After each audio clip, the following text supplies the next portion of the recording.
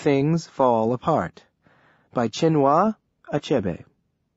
Narrated by Peter Francis James. This work is copyrighted 1959 by Chinua Achebe. This recording is copyrighted 1997 by Recorded Books.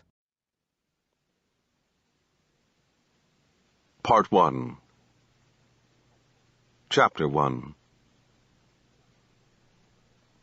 Okonkwo was well known throughout the 9 villages, and even beyond. His fame rested on solid personal achievements.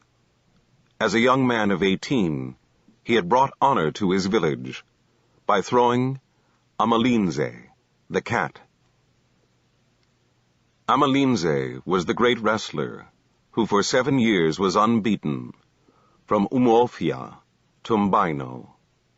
He was called the cat because his back would never touch the earth. It was this man that Okonkwo threw in a fight which the old men agreed was one of the fiercest, since the founder of their town engaged a spirit of the wild for 7 days and 7 nights. The drums beat, and the flute sang, and the spectators held their breath. Amalinze was a wily craftsman, but Okonkwo was as slippery as a fish in water.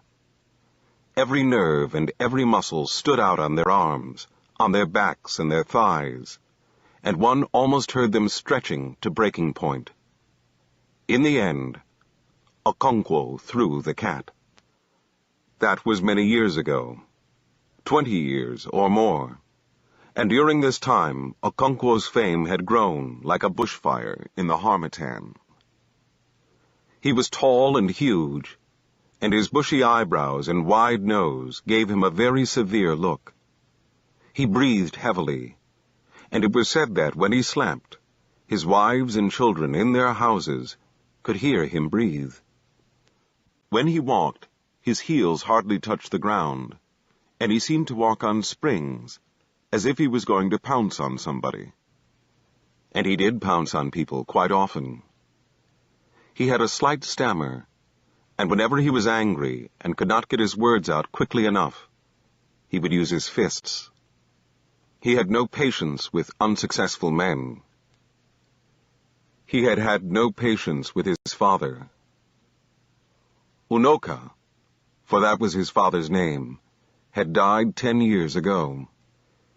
In his day, he was lazy and improvident, and was quite incapable of thinking about tomorrow. If any money came his way, and it seldom did, he immediately bought gourds of palm wine, called round his neighbors, and made merry. He always said that whenever he saw a dead man's mouth, he saw the folly of not eating what one had in one's lifetime. Unoko was, of course, a debtor, and he owed every neighbor some money, from a few cowries to quite substantial amounts. He was tall, but very thin, and had a slight stoop. He wore a haggard and mournful look, except when he was drinking or playing on his flute.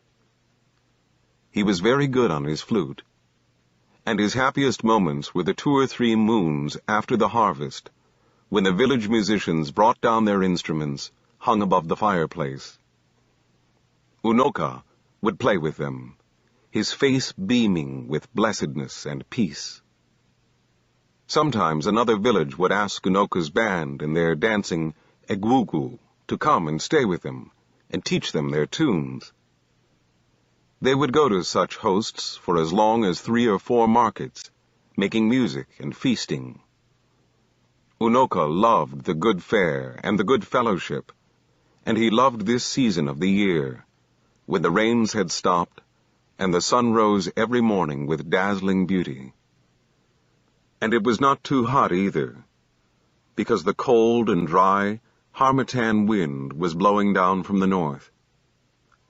Some years, the harmattan was very severe, and a dense haze hung on the atmosphere. Old men and children would then sit round log fires, warming their bodies. Unoka loved it all, and he loved the first kites that returned with the dry season, and the children who sang songs of welcome to them. He would remember his own childhood, how he had often wandered around looking for a kite sailing leisurely against the blue sky. As soon as he found one, he would sing with his whole being, welcoming it back from its long, long journey, and asking it if it had brought home any lengths of cloth. That was years ago, when he was young. Unoka, the grown-up, was a failure. He was poor, and his wife and children had barely enough to eat. People laughed at him because he was a loafer, and they swore never to lend him any more money because he never paid back. But Unoka was such a man that he always succeeded in borrowing more and piling up his debts. One day, a neighbor called Okoye came in to see him. He was reclining on a mud bed in his hut, playing on the flute.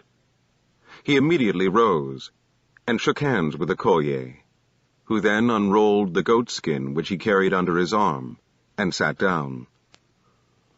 Unoka went into an inner room, and soon returned with a small wooden disc, containing a kola nut, some alligator pepper, and a lump of white chalk. "I have kola," he announced when he sat down, and passed the disc over to his guest. "Thank you. He who brings kola brings life, but I think you ought to break it," replied Okoye, passing back the disc. "No, it is for you, I think." And they argued like this for a few moments, before Unoka accepted the honor of breaking the kola. Okoye, meanwhile, took the lump of chalk, drew some lines on the floor, and then painted his big toe. As he broke the kola, Unoka prayed to their ancestors for life and health and for protection against their enemies.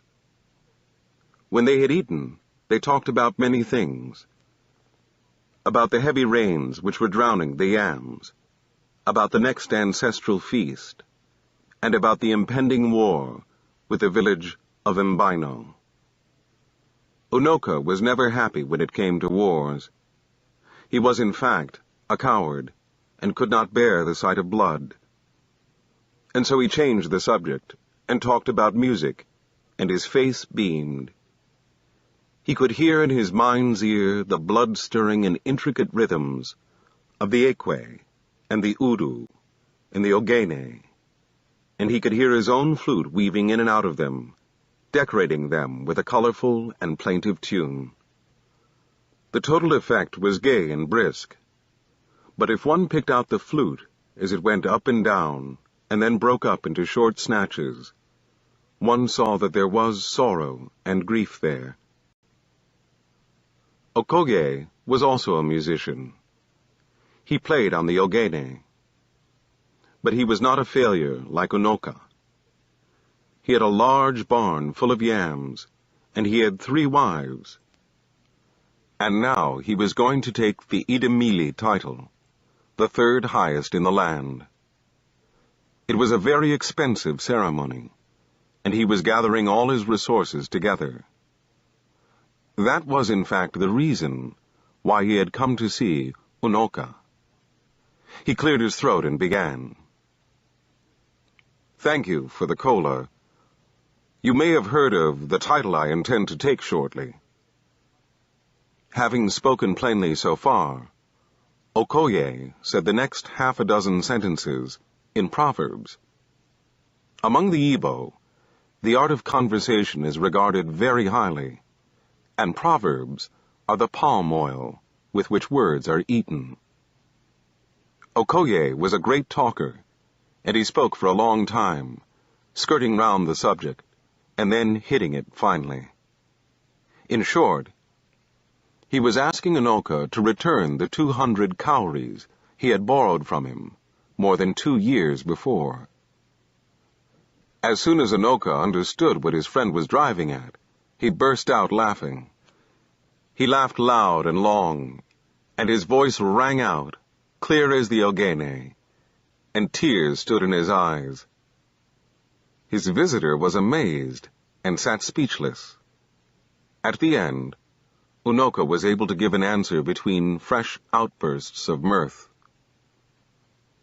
"Look at that wall," he said, pointing at the far wall of his hut, which was rubbed with red earth so that it shone. "Look at those lines of chalk." And Okoye saw groups of short, perpendicular lines drawn in chalk. There were 5 groups, and the smallest group had 10 lines.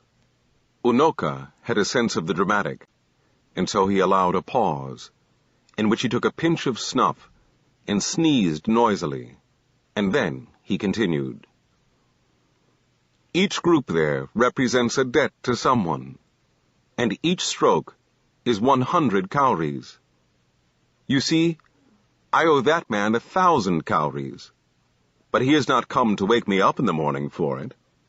I shall pay you, but not today.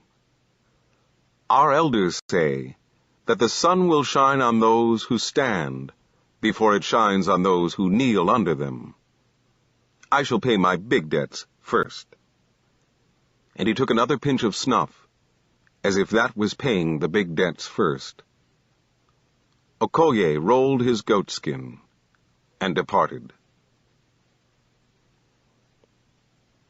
When Unoka died, he had taken no title at all, and he was heavily in debt. Any wonder, then, that his son, Okonkwo, was ashamed of him? Fortunately, among these people a man was judged according to his worth, and not according to the worth of his father. Okonkwo was clearly cut out for great things. He was still young, but he had won fame as the greatest wrestler in the 9 villages. He was a wealthy farmer, and had 2 barns full of yams, and had just married his 3rd wife. To crown it all, he had taken 2 titles, and had shown incredible prowess in 2 intertribal wars. And so, although Okonkwo was still young, he was already one of the greatest men of his time. Age was respected among his people, but achievement was revered. As the elders said, if a child washed his hands, he could eat with kings. Okonkwo had clearly washed his hands, and so he ate with kings and elders. And that was how he came to look after the doomed lad, who was sacrificed to the village of Umofia by their neighbors to avoid war and bloodshed. The ill-fated lad was called Ikemefuna.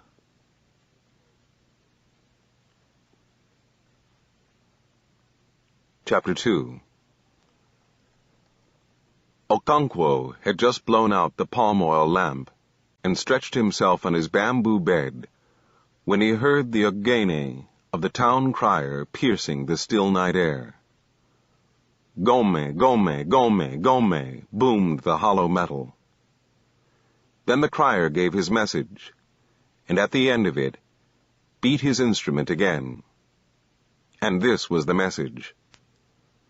Every man of Umwofia was asked to gather at the marketplace tomorrow morning. Okonkwo wondered what was amiss, for he knew certainly that something was amiss. He had discerned a clear overtone of tragedy in the crier's voice, and even now he could still hear it as it grew dimmer and dimmer in the distance. The night was very quiet. It was always quiet except on moonlight nights.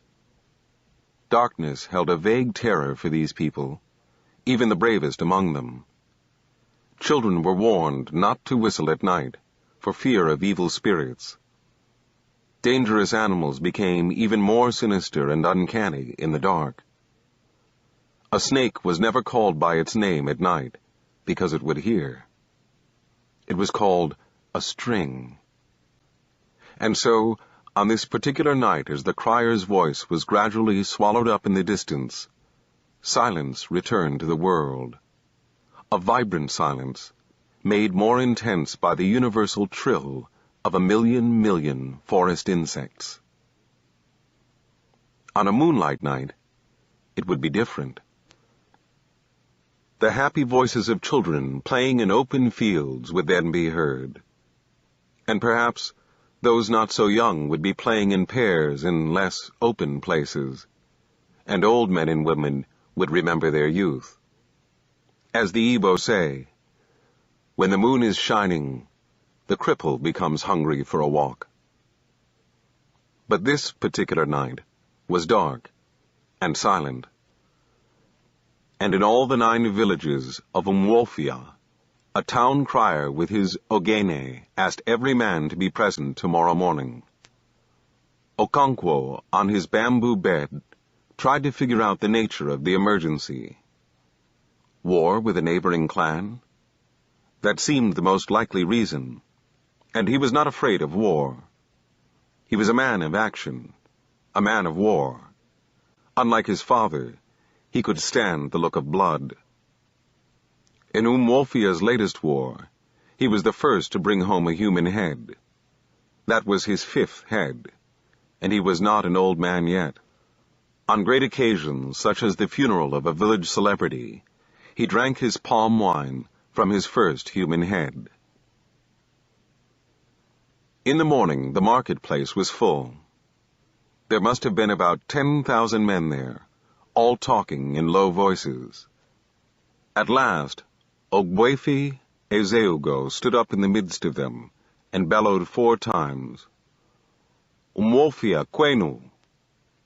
And on each occasion he faced a different direction and seemed to push the air with a clenched fist.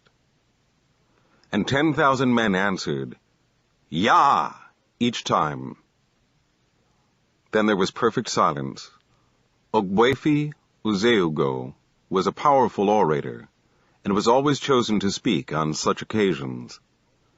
He moved his hand over his white head and stroked his white beard. He then adjusted his cloth, which was passed under his right armpit and tied above his left shoulder. "Umwofia Kwenu," he bellowed a 5th time, and the crowd yelled in answer. And then suddenly, like one possessed, he shot out his left hand and pointed in the direction of Mbino, and said through gleaming white teeth firmly clenched, "Those sons of wild animals have dared to murder a daughter of Umwofia." He threw his head down and gnashed his teeth, and allowed a murmur of suppressed anger to sweep the crowd. When he began again, the anger on his face was gone, and in its place a sort of smile hovered, more terrible and more sinister than the anger. And in a clear, unemotional voice, he told Umwofia how their daughter had gone to market at Mbino and had been killed. That woman, said Ezeugo, was the wife of Ogbuefi Udo, and he pointed to a man who sat near him with a bowed head. The crowd then shouted with anger and thirst for blood. Many others spoke, and at the end it was decided to follow the normal course of action. An ultimatum was immediately dispatched to Mbino, asking them to choose between war on the one hand, and on the other, the offer of a young man and a virgin as compensation. Umwofia was feared by all its neighbors. It was powerful in war and in magic, and its priests and medicine men were feared in all the surrounding country. Its most potent war medicine was as old as the clan itself. Nobody knew how old. But on one point there was general agreement. The active principle in that medicine had been an old woman with one leg. In fact, the medicine itself was called Agadunwai, or Old Woman. It had its shrine in the center of Umwofia, in a cleared spot. And if anybody was so foolhardy as to pass by the shrine after dusk, he was sure to see the old woman hopping about.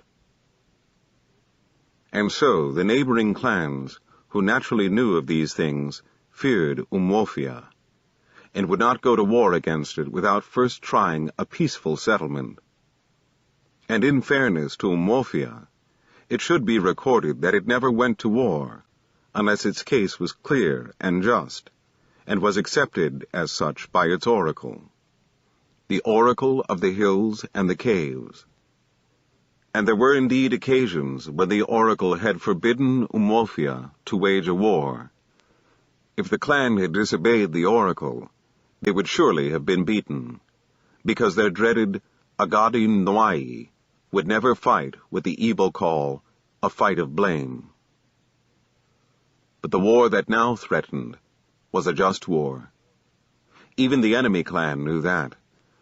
And so when Okonkwo of Umwofia arrived at Umbino as the proud and imperious emissary of war, he was treated with great honor and respect, and 2 days later he returned home with a lad of 15 and a young virgin. The lad's name was Ikemefuna, whose sad story is still told in Umwofia unto this day. The elders, or Indiche, met to hear a report of Okonkwo's mission. At the end they decided, as everybody knew they would, that the girl should go to Ogbuefi Udo to replace his murdered wife. As for the boy, he belonged to the clan as a whole, and there was no hurry to decide his fate. Okonkwo was, therefore, asked on behalf of the clan to look after him in the interim. And so, for 3 years, Ikemefuna lived in Okonkwo's household. Okonkwo ruled his household with a heavy hand. His wives, especially the youngest, lived in perpetual fear of his fiery temper, and so did his little children. Perhaps down in his heart, Okonkwo was not a cruel man, but his whole life was dominated by fear, the fear of failure and of weakness. It was deeper and more intimate than the fear of evil and capricious gods and of magic, the fear of the forest and of the forces of nature, malevolent, red in tooth and claw. Okonkwo's fear was greater than these. It was not external, but lay deep within himself. It was the fear of himself, lest he should be found to resemble his father. Even as a little boy, he had resented his father's failure and weakness, and even now he still remembered how he had suffered when a playmate had told him that his father was Ogbala. That was how Okonkwo first came to know that Ogbala was not only another name for a woman, it could also mean a man who had taken no title. And so Okonkwo was ruled by one passion: to hate everything that his father, Unoka, had loved. One of those things was gentleness, and another was idleness. During the planting season, Okonkwo worked daily on his farms, from cock-crow until the chickens went to roost. He was a very strong man, and rarely felt fatigue. But his wives and young children were not as strong, and so they suffered. But they dared not complain openly. Okonkwo's first son, Nwoye, was then 12 years old, but was already causing his father great anxiety for his incipient laziness. At any rate, that was how it looked to his father, and he sought to correct him by constant nagging and beating. And so, Nwoye was developing into a sad-faced youth. Okonkwo's prosperity was visible in his household. He had a large compound, enclosed by a thick wall of red earth. His own hut, or obi, stood immediately behind the only gate in the red walls. Each of his 3 wives had her own hut, which together formed a half-moon behind the obi. The barn was built against one end of the red walls, and long stacks of yam stood out prosperously in it. At the opposite end of the compound was a shed for the goats, and each wife built a small attachment to her hut for the hens. Near the barn was a small house, the medicine house, or shrine, where Okonkwo kept the wooden symbols of his personal god and of his ancestral spirits. He worshipped them with sacrifices of kola nut, food, and palm wine, and offered prayers to them on behalf of himself, his 3 wives, and 8 children. So, when the daughter of Umwofia was killed in Umbaino, Ikemefuna came into Okonkwo's household. When Okonkwo brought him home that day, he called his most senior wife and handed him over to her. "He belongs to the clan," he told her, "so look after him." "Is he staying long with us?" she asked. "Do what you're told, woman," Okonkwo thundered and stammered. "When did you become one of the Ndichie of Umwofia?" And so Nwoye's mother took Ikemefuna to her hut and asked no more questions. As for the boy himself, he was terribly afraid. He could not understand what was happening to him, or what he had done. How could he know that his father had taken a hand in killing a daughter of Umwofia? All he knew was that a few men had arrived at their house, conversing with his father in low tones, and at the end he had been taken out and handed over to a stranger. His mother had wept bitterly, but he had been too surprised to weep. And so the stranger had brought him and a girl a long, long way from home, through lonely forest paths. He did not know who the girl was, and he never saw her again. Chapter 3. Okonkwo did not have the start in life which many young men usually had. He did not inherit a barn from his father. There was no barn to inherit. The story was told in Umwofia of how his father, Unoka, had gone to consult the oracle of the hills and the caves to find out why he always had a miserable harvest. The oracle was called Agbala, and people came from far and near to consult it. They came when misfortune dogged their steps, or when they had a dispute with their neighbors. They came to discover what the future held for them, or to consult the spirits of their departed fathers. The way into the shrine was a round hole at the side of a hill, just a little bigger than the round opening into a hen house.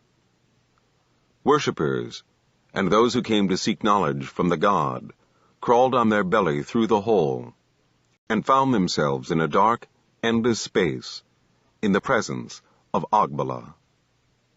No one had ever beheld Agbala, except his priestess. But no one who had ever crawled into his awful shrine had come out without the fear of his power. His priestess stood by the sacred fire which she built in the heart of the cave, and proclaimed the will of the god. The fire did not burn with a flame. The glowing logs only served to light up vaguely the dark figure of the priestess. Sometimes, a man came to consult the spirit of his dead father or relative.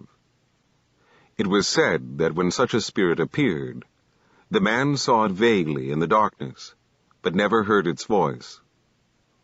Some people even said that they had heard the spirits flying and flapping their wings against the roof of the cave. Many years ago, when Okonkwo was still a boy, his father, Unoka, had gone to consult Agbala. The priestess in those days was a woman called Chika. She was full of the power of her god, and she was greatly feared. Unoka stood before her and began his story. "Every year," he said sadly, "before I put any crop in the earth, I sacrifice a cock to Ani, the owner of all land. It is the law of our fathers. I also kill a cock at the shrine of Ife-Jioku, the god of yams. I clear the bush and set fire to it when it is dry. I sow the yams when the first rain has fallen, and stake them when the young tendrils appear. I weed—" "Hold your peace!" screamed the priestess, her voice terrible as it echoed through the dark void. You have offended neither the gods nor your fathers. And when a man is at peace with his gods and his ancestors, his harvest will be good or bad, according to the strength of his arm.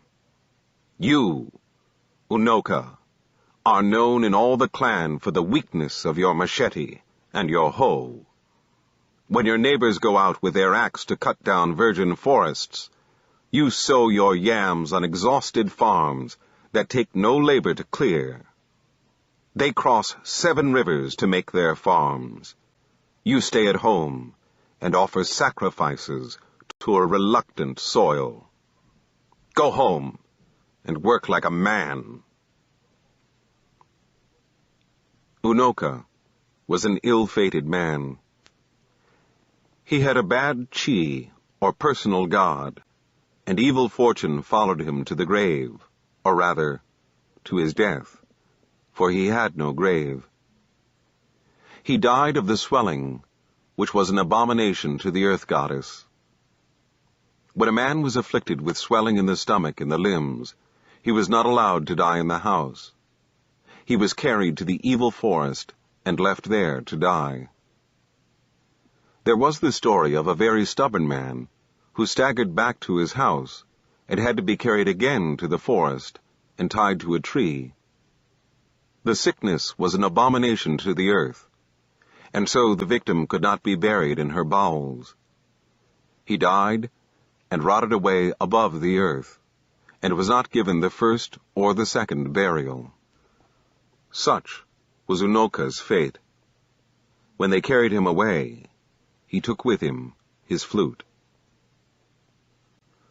With a father like Unoka, Okonkwo did not have the start in life which many young men had. He neither inherited a barn nor a title, nor even a young wife. But in spite of these disadvantages, he had begun even in his father's lifetime to lay the foundations of a prosperous future. It was slow and painful, but he threw himself into it like one possessed, and indeed he was possessed by the fear of his father's contemptible life and shameful death. There was a wealthy man in Okonkwo's village who had 3 huge barns, 9 wives, and 30 children. His name was Nwakibie, and he had taken the highest but one title which a man could take in the clan. It was for this man that Okonkwo worked to earn his first seed yams. He took a pot of palm wine and a cock to Nwakibie. 2 elderly neighbors were sent for, and Nwakibie's 2 grown-up sons were also present in his obi.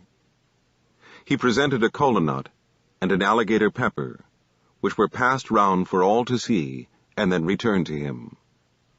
He broke the nut, saying, "We shall all live. We pray for life, children, a good harvest, and happiness. You will have what is good for you, and I will have what is good for me. Let the kite perch, and let the eagle perch too. If one says no to the other, let his wing break."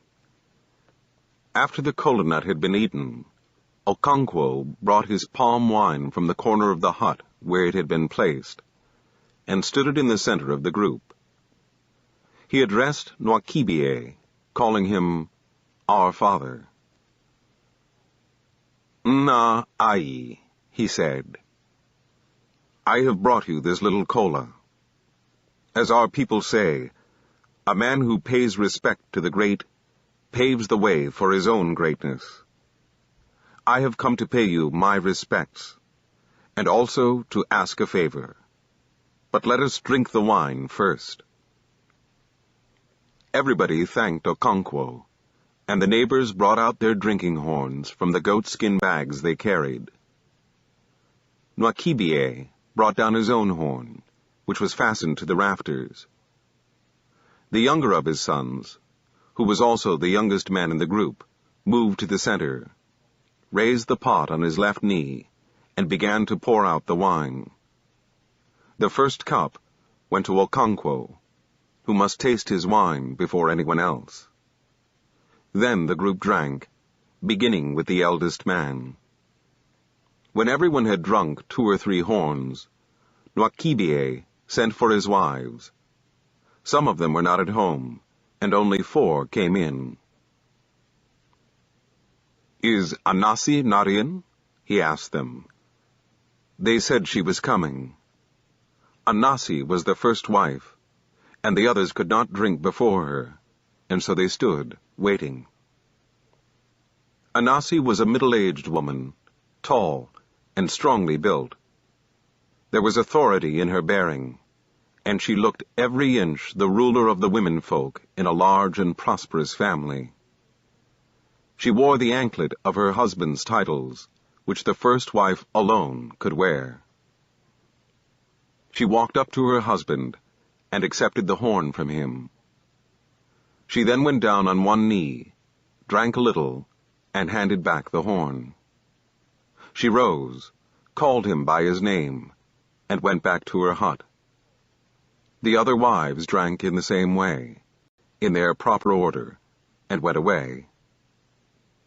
The men then continued their drinking and talking. Ogbuefe Idigo was talking about the palm wine tapper, Obiako, who suddenly gave up his trade. "There must be something behind it," he said, wiping the foam of wine from his mustache with the back of his left hand. "There must be a reason for it. A toad does not run in the daytime for nothing." "Some people say the oracle warned him that he would fall off a palm tree and kill himself," said Akukalya. "Obiako has always been a strange one," said Achebe. "I've heard that many years ago, when his father had not been dead very long, he had gone to consult the oracle. The oracle said to him, 'Your dead father wants you to sacrifice a goat to him.' Do you know what he told the oracle? He said, 'Ask my dead father if he ever had a fowl when he was alive.' Everybody laughed heartily, except Okonkwo, who laughed uneasily, because, as the saying goes, an old woman is always uneasy when dry bones are mentioned in a proverb. Okonkwo remembered his own father. At last the young man who was pouring out the wine held up half a horn of the thick white dregs and said, "What we are eating is finished." "We have seen it," the others replied. "Who will drink the dregs?" he asked. "Whoever has a job in hand," said Idigo, looking at Achebe's elder son, Iguelo, with a malicious twinkle in his eye. Everybody agreed that Iguelo should drink the dregs. He accepted the half-full horn from his brother and drank it. As Idigo had said, Iguelo had a job in hand because he had married his first wife a month or 2 before. The thick dregs of palm wine were supposed to be good for men who were going in to their wives. After the wine had been drunk, Okonkwo laid his difficulties before Achebe. "I have come to you for help," he said. "Perhaps you can already guess what it is. I have cleared a farm, but have no yams to sow. I know what it is to ask a man to trust another with his yams, especially these days when young men are afraid of hard work. I am not afraid of work. The lizard that jumped from the high Iroko tree to the ground said he would praise himself if no one else did.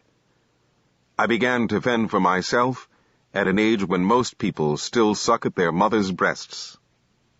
If you give me some yam seeds, I shall not fail you." Achebe cleared his throat. "It pleases me to see a young man like you these days, when our youth has gone so soft. Many young men have come to me to ask for yams, but I have refused, because I knew they would just dump them in the earth and leave them to be choked by weeds. When I say no to them, they think I am hard-hearted, but it is not so.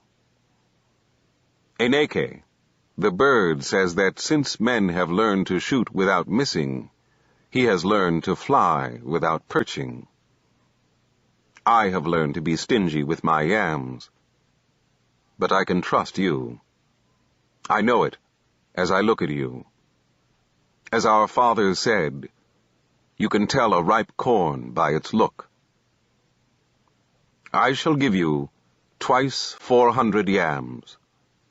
Go ahead and prepare your farm.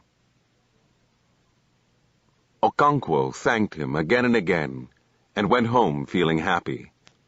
He knew that Chinua Achebe would not refuse him, but he had not expected he would be so generous. He had not hoped to get more than 400 seeds, but would now have to make a bigger farm. He hoped to get another 400 yams from one of his father's friends at Isuzu.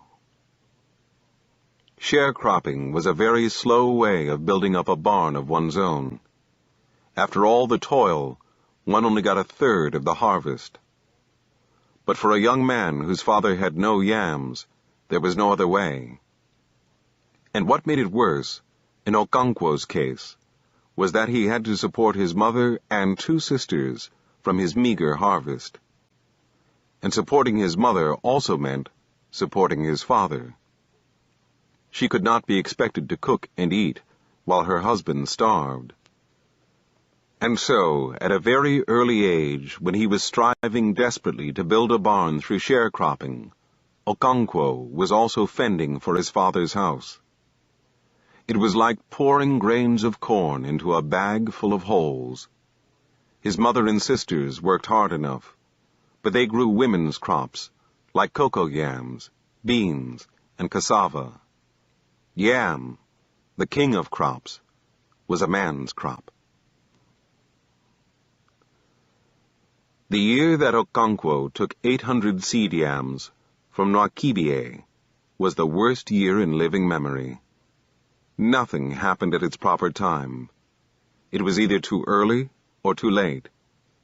It seemed as if the world had gone mad. The first rains were late, and when they came, lasted only a brief moment. The blazing sun returned, more fierce than it had ever been known, and scorched all the green that had appeared with the rains. The earth burned like hot coals, and roasted all the yams that had been sown. Like all good farmers, Okonkwo had begun to sow with the first rains. He had sown 400 seeds when the rains dried up and the heat returned. He watched the sky all day for signs of rain clouds and lay awake all night. In the morning, he went back to his farm and saw the withering tendrils. He had tried to protect them from the smoldering earth by making rings of thick sisal leaves around them. But by the end of the day, the sisal rings were burned dry and gray. He changed them every day and prayed that the rain might fall in the night. But the drought continued for 8 market weeks, and the yams were killed. Some farmers had not planted their yams yet. They were the lazy, easy-going ones who always put off clearing their farms as long as they could. This year, they were the wise ones. They sympathized with their neighbors with much shaking of the head, but inwardly they were happy for what they took to be their own foresight. Okonkwo planted what was left of his seed yams when the rains finally returned. He had one consolation. The yams he had sown before the drought were his own, the harvest of the previous year. He still had the 800 from Chinua Achebe and the 400 from his father's friend, so he would make a fresh start. But the year had gone mad. Rain fell as it had never fallen before. For days and nights together, it poured down in violent torrents, and washed away the yam heaps. Trees were uprooted, and deep gorges appeared everywhere. Then the rain became less violent, but it went from day to day without a pause. The spell of sunshine, which always came in the middle of the wet season, did not appear. The yams put on luxuriant green leaves, but every farmer knew that without sunshine, the tubers would not grow. That year, the harvest was sad, like a funeral, and many farmers wept as they dug up the miserable and rotting yams. One man tied his cloth to a tree branch and hanged himself. Okonkwo remembered that tragic year with a cold shiver throughout the rest of his life. It always surprised him when he thought of it later that he did not sink under the load of despair. He knew that he was a fierce fighter, but that year had been enough to break the heart of a lion. "Since I survived that year," he always said, "I shall survive anything." He put it down to his inflexible will. His father, Unoka, who was then an ailing man, had said to him during that terrible harvest month, "Do not despair. I know you will not despair. You have a manly and a proud heart. A proud heart can survive a general failure, because such a failure does not prick its pride. It is more difficult and more bitter when a man fails alone." Unoka was like that in his last days. His love of talk had grown with age and sickness. It tried Okonkwo's patience beyond words. Chapter 4. "Looking at a king's mouth," said an old man, "one would think he never sucked at his mother's breast." He was talking about Okonkwo, who had risen so suddenly from great poverty and misfortune to be one of the lords of the clan. The old man bore no ill will towards Okonkwo. Indeed, he respected him for his industry and success. But he was struck, as most people were, by Okonkwo's brusqueness in dealing with less successful men. Only a week ago, a man had contradicted him at a kindred meeting, which they held to discuss the next ancestral feast. Without looking at the man, Okonkwo had said, "This meeting is for men." The man who had contradicted him had no titles. That was why he had called him a woman. Okonkwo knew how to kill a man's spirit. Everybody at the kindred meeting took sides with Osugo when Okonkwo called him a woman. The oldest man present said sternly that those whose palm kernels were cracked for them by a benevolent spirit should not forget to be humble. Okonkwo said he was sorry for what he had said, and the meeting continued. But it was really not true that Okonkwo's palm kernels had been cracked for him by a benevolent spirit. He had cracked them himself.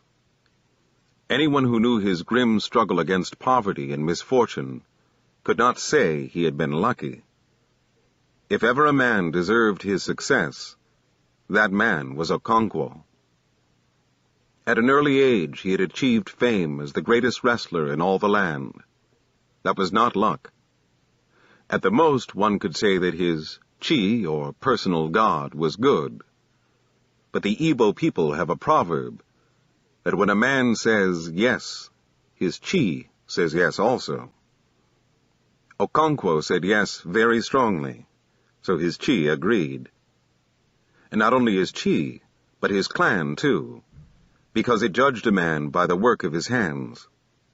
That was why Okonkwo had been chosen by the 9 villages to carry a message of war to their enemies, unless they agreed to give up a young man and a virgin to atone for the murder of Udo's wife.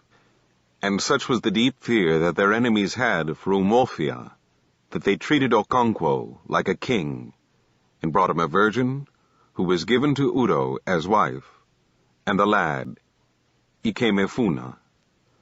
The elders of the clan had decided that Ikemefuna should be in Okonkwo's care for a while.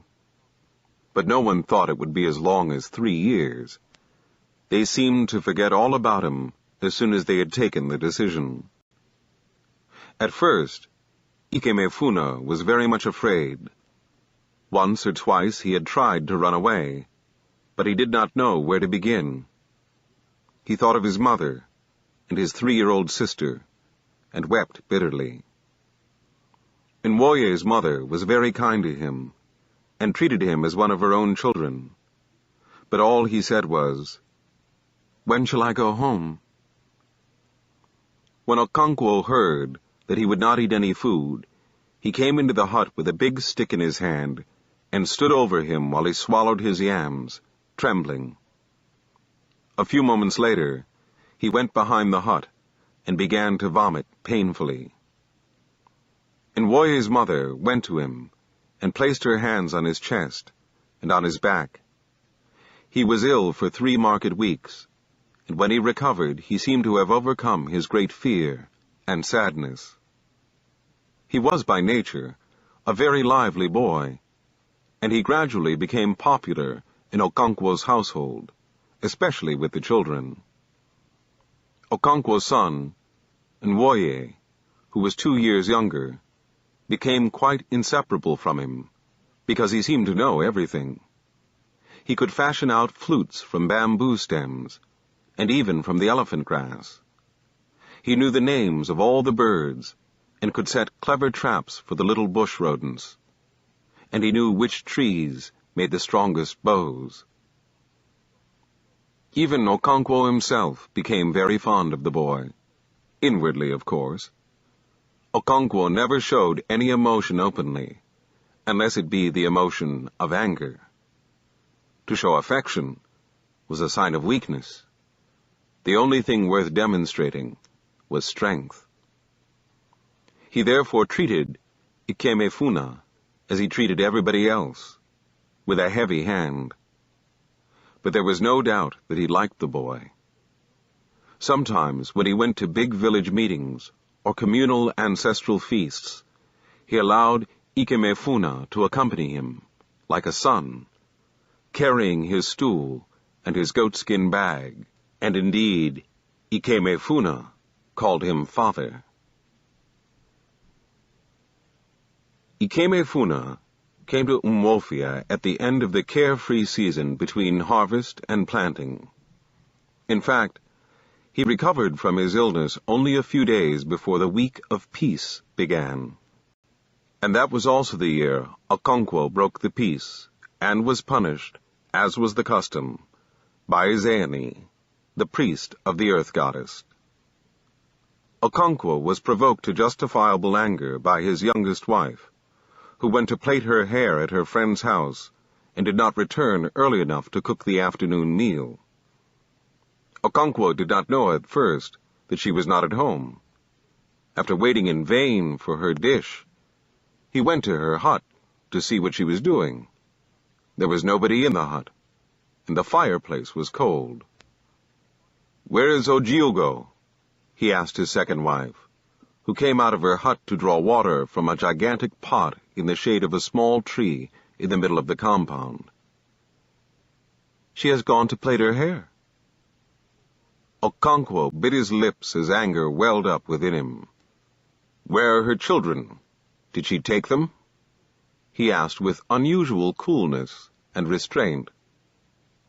"They are here," answered his first wife, Nwoye's mother.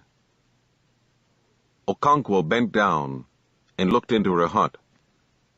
Ojiugo's children were eating with the children of his first wife. "Did she ask you to feed them before she went?"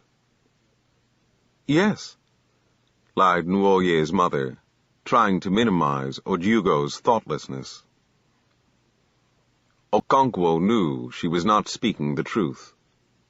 He walked back to his obi to await Ojiugo's return, and when she returned, he beat her very heavily. In his anger he had forgotten that it was the week of peace. His first 2 wives ran out in great alarm, pleading with him that it was the sacred week. But Okonkwo was not the man to stop beating somebody halfway through, not even for fear of a goddess. Okonkwo's neighbors heard his wife crying and sent their voices over the compound walls to ask what was the matter. Some of them came over to see for themselves. It was unheard of to beat somebody during the sacred week. Before it was dusk, Azeani, who was the priest of the earth goddess, Ani, called on Okonkwo in his obi. Okonkwo brought out kola nut and placed it before the priest. "Take away your kola nut. I shall not eat in the house of a man who has no respect for our gods and ancestors." Okonkwo tried to explain to him what his wife had done, but Ezeani seemed to pay no attention. He held a short staff in his hand, which he brought down on the floor to emphasize his points. "Listen to me," he said when Okonkwo had spoken. "You are not a stranger in Umuofia. You know as well as I do that our forefathers ordained that before we plant any crops in the earth, we should observe a week in which a man does not say a harsh word to his neighbor. We live in peace with our fellows, to honor our great goddess of the earth, without whose blessing our crops will not grow. You have committed a great evil." He brought down his staff heavily on the floor. "Your wife was at fault. But even if you came into your obi and found her lover on top of her, you would still have committed a great evil to beat her." His staff came down again. "The evil you have done can ruin the whole clan. The earth goddess, whom you have insulted, may refuse to give us her increase, and we shall all perish." His tone now changed from anger to command. "You will bring to the shrine of Ani tomorrow 1 she-goat, 1 hen, a length of cloth, and 100 cowries." He rose and left the hut. Okonkwo did as the priest said. He also took with him a pot of palm wine. Inwardly, he was repentant, but he was not the man to go about telling his neighbors that he was in error. And so people said he had no respect for the gods of the clan. His enemies said his good fortune had gone to his head. They called him the little bird, Nza, who so far forgot himself after a heavy meal that he challenged his chi. No work was done during the week of peace. People called on their neighbors and drank palm wine. This year they talked of nothing else but the Inso Ani which Okonkwo had committed. It was the first time for many years that a man had broken the sacred peace. Even the oldest men could only remember 1 or 2 other occasions somewhere in the dim past.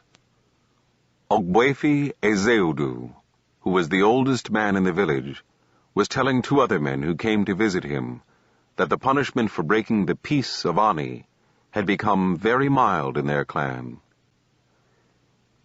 "It has not always been so," he said.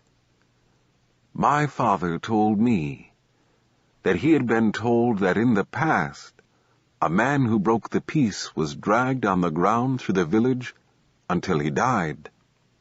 But after a while, this custom was stopped, because it spoiled the peace, which it was meant to preserve." "Somebody told me yesterday," said one of the younger men, "that in some clans it is an abomination for a man to die during the week of peace."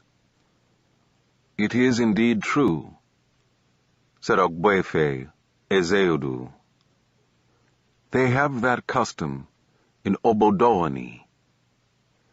If a man dies at this time, He is not buried, but cast into the evil forest.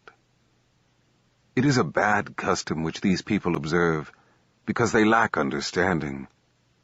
They throw away large numbers of men and women without burial. And what is the result? Their clan is full of the evil spirits of these unburied dead, hungry to do harm to the living. After the week of peace, every man and his family began to clear the bush to make new farms. The cut bush was left to dry, and fire was then set to it. As the smoke rose into the sky, kites appeared from different directions and hovered over the burning field in silent valediction. The rainy season was approaching, when they would go away until the dry season returned.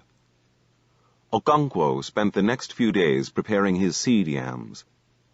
He looked at each yam carefully to see whether it was good for sowing. Sometimes he decided that a yam was too big to be sown as one seed, and he split it deftly along its length with his sharp knife. His eldest son, Nwoye, and Ikemefuna helped him by fetching the yams in long baskets from the barn and in counting the prepared seeds in groups of 400. Sometimes Okonkwo gave them a few yams each to prepare. But he always found fault with their effort, and he said so with much threatening. "Do you think you are cutting up yams for cooking?" he asked Nwoye. "If you split another yam of this size, I shall break your jaw. You think you are still a child. I began to own a farm at your age. And you," he said to Ikemefuna, "do you not grow yams where you come from?"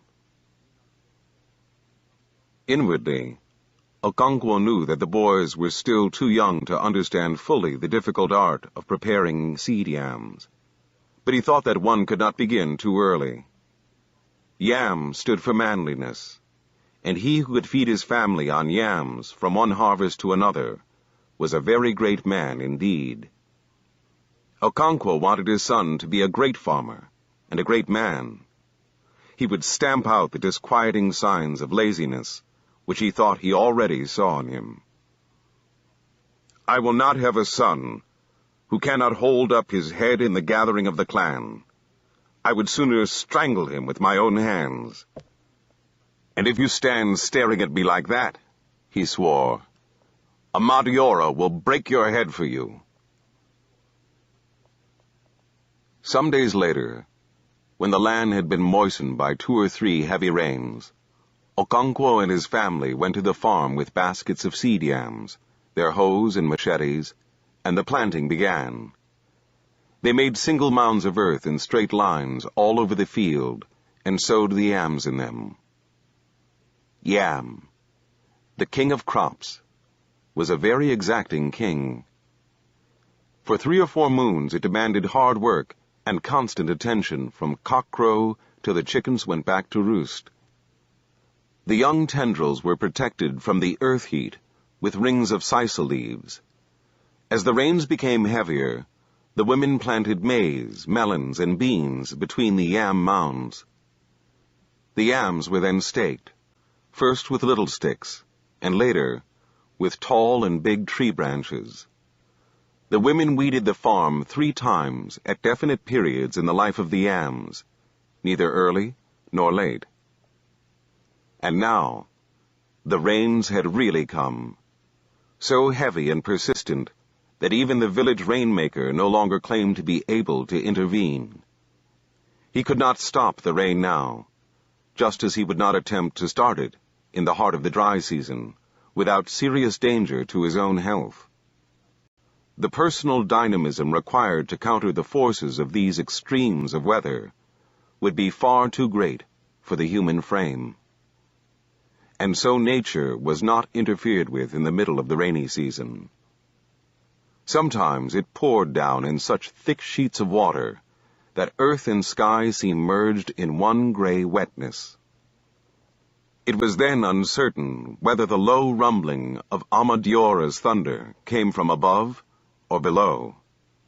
At such times, in each of the countless thatched huts of Umuofia, children sat around their mother's cooking fire telling stories, or with their father in his obi, warming themselves from a log fire, roasting and eating maize. It was a brief resting period between the exacting and arduous planting season and the equally exacting but light-hearted month of harvests. Ikemefuna had begun to feel like a member of Okonkwo's family. He still thought about his mother and his 3-year-old sister, and he had moments of sadness and depression. But he and Nwoye had become so deeply attached to each other that such moments became less frequent and less poignant.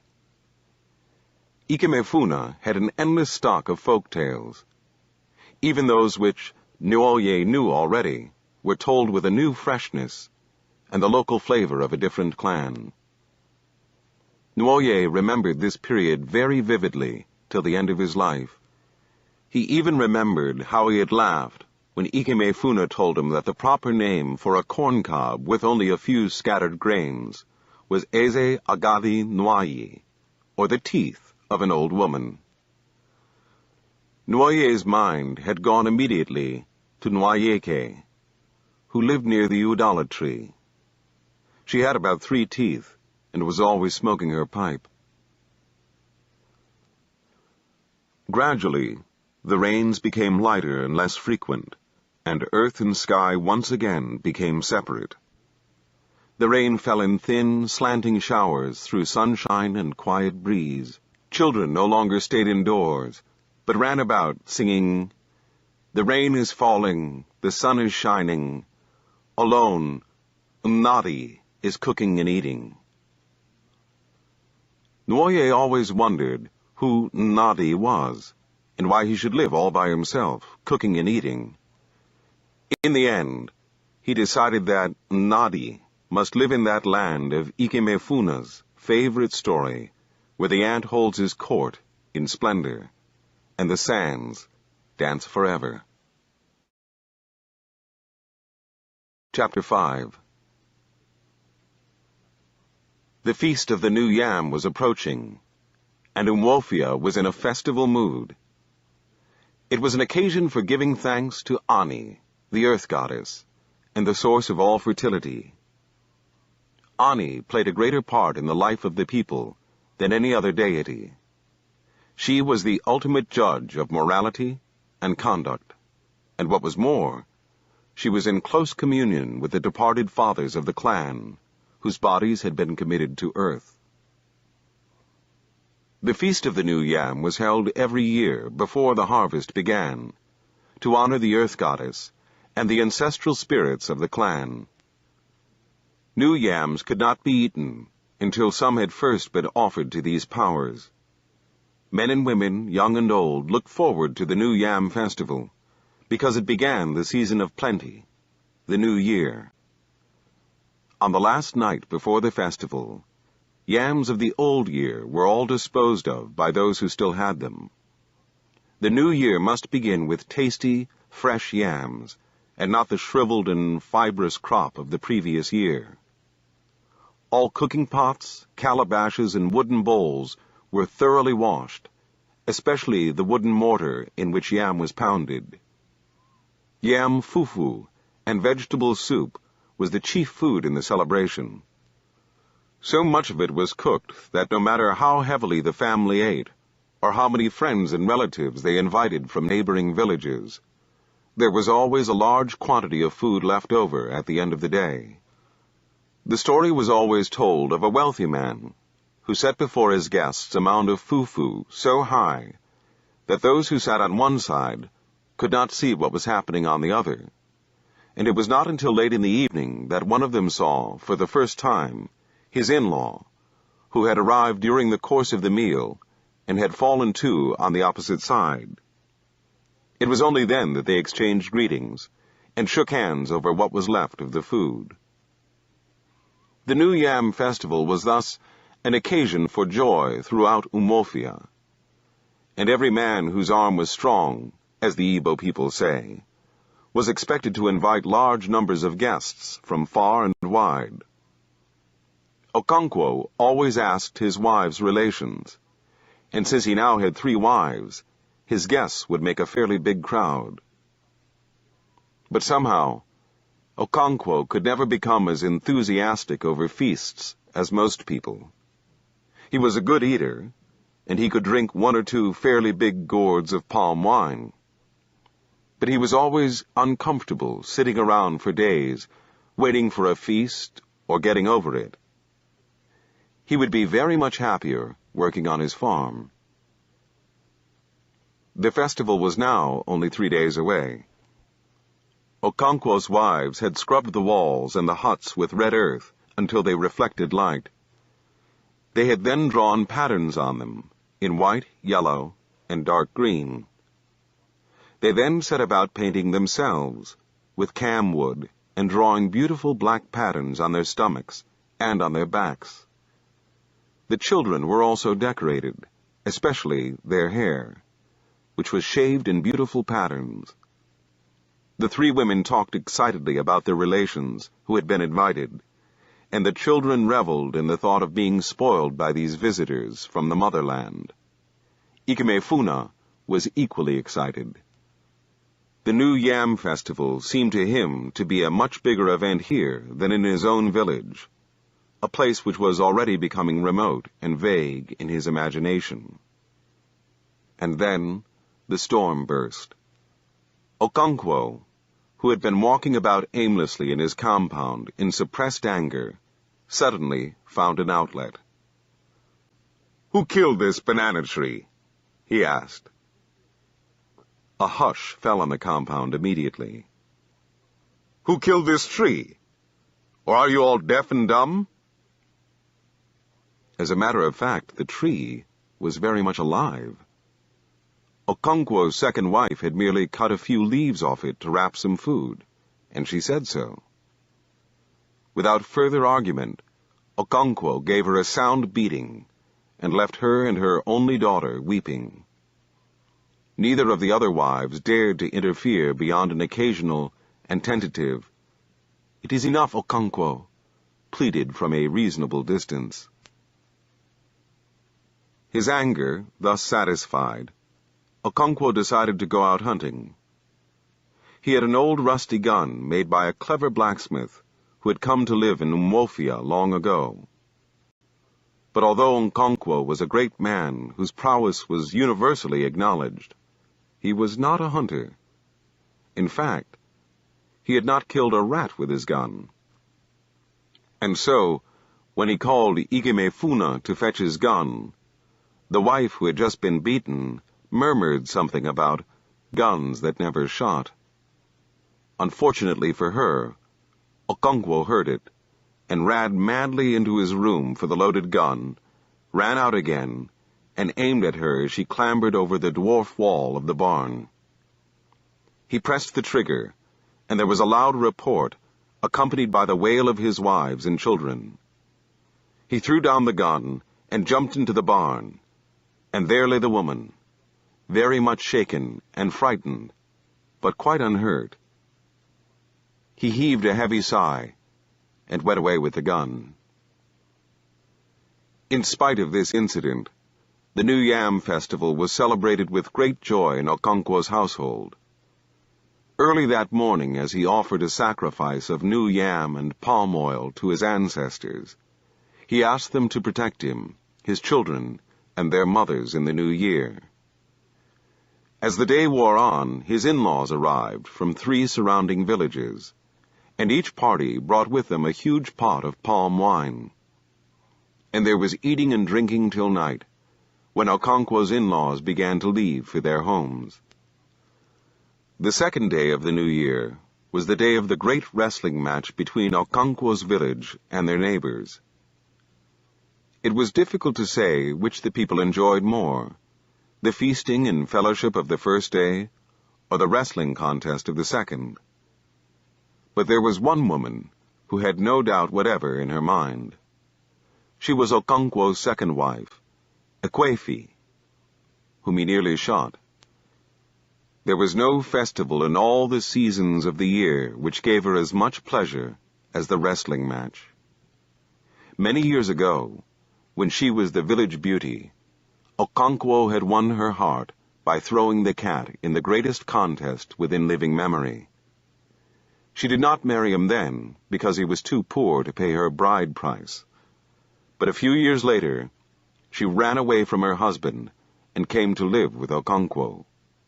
All this happened many years ago. Now, Ekwefi was a woman of 45 who had suffered a great deal in her time. But her love of wrestling contests was still as strong as it was 30 years ago. It was not yet noon, on the second day of the New Yam Festival. Ekwefi and her only daughter, Ezinma, sat near the fireplace waiting for the water in the pot to boil. The fowl Ekwefi had just killed was in the wooden mortar. The water began to boil, and in one deft movement, she lifted the pot from the fire and poured the boiling water over the fowl. She put back the empty pot on the circular pad in the corner and looked at her palms, which were black with soot. Ezinma was always surprised that her mother could lift a pot from the fire with her bare hands. "Ekwefi," she said, "is it true that when people are grown up, fire does not burn them?" Ezinma, unlike most children, called her mother by her name. "Yes," replied Ekwefi, too busy to argue. Her daughter was only 10 years old, but she was wiser than her years. "But Nwoye's mother dropped her pot of hot soup the other day, and it broke on the floor." Ekwefi turned the hen over in the mortar and began to pluck the feathers. "Ekwefi," said Ezinma, who had joined in plucking the feathers, "my eyelid is twitching." "It means you are going to cry," said her mother. "No," Ezinma said. "It is this eyelid, the top one." "That means you will see something." "What will I see?" she asked. "How can I know?" Ekwefi wanted her to work it out herself. "Oh-ho!" said Ezinma at last. "I know what it is, the wrestling match." At last the hen was plucked clean. Ekwefi tried to pull out the horny beak, but it was too hard. She turned round on her low stool and put the beak in the fire for a few moments. She pulled again, and it came off. "Ekwefi!" a voice called from one of the other huts. It was Nwoye's mother, Okonkwo's first wife. "Is that me?" Ekwefi called back. That was the way people answered calls from outside. They never answered yes, for fear it might be an evil spirit calling. "Will you give Ezinma some fire to bring to me?" Her own children and Ikemefuna had gone to the stream. Ekwefi put a few live coals into a piece of broken pot, and Ezinma carried it across the clean-swept compound to Nwoye's mother. "Thank you, Nma," she said. She was peeling new yams, and in a basket beside her were green vegetables and beans. "Let me make the fire for you," Ezinma offered. "Thank you, Ezigbo," she said. She often called her Ezigbo, which means the good one. Ezinma went outside and brought some sticks from a huge bundle of firewood. She broke them into little pieces across the sole of her foot and began to build a fire, blowing it with her breath. "You will blow your eyes out," said Nwoye's mother, looking up from the yams she was peeling. "Use the fan." She stood up and pulled out the fan, which was fastened into one of the rafters. As soon as she got up, the troublesome nanny goat, which had been dutifully eating yam peelings, dug her teeth into the real thing, scooped out 2 mouthfuls, and fled from the hut to chew the cud in the goat's shed. Nwoye's mother swore at her and settled down again to her peeling. Ezinma's fire was now sending up thick clouds of smoke. She went on fanning it until it burst into flames. Nuoye's mother thanked her, and she went back to her mother's hut. Just then, the distant beating of drums began to reach them. It came from the direction of the Ilo, the village playground. Every village had its own Ilo, which was as old as the village itself, and where all the great ceremonies and dances took place. The drums beat the unmistakable wrestling dance, quick, light and gay, and it came floating on the wind. Okonkwo cleared his throat and moved his feet to the beat of the drums. It filled him with fire, as it had always done from his youth. He trembled with the desire to conquer and subdue. It was like the desire for woman. "We should be late for the wrestling," said Ezinma to her mother. "They will not begin until the sun goes down." "But they are beating the drums." "Yes, the drums begin at noon, but the wrestling waits until the sun begins to sink. Go and see if your father has brought out yams for the afternoon." "He has. Nuoye's mother is already cooking." "Go and bring our own then. We must cook quickly, or we shall be late for the wrestling." Ezinma ran in the direction of the barn and brought back 2 yams from the dwarf wall. Ekwefi peeled the yams quickly. The troublesome nanny goat sniffed about, eating the peelings. She cut the yams into small pieces and began to prepare a pottage using some of the chicken. At that moment, they heard someone crying just outside their compound. It was very much like Obiageli, Nuoye's sister. "Is that not Obiageli weeping?"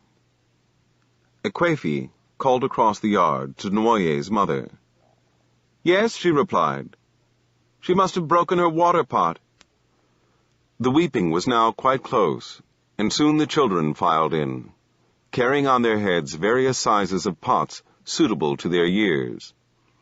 Ikemefuna came first with the biggest pot, closely followed by Nuoye and his 2 younger brothers. Obiageli brought up the rear, her face streaming with tears. In her hand was the cloth pad on which the pot should have rested on her head. "What happened?" her mother asked, and Obiageli told her mournful story. Her mother consoled her and promised to buy her another pot.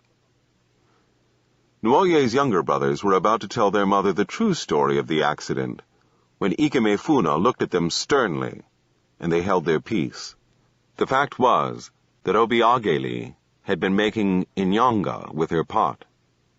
She had balanced it on her head, folded her arms in front of her, and began to sway her waist like a grown-up young lady. When the pot fell down and broke, she burst out laughing. She only began to weep when they got near the Yoroko tree outside their compound. The drums were still beating, persistent and unchanging. Their sound was no longer a separate thing from the living village. It was like the pulsation of its heart. It throbbed in the air, in the sunshine, and even in the trees, and filled the village with excitement. Ekwefi ladled her husband's share of the pottage into a bowl and covered it. Ezinma took it to him in his obi. Okonkwo was sitting on a goatskin, already eating his first wife's meal. Obiageli, who had brought it from her mother's hut, sat on the floor waiting for him to finish. Ezinma placed her mother's dish before him and sat with Obiageli. "Sit like a woman," Okonkwo shouted at her. Ezinma brought her 2 legs together and stretched them in front of her. "Father, will you go to see the wrestling?" Ezinma asked after a suitable interval. "Yes," he answered. "Will you go?" "Yes." And after a pause she said, "Can I bring your chair for you?" "No, that is a boy's job." Okonkwo was specially fond of Ezinma. She looked very much like her mother, who was once the village beauty. But his fondness only showed on very rare occasions. Obiageli broke her pot today, Ezinma said. Yes, she has told me about it, Okonkwo said, between mouthfuls. Father, said Obiageli, people should not talk when they are eating, or pepper may go down the wrong way. That is very true. Do you hear that, Ezinma? You are older than Obiageli, but she has more sense. He uncovered his second wife's dish and began to eat from it. Obiageli took the first dish and returned to her mother's hut. And then Nkechi came in, bringing the third dish. Nkechi was the daughter of Okonkwo's third wife. In the distance, the drums continued to beat. Chapter 6. The whole village turned out on the Ilo, men, women, and children. They stood round in a huge circle, leaving the center of the playground free. The elders and grandees of the village sat on their own stools, brought there by their young sons or slaves. Okonkwo was among them. All others stood, except those who came early enough to secure places on the few stands which had been built by placing smooth logs on forked pillars. The wrestlers were not there yet, and the drummers held the field. They too sat just in front of the huge circle of spectators, facing the elders. Behind them was the big and ancient silk cotton tree, which was sacred. Spirits of good children lived in that tree, waiting to be born. On ordinary days, young women who desired children came to sit under its shade. There were 7 drums, and they were arranged according to their sizes in a long wooden basket. 3 men beat them with sticks, working feverishly from one drum to another. They were possessed by the spirit of the drums. The young men who kept order on these occasions dashed about, consulting among themselves and with the leaders of the 2 wrestling teams, who were still outside the circle, behind the crowd. Once in a while, 2 young men carrying palm fronds ran round the circle and kept the crowd back by beating the ground in front of them, or, if they were stubborn, their legs and feet. At last, the 2 teams danced into the circle, and the crowd roared and clapped. The drums rose to a frenzy. The people surged forward. The young men who kept order flew around, waving their palm fronds. Old men nodded to the beat of the drums, and remembered the days when they wrestled to its intoxicating rhythm. The contest began with boys of 15 or 16. There were only 3 such boys in each team. They were not the real wrestlers. They merely set the scene. Within a short time, the first 2 bouts were over. But the third created a big sensation, even among the elders who did not usually show their excitement so openly. It was as quick as the other 2, perhaps even quicker, but very few people had ever seen that kind of wrestling before. As soon as the 2 boys closed in, one of them did something which no one could describe, because it had been as quick as a flash. And the other boy was flat on his back. The crowd roared and clapped, and for a while drowned the frenzied drums. Okonkwo sprang to his feet, and quickly sat down again. 3 young men from the victorious boys' team ran forward, carried him shoulder high, and danced through the cheering crowd. Everybody soon knew who the boy was. His name was Maduka, the son of Obierika. The drummers stopped for a brief rest before the real matches. Their bodies shone with sweat, and they took up fans and began to fan themselves. They also drank water from small pots and ate kola nuts. They became ordinary human beings again, talking and laughing among themselves and with others who stood near them. The air, which had been stretched taut with excitement, relaxed again. It was as if water had been poured on the tightened skin of a drum.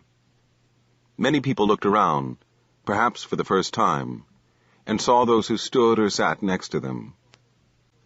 "I did not know it was you," Ekwefi said to the woman who had stood shoulder to shoulder with her since the beginning of the matches. "I do not blame you," said the woman.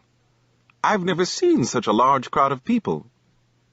Is it true that Okonkwo nearly killed you with his gun?" "It is true indeed, my dear friend. I cannot yet find a mouth with which to tell the story." "Your chi is very much awake, my friend. And how is my daughter, Ezinma?" "She has been very well for some time now. Perhaps she has come to stay." "I think she has. How old is she now?" "She is about 10 years old." "I think she will stay. They usually stay, if they do not die before the age of 6. "I pray she stays," said Ekwefi, with a heavy sigh. The woman with whom she talked was called Cielo. She was the priestess of Agbala, the oracle of the hills and the caves. In ordinary life, Cielo was a widow with 2 children. She was very friendly with Ekwefi, and they shared a common shed in the market.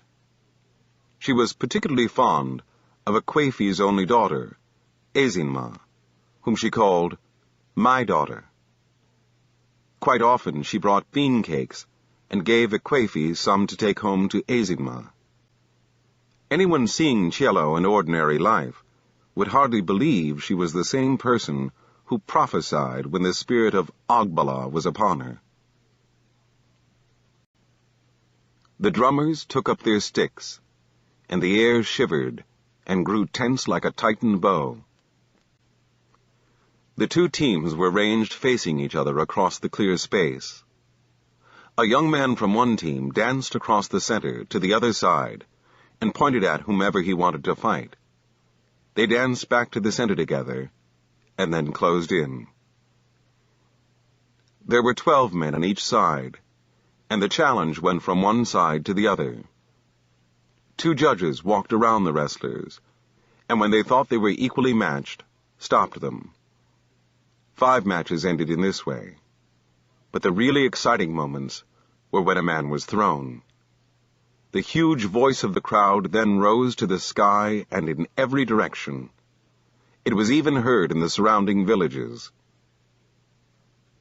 The last match was between the leaders of the teams. They were among the best wrestlers in all the 9 villages. The crowd wondered who would throw the other this year. Some said Okafo was the better man. Others said he was not the equal of Ikezwe. Last year, neither of them had thrown the other, even though the judges had allowed the contest to go on longer than was the custom. They had the same style, and one saw the other's plans beforehand. It might happen again this year. Dusk was already approaching when their contest began. The drums went mad, and the crowds also. They surged forward as the 2 young men danced into the circle. The palm fronds were helpless in keeping them back. Ikezwe held out his right hand. Okafo seized it, and they closed in. It was a fierce contest. Ikezwe strove to dig in his right heel behind Okafo so as to pitch him backwards in the clever Ege style. But the one knew what the other was thinking. The crowd had surrounded and swallowed up the drummers, whose frantic rhythm was no longer a mere disembodied sound, but the very heartbeat of the people. The wrestlers were now almost still in each other's grip. The muscles on their arms and their thighs and on their backs stood out and twitched. It looked like an equal match. The two judges were already moving forward to separate them, when Achebe, now desperate, went down quickly on one knee in an attempt to fling his man backwards over his head. It was a sad miscalculation. Quick as the lightning of a Mandiora, Okafo raised his right leg and swung it over his rival's head. The crowd burst into a thunderous roar. Okafo was swept off his feet by his supporters and carried home shoulder high. They sang his praise, and the young women clapped their hands. Who will wrestle for our village? Okafo will wrestle for our village. Has he thrown 100 men? He has thrown 400 men. Has he thrown 100 cats? He has thrown 400 cats. Then send him word to fight for us.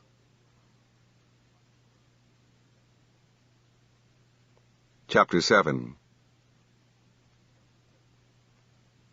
For 3 years, Ikemefuna lived in Okonkwo's household, and the elders of Umwofia seemed to have forgotten about him. He grew rapidly, like a yam tendril in the rainy season, and was full of the sap of life. He had become wholly absorbed into his new family. He was like an elder brother to Nwoye, and from the very first seemed to have kindled a new fire in the younger boy. He made him feel grown up, and they no longer spent the evenings in Mother's hut while she cooked, but now sat with Okonkwo in his obi, or watched him as he tapped his palm tree for the evening wine. Nothing pleased Nwoye now more than to be sent for by his mother or another of his father's wives to do one of those difficult and masculine tasks in the home, like splitting wood or pounding food. On receiving such a message through a younger brother or sister, Nwoye would feign annoyance and grumble aloud about women and their troubles. Okonkwo was inwardly pleased at his son's development, and he knew it was due to Ikemefuna. He wanted Nwoye to grow into a tough young man, capable of ruling his father's household when he was dead and gone to join the ancestors. He wanted him to be a prosperous man, having enough in his barn to feed the ancestors with regular sacrifices. And so he was always happy when he heard him grumbling about women. That showed that in time he would be able to control his womenfolk. No matter how prosperous a man was, if he was unable to rule his women and his children, and especially his women, he was not really a man. He was like the man in the song who had 10 wives and not enough soup for his fufu. So Okonkwo encouraged the boys to sit with him in his obi, and he told them stories of the land, masculine stories of violence and bloodshed. Nwoye knew that it was right to be masculine and to be violent, but somehow he still preferred the stories that his mother used to tell, and which she no doubt still told to her younger children, stories of the tortoise and his wily ways, and of the bird, Eneke Ntioba, who challenged the whole world to a wrestling contest and was finally thrown by the cat. He remembered the story she often told of the quarrel between earth and sky long ago, and how sky withheld rain for 7 years until crops withered and the dead could not be buried because the hose broke on the stony earth. At last, Vulture was sent to plead with Sky, and to soften his heart with a song of the suffering of the sons of men.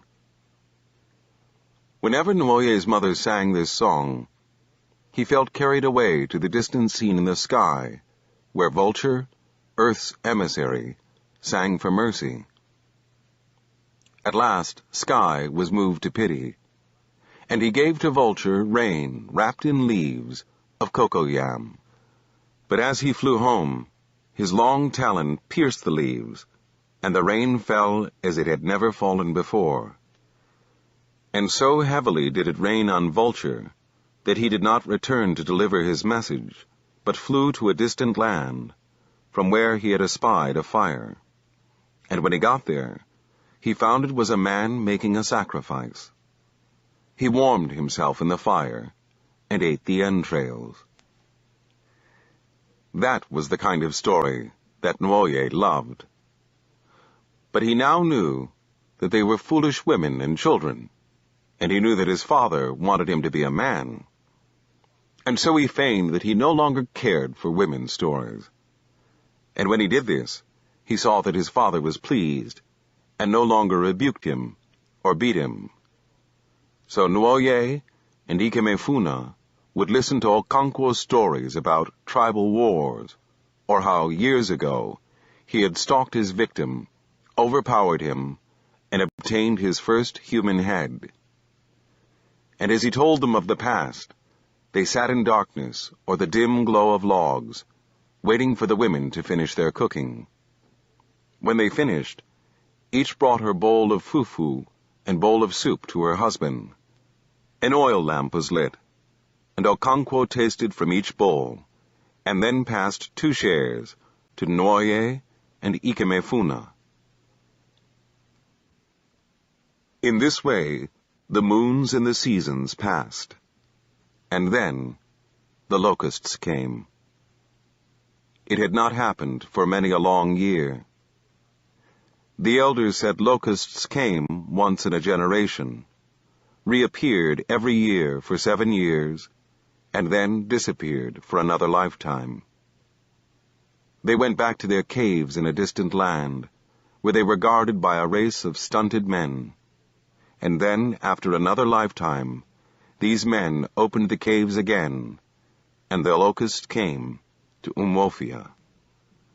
They came in the cold harmattan season, after the harvests had been gathered, and ate up all the wild grass in the fields.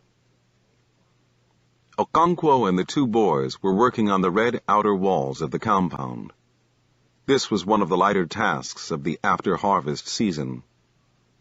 A new cover of thick palm branches and palm leaves was set on the walls to protect them from the next rainy season. Okonkwo worked on the outside of the wall, and the boys worked from within.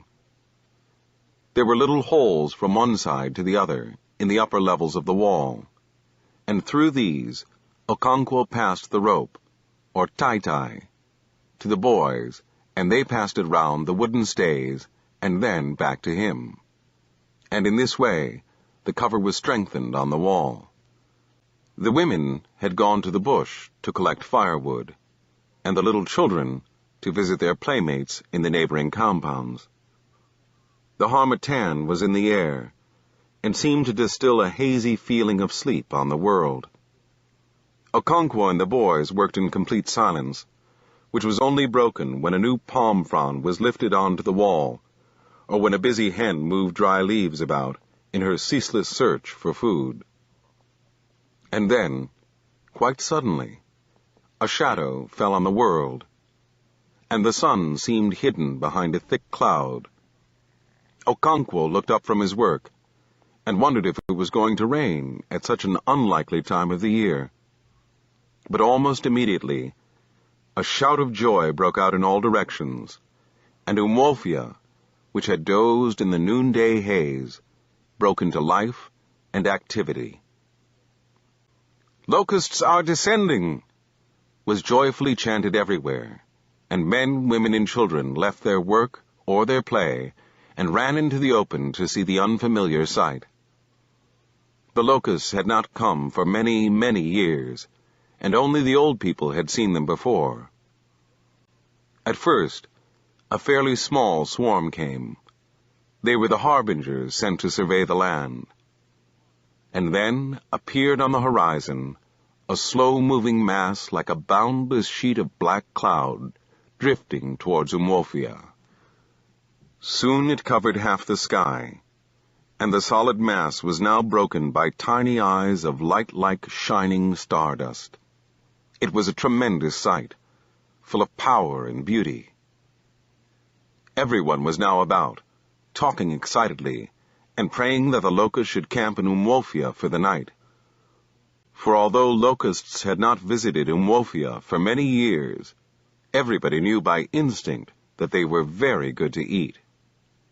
And at last, the locusts did descend. They settled on every tree and on every blade of grass. They settled on the roofs and covered the bare ground. Mighty tree branches broke away under them, and the whole country became the brown earth color of the vast, hungry swarm. Many people went out with baskets, trying to catch them, but the elders counseled patience till nightfall, and they were right. The locusts settled in the bushes for the night, and their wings became wet with dew. Then all Umuofia turned out in spite of the cold harmattan, and everyone filled his bags and pots with locusts. The next morning they were roasted in clay pots, and then spread in the sun until they became dry and brittle. And for many days this rare food was eaten with solid palm oil. Okonkwo sat in his obi, crunching happily with Ikemefuna and Nwoye, and drinking palm wine copiously, when Ogbuefi Ezeudu came in. Ezeudu was the oldest man in this quarter of Umuofia. He had been a great and fearless warrior in his time, and was now accorded great respect in all the clan. He refused to join in the meal, and asked Okonkwo to have a word with him outside. And so they walked out together, the old man supporting himself with his stick. When they were out of earshot, he said to Okonkwo, "That boy calls you father. Do not bear a hand in his death." Okonkwo was surprised, and was about to say something when the old man continued, "Yes, Umuofia has decided to kill him. The oracle of the hills and the caves has pronounced it. They will take him outside Umuofia, as is the custom, and kill him there. But I want you to have nothing to do with it. He calls you his father." The next day, a group of elders from all the 9 villages of Umuofia came to Okonkwo's house early in the morning, and before they began to speak in low tones, Nwoye and Ikemefuna were sent out. They did not stay very long, but when they went away, Okonkwo sat still for a very long time, supporting his chin in his palms. Later in the day, he called Ikemefuna and told him that he was to be taken home the next day. Nwoye overheard it and burst into tears, whereupon his father beat him heavily. As for Ikemefuna, he was at a loss. His own home had gradually become very faint and distant. He still missed his mother and his sister, and would be very glad to see them, but somehow he knew he was not going to see them. He remembered once when men had talked in low tones with his father, and it seemed now as if it was happening all over again. Later, Nwoye went to his mother's hut and told her that Ikemefuna was going home. She immediately dropped her pestle, with which she was grinding pepper, folded her arms across her breast, and sighed, "Poor child." The next day, the men returned with a pot of wine. They were all fully dressed, as if they were going to a big clan meeting or to pay a visit to a neighboring village. They passed their cloths under their right armpit and hung their goatskin bags and sheathed machetes over their left shoulders. Okonkwo got ready quickly, and the party set out with Ikemefuna, carrying the pot of wine. A deathly silence descended on Okonkwo's compound. Even the very little children seemed to know. Throughout that day, Nwoye sat in his mother's hut, and tears stood in his eyes. At the beginning of their journey, the men of Umuofia talked and laughed about the locusts, about their women, and about some effeminate men who had refused to come with them. But as they drew near to the outskirts of Umwofia, silence fell upon them too. The sun rose slowly to the center of the sky, and the dry, sandy footway began to throw up the heat that lay buried in it. Some birds chirruped in the forests around. The men trod dry leaves on the sand. All else was silent. Then from the distance came the faint beating of the ekwe. It rose and faded with the wind, a peaceful dance from a distant clan. "It is an Ozo dance," the men said among themselves, but no one was sure where it was coming from. Some said, "Ezemili," others, "Abame," or "Aninta." They argued for a short while, and fell into silence again, and the elusive dance rose and fell with the wind. Somewhere, a man was taking one of the titles of his clan, with music and dancing and a great feast. The footway had now become a narrow line in the heart of the forest. The short trees and sparse undergrowth which surrounded the men's village began to give way to giant trees and climbers which perhaps had stood from the beginning of things, untouched by the axe and the bushfire. The sun, breaking through their leaves and branches, threw a pattern of light and shade on the sandy footway. Ikemefuna heard a whisper close behind him, and turned round sharply. The man who had whispered now called out aloud, urging the others to hurry up. "We still have a long way to go," he said. Then he and another man went before Ikemefuna and set a faster pace. Thus the men of Umwofia pursued their way, armed with sheathed machetes, and Ikemefuna, carrying a pot of palm wine on his head, walked in their midst. Although he had felt uneasy at first, he was not afraid now. Okonkwo walked behind him. He could hardly imagine that Okonkwo was not his real father. He had never been fond of his real father, and at the end of 3 years he had become very distant indeed. But his mother and his 3-year-old sister. Of course, she would not be 3 now, but 6. Would he recognize her now? She must have grown quite big. His mother would weep for joy, and thank Okonkwo for having looked after him so well, and for bringing him back. She would want to hear everything that had happened to him in all these years. Could he remember them all? He would tell her about Nwoye and his mother, and about the locusts. Then quite suddenly, a thought came upon him. His mother might be dead. He tried in vain to force the thought out of his mind. Then he tried to settle the matter the way he used to settle such matters when he was a little boy. He still remembered the song. Eze, Elina, Elina, Sala, Eze, Ilikwa ya, Ikwaba, Aqua, Olig Holy, Ebe, Tanda, Nechi Eze, Ebe, Izuzu, Nete, Egwu, Sala.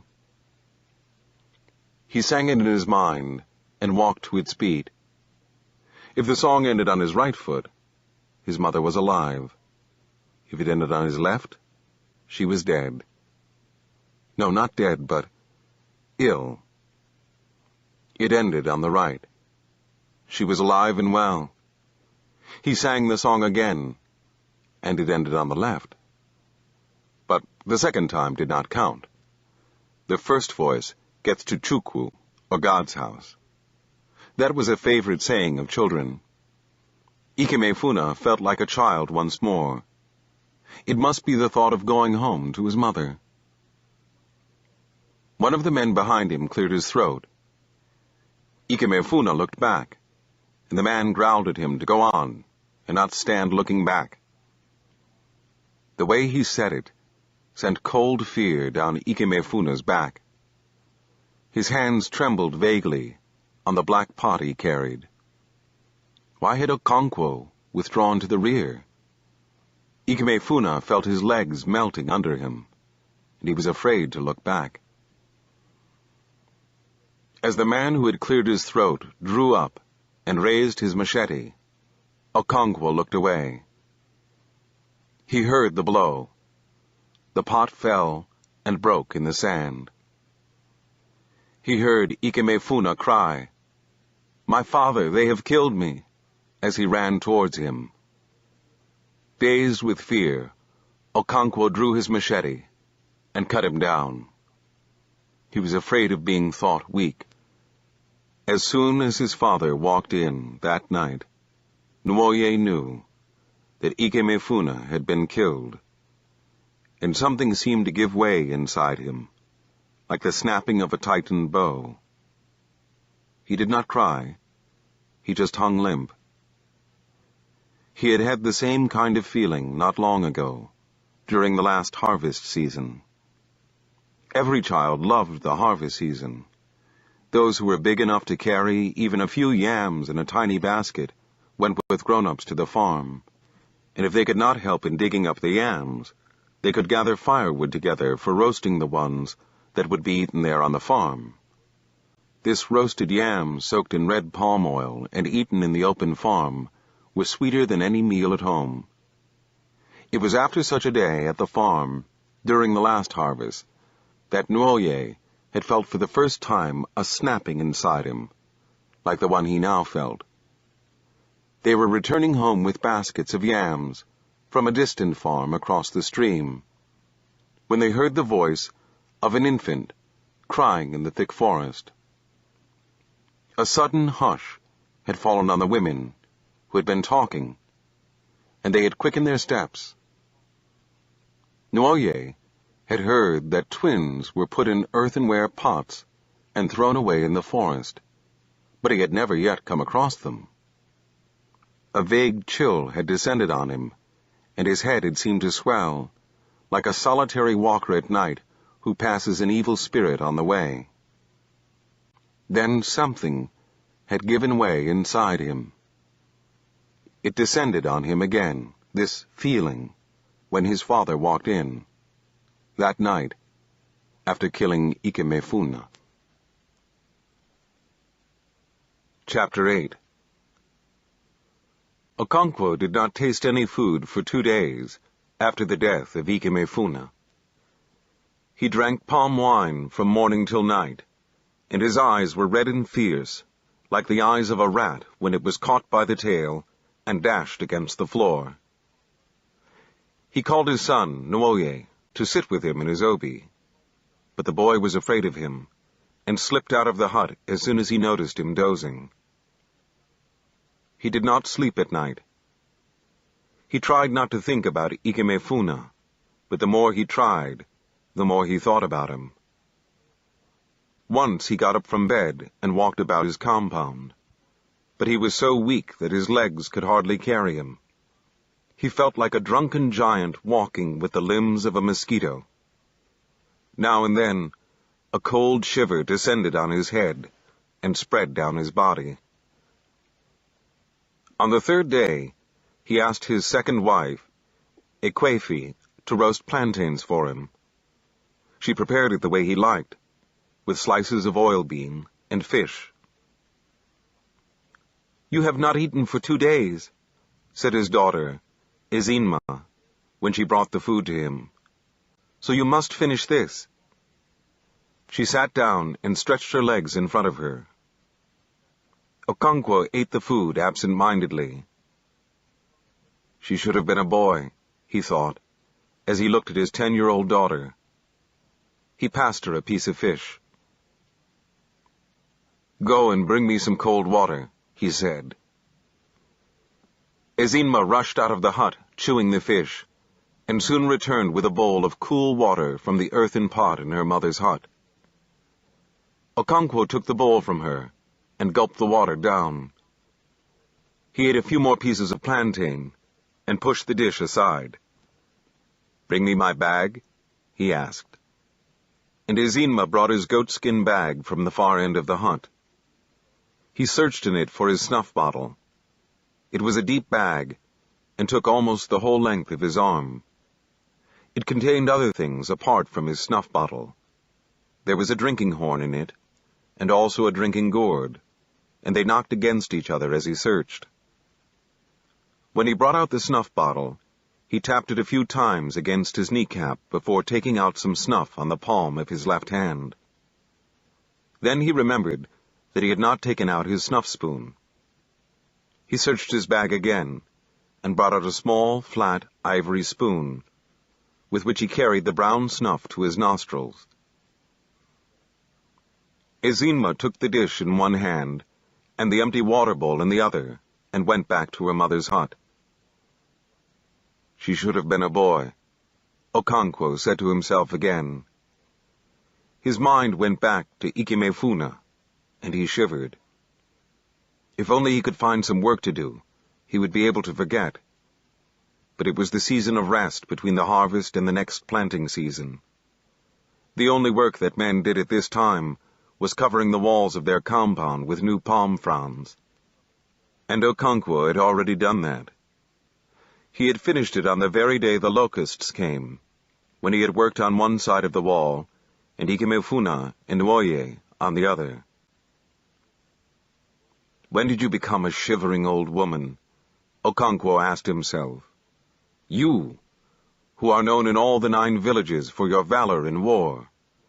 How can a man who has killed 5 men in battle fall to pieces because he has added a boy to their number? Okonkwo, you have become a woman indeed. He sprang to his feet, hung his goatskin bag on his shoulder, and went to visit his friend, Abierika. Abierika was sitting outside, under the shade of an orange tree, making thatches from leaves of the raffia palm. He exchanged greetings with Okonkwo, and led the way into his obi. I was coming over to see you as soon as I finished the thatch, he said, rubbing off the grains of sand that clung to his thighs. Is it well? Okonkwo asked. Yes, replied Abierika. My daughter's suitor is coming today, and I hope we will clinch the matter of the bride price. I want you to be there. Just then, Abierika's son, Maduka, came into the obi from outside, greeted Okonkwo, and turned towards the compound. Come and shake hands with me, Okonkwo said to the lad. Your wrestling the other day gave me much happiness.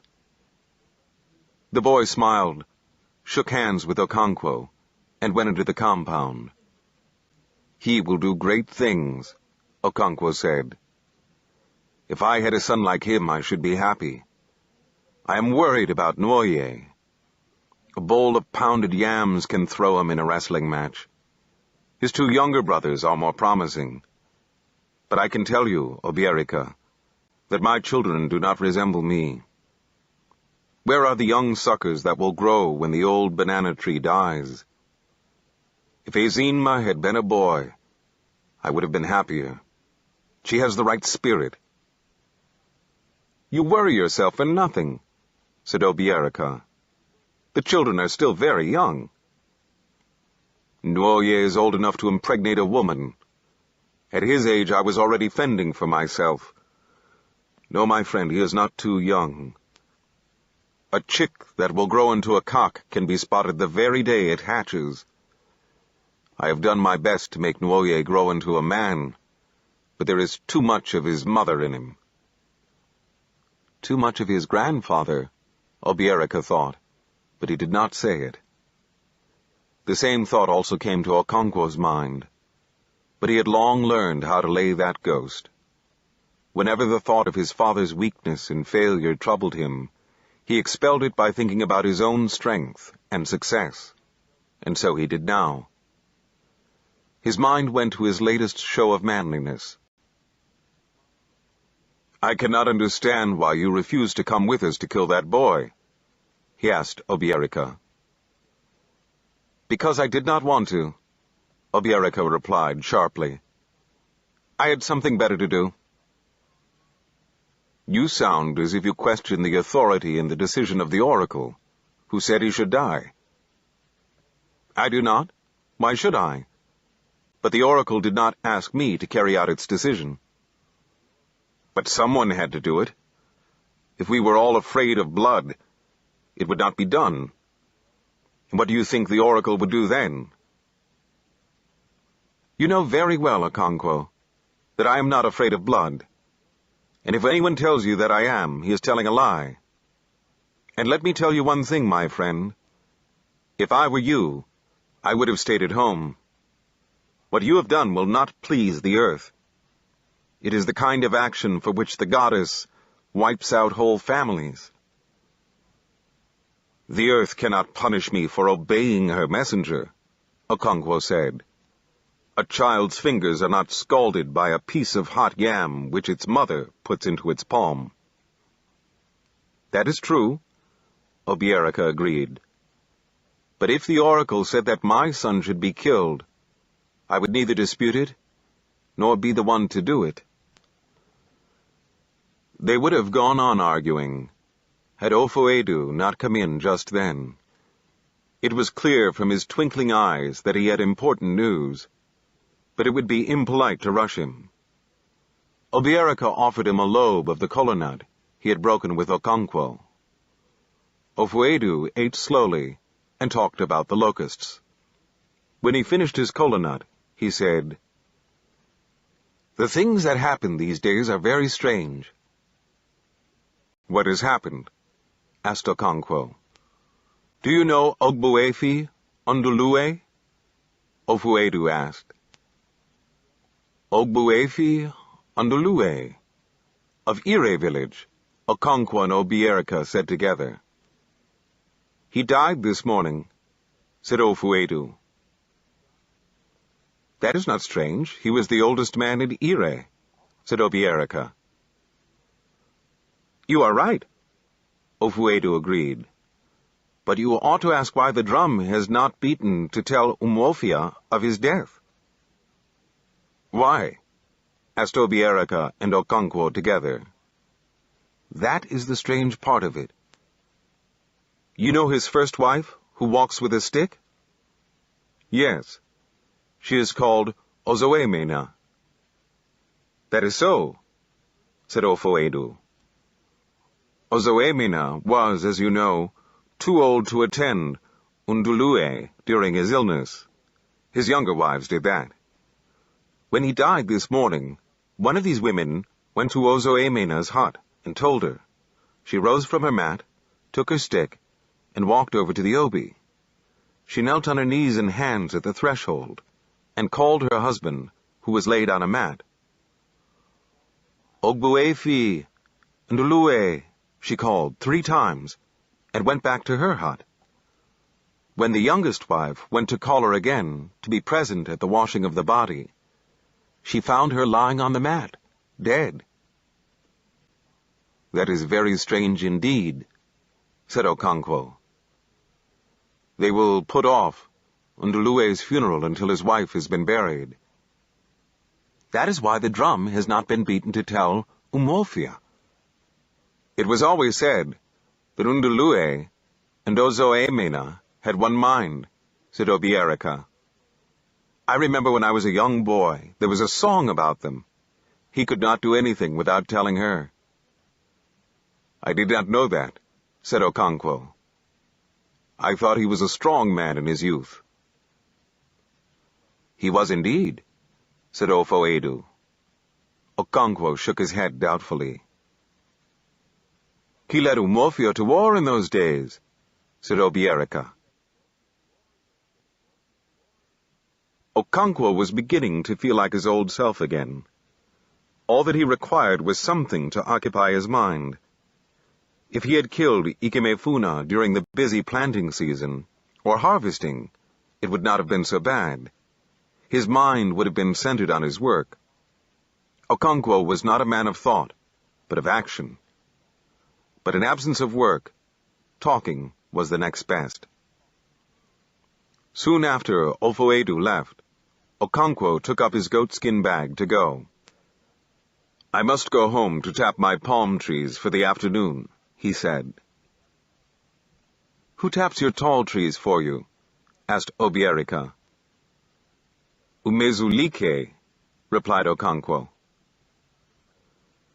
"Sometimes I wish I had not taken the Ozo title," said Obierika. "It wounds my heart to see these young men killing palm trees in the name of tapping." "It is so indeed," Okonkwo agreed. "But the law of the land must be obeyed."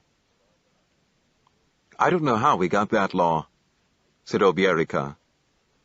"In many other clans, a man of title is not forbidden to climb the palm tree. Here we say he cannot climb the tall tree, but he can tap the short one standing on the ground. It is like Dimaragana, who would not lend his knife for cutting up dog meat because the dog was taboo to him, but offered to use his teeth. I think it is good that our clan holds the Ozo title in high esteem," said Okonkwo. "In those other clans you speak of, Ozo is so low that every beggar takes it." "I was only speaking in jest," said Obierika. "In Abame and Aninta, the title is worth less than 2 cowries. Every man wears the thread of title on his ankle, and does not lose it even if he steals." "They have indeed soiled the name of Ozo," said Okonkwo as he rose to go. "It will not be very long now before my in-laws come," said Obierika. "I shall return very soon," said Okonkwo, looking at the position of the sun. There were 7 men in Obierika's hut when Okonkwo returned. The suitor was a young man of about 25, and with him were his father and uncle. On Obierika's side were his 2 elder brothers, and Maduka, his 16-year-old son. "Ask Akweke's mother to send us some kola nuts," said Obierika to his son. Maduka vanished into the compound like lightning. The conversation at once centered on him, and everybody agreed that he was as sharp as a razor. "I sometimes think he is too sharp," said Obierika, somewhat indulgently. "He hardly ever walks. He's always in a hurry. If you are sending him on an errand, he flies away before he has heard half of the message." "You were very much like that yourself," said his eldest brother. "As our people say, when mother cow is chewing grass, its young ones watch its mouth. Maduka has been watching your mouth." As he was speaking, the boy returned, followed by Akweke, his half-sister, carrying a wooden dish with 3 kola nuts and alligator pepper. She gave the dish to her father's eldest brother, and then shook hands very shyly with her suitor and his relatives. She was about 16, and just ripe for marriage. Her suitor and his relatives surveyed her young body with expert eyes, as if to assure themselves that she was beautiful and ripe.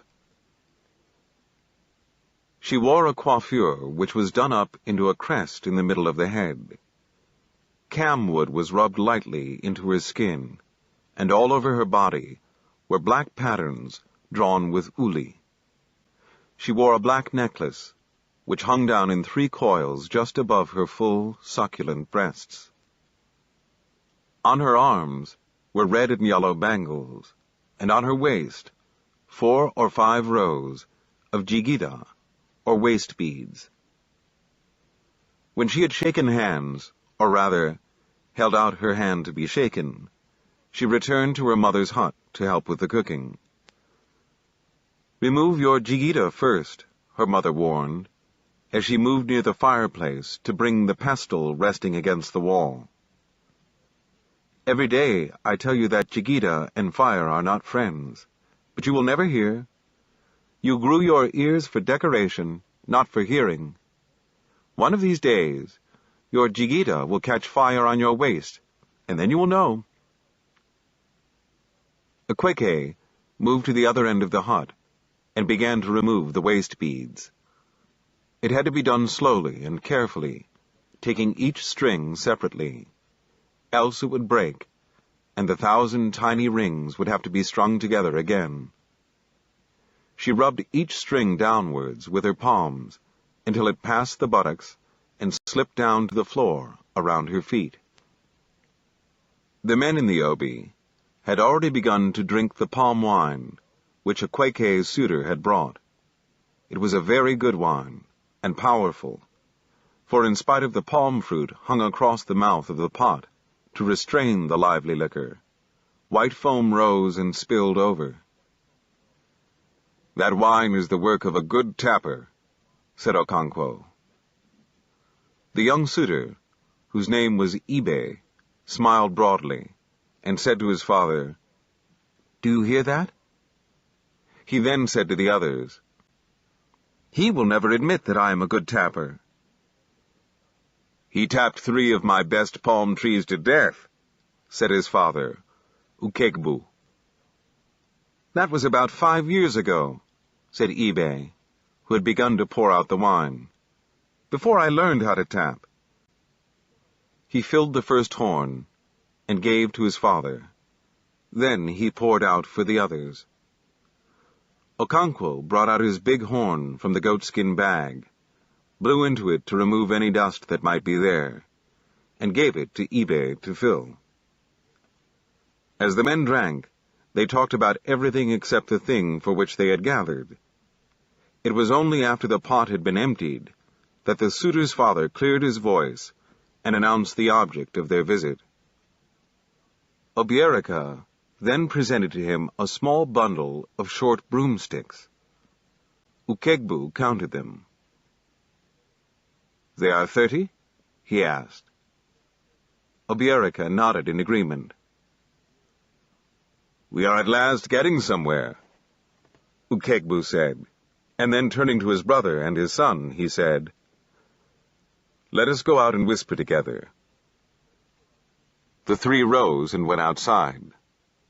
When they returned, Ukegbu handed the bundle of sticks to Obierica. He counted them. Instead of 30, there were now only 15. He passed them over to his eldest brother, Machi, who also counted them and said, "We had not thought to go below 30, but as the dog said, if I fall down for you and you fall down for me, it is play. Marriage should be a play, and not a fight. So we are falling down again." He then added 10 sticks to the 15, and gave the bundle to Okegbu. In this way, Akweke's bride price was finally settled at 20 bags of cowries. It was already dusk when the 2 parties came to this agreement. "Go and tell Akweke's mother that we have finished," Obierica said to his son, Maduka. Almost immediately, the women came in with a big bowl of fufu.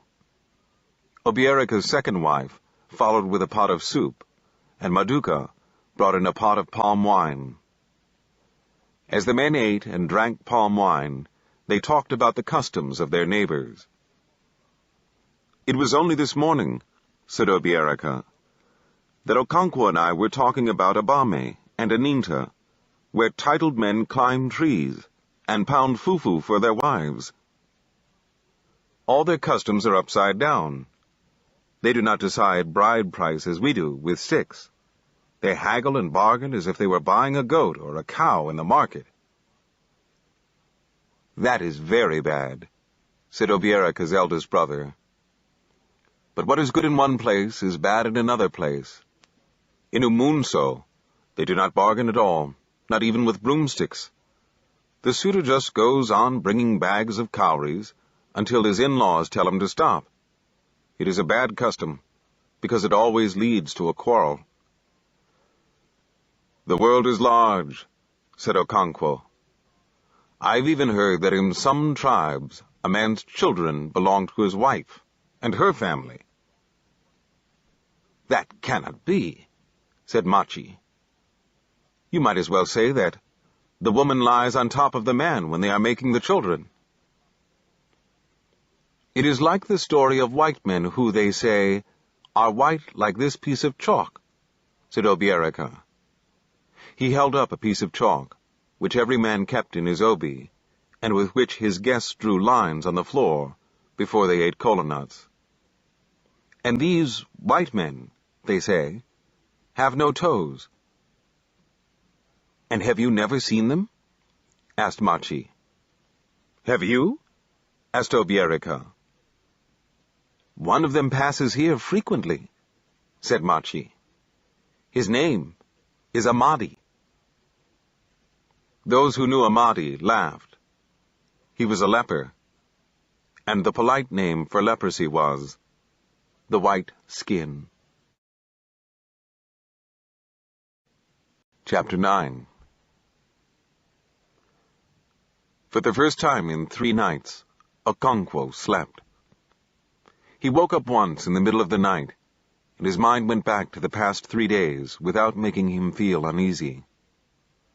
He began to wonder why he had felt uneasy at all. It was like a man wondering in broad daylight why a dream had appeared so terrible to him at night. He stretched himself and scratched his thigh where a mosquito had bitten him as he slept. Another one was wailing near his right ear. He slapped the ear and hoped he had killed it. Why do they always go for one's ears? When he was a child, his mother had told him a story about it. But it was as silly as all women's stories. Mosquito, she had said, had asked Ear to marry him, whereupon Ear fell on the floor in uncontrollable laughter. "How much longer do you think you will live?" she asked. "You are already a skeleton." Mosquito went away humiliated, and any time he passed her way, he told Ear that he was still alive. Okonkwo turned on his side and went back to sleep. He was roused in the morning by someone banging on his door. "Who is that?" he growled. He knew it must be Akwefi. Of his 3 wives, Akwefi was the only one who would have the audacity to bang on his door. "Ezinma is dying," came her voice, and all the tragedy and sorrow of her life were packed in those words. Okonkwo sprang from his bed, pushed back the bolt on his door, and ran to Akwefi's hut. Ezinma lay shivering on a mat beside a huge fire that her mother had kept burning all night. "It is Iba," said Okonkwo, as he took his machete and went into the bush to collect the leaves and grasses and barks of trees that went into making the medicine for Iba. Akwefi knelt beside the sick child, occasionally feeling with her palm the wet, burning forehead. Ezinma was an only child, and the center of her mother's world. Very often, it was Ezinma who decided what food her mother should prepare. Akwefi even gave her such delicacies as eggs, which children were rarely allowed to eat because such food tempted them to steal. One day, as Ezinma was eating an egg, Okonkwo had come in unexpectedly from his hut. He was greatly shocked, and swore to beat Akwefi if she dared to give the child eggs again. But it was impossible to refuse Ezinma anything. After her father's rebuke, she developed an even keener appetite for eggs. And she enjoyed above all the secrecy in which she now ate them. Her mother always took her into their bedroom and shut the door. Ezinma did not call her mother Nne, like all children. She called her by her name, Akwefi, as her father and other grown-up people did. The relationship between them was not only that of mother and child. There was something in it like the companionship of equals, which was strengthened by such little conspiracies as eating eggs in the bedroom. Akwefi had suffered a good deal in her life. She had borne 10 children, and 9 of them had died in infancy, usually before the age of 3. As she buried one child after another, her sorrow gave way to despair, and then to grim resignation. The birth of her children, which should be a woman's crowning glory, became for Achebe a mere physical agony devoid of promise. The naming ceremony, after 7 market weeks, became an empty ritual. Her deepening despair found expression in the names she gave her children. One of them was a pathetic cry. Onwumbiko, death, I implore you. But death took no notice. Onwumbiko died in his 15th month. The next child was a girl, Ozoemena. May it not happen again. She died in her 11th month, and 2 others after her. Achebe then became defiant, and called her next child Onwuma. Death may please himself. And he did. After the death of Achebe's second child, Okonkwo had gone to a medicine man, who was also a diviner of the Offa oracle, to inquire what was amiss. This man told him that the child was an Ogbanje, one of those wicked children who, when they died, entered their mothers' wombs to be born again. When your wife becomes pregnant again, he said, let her not sleep in her hut. Let her go and stay with her people. In that way, she will elude her wicked tormentor and break its evil cycle of birth and death. Achebe did as she was asked. As soon as she became pregnant, she went to live with her old mother in another village. It was there that her 3rd child was born and circumcised on the 8th day. She did not return to Okonkwo's compound until 3 days before the naming ceremony. The child was called Onwumbiko. Onwumbiko was not given proper burial when he died. Okonkwo had called in another medicine man, who was famous in the clan for his great knowledge about Ogbanje children. His name was Okagbe Uyanwa. Okagbe was a very striking figure, tall, with a full beard and a bald head. He was light in complexion, and his eyes were red and fiery.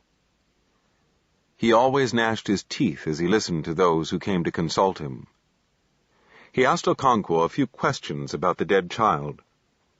All the neighbors and relations who had come to mourn gathered round them. On what market day was it born? He asked.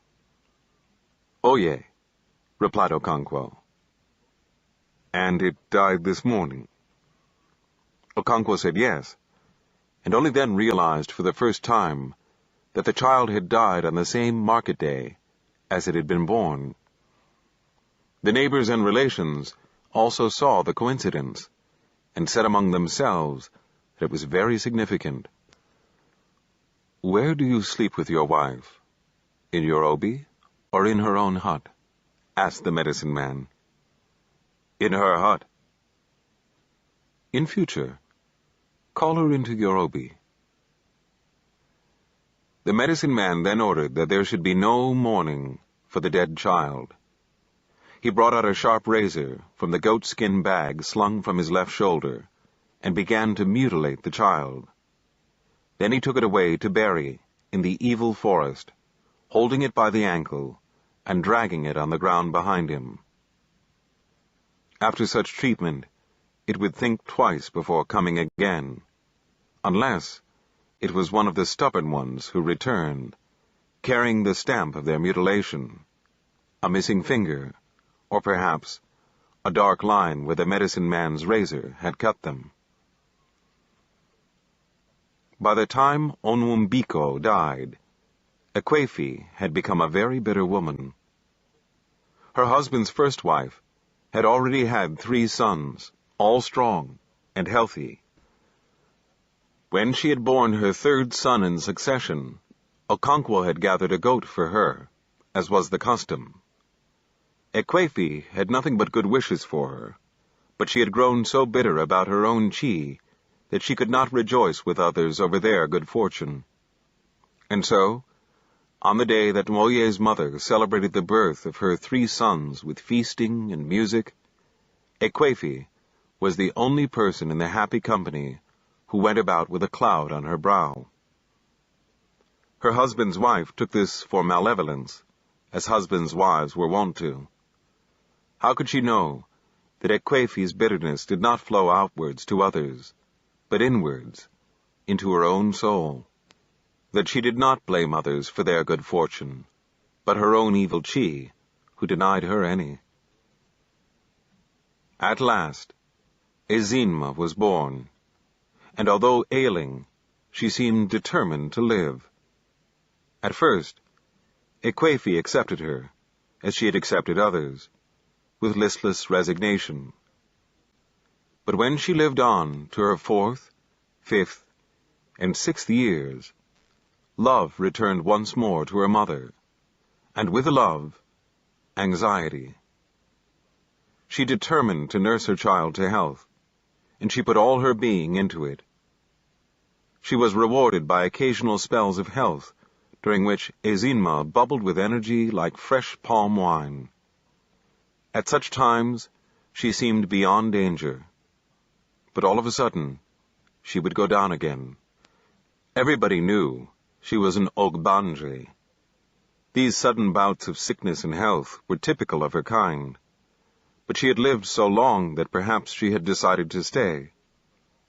Some of them did become tired of their evil rounds of birth and death, or took pity on their mothers, and stayed. Ekwefi believed deep inside her that Ezinma had come to stay. She believed because it was that faith alone that gave her own life any kind of meaning. And this faith had been strengthened when a year or so ago a medicine man had dug up Ezinma's Iyi Uwa. Everyone knew then that she would live, because her bond with the world of Ogbanje had been broken. Ekwefi was reassured, but such was her anxiety for her daughter that she could not rid herself completely of her fear. And although she believed that the Iyi Uwa which had been dug up was genuine, she could not ignore the fact that some really evil children sometimes misled people into digging up a specious one. But Ezinma's Iyi Uwa had looked real enough. It was a smooth pebble wrapped in a dirty rag. The man who dug it up was the same Okagbwe, who was famous in all the clan for his knowledge in these matters. Ezinma had not wanted to cooperate with him at first, but that was only to be expected. No Ogbanje would yield her secrets easily, and most of them never did because they died too young, before they could be asked questions. "Where did you bury your Iyi Uwa?" Okagbwe asked Ezinma. She was 9 then, and was just recovering from a serious illness. "What is Iyi Uwa?" she asked in return. "You know what it is. You buried it in the ground somewhere, so that you can die and return again to torment your mother." Ezinma looked at her mother, whose eyes, sad and pleading, were fixed on her. "Answer the question at once," roared Okonkwo, who stood beside her. All the family were there, and some of the neighbors too. "Leave her to me," the medicine man told Okonkwo in a cool, confident voice. He turned again to Ezinma. "Where did you bury your Iyi Uwa?" "Where they bury children," she replied, and the quiet spectators murmured to themselves. "Come along then, and show me the spot," said the medicine man. The crowd set out with Ezinma leading the way, and Okagbwe following closely behind her. Okonkwo came next, and Ekwefi followed him. When she came to the main road, Ezinma turned left, as if she was going to the stream. "But you said it was where they bury the children," asked the medicine man. "No, said Ezinma, whose feeling of importance was manifest in her sprightly walk. She sometimes broke into a run, and stopped again suddenly. The crowd followed her silently. Women and children returning from the stream with pots of water on their heads wondered what was happening until they saw Okagwe and guessed that it must be something to do with Ogbanje. They all knew Ekwefi and her daughter very well. When she got to the big udala tree, Ezinma turned left into the bush, and the crowd followed her. Because of her size, she made her way through trees and creepers more quickly than her followers. The bush was alive with the tread of feet on dry leaves and sticks, and the moving aside of tree branches. Ezinma went deeper and deeper, and the crowd went with her. Then she suddenly turned round, and began to walk back to the road. Everybody stood to let her pass, and then filed after her. "If you bring us all this way for nothing, I shall beat sense into you," Okonkwo threatened. "I have told you to let her alone. I know how to deal with them," said Okagwe. Ezinma led the way back to the road, looked left and right, and turned right, and so they arrived home again. "Where did you bury your Iyi Uwa?" asked Okagwe, when Ezinma finally stopped outside her father's obi. Okagwe's voice was unchanged. It was quiet and confident. "It is near that orange tree," Ezinma said. "And why did you not say so, you wicked daughter of a Kalagoli?" Okonkwo swore furiously. The medicine man ignored him. "Come and show me the exact spot," he said quietly to Ezinma. "It is here," she said, when they got to the tree. "Point at the spot with your finger," said Okagwe. "It is here," said Ezinma, touching the ground with her finger. Okonkwo stood by, rumbling like thunder in the rainy season. "Bring me a hoe," said Okagwe. When Ekwefi brought the hoe, he had already put aside his goatskin bag and his big cloth, and was in his underwear, a long and thin strip of cloth, wound round the waist like a belt, and then passed between the legs, to be fastened to the belt behind. He immediately set to work digging a pit, where Ezinma had indicated. The neighbors sat around watching the pit becoming deeper and deeper. The dark topsoil soon gave way to the bright red earth, with which women scrubbed the floors and walls of huts. Okagwe worked tirelessly, and in silence, his back shining with perspiration. Okonkwo stood by the pit. He asked Okagwe to come up and rest, while he took a hand. But Okagwe said he was not tired yet. Ekwefi went into her hut to cook yams. Her husband had brought out more yams than usual, because the medicine man had to be fed. Ezinma went with her, and helped in preparing the vegetables. "There is too much green vegetable," she said. "Don't you see the pot is full of yams?" Ekwefi asked. "And you know how leaves become smaller after cooking." "Yes," said Ezinma. "That was why the snake lizard killed his mother." "Very true," said Ekwefi. "He gave his mother 7 baskets of vegetables to cook, and in the end there were only 3, and so he killed her," said Ezinma. "That is not the end of the story." "Oh-ho," said Ezinma. "I remember now. He brought another 7 baskets and cooked them himself, and there were again only 3, so he killed himself too." Outside the obi, Okagwe and Okonkwo were digging the pit to find where Ezinma had buried her Iyi Uwa. Neighbors sat around watching. The pit was now so deep that they no longer saw the digger. They only saw the red earth he threw up, mounting higher and higher. Okonkwo's son, Nwoye, stood near the edge of the pit because he wanted to take in all that happened. Okagwe had again taken over the digging from Okonkwo.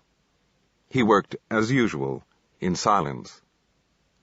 The neighbors and Okonkwo's wives were now talking. The children had lost interest and were playing.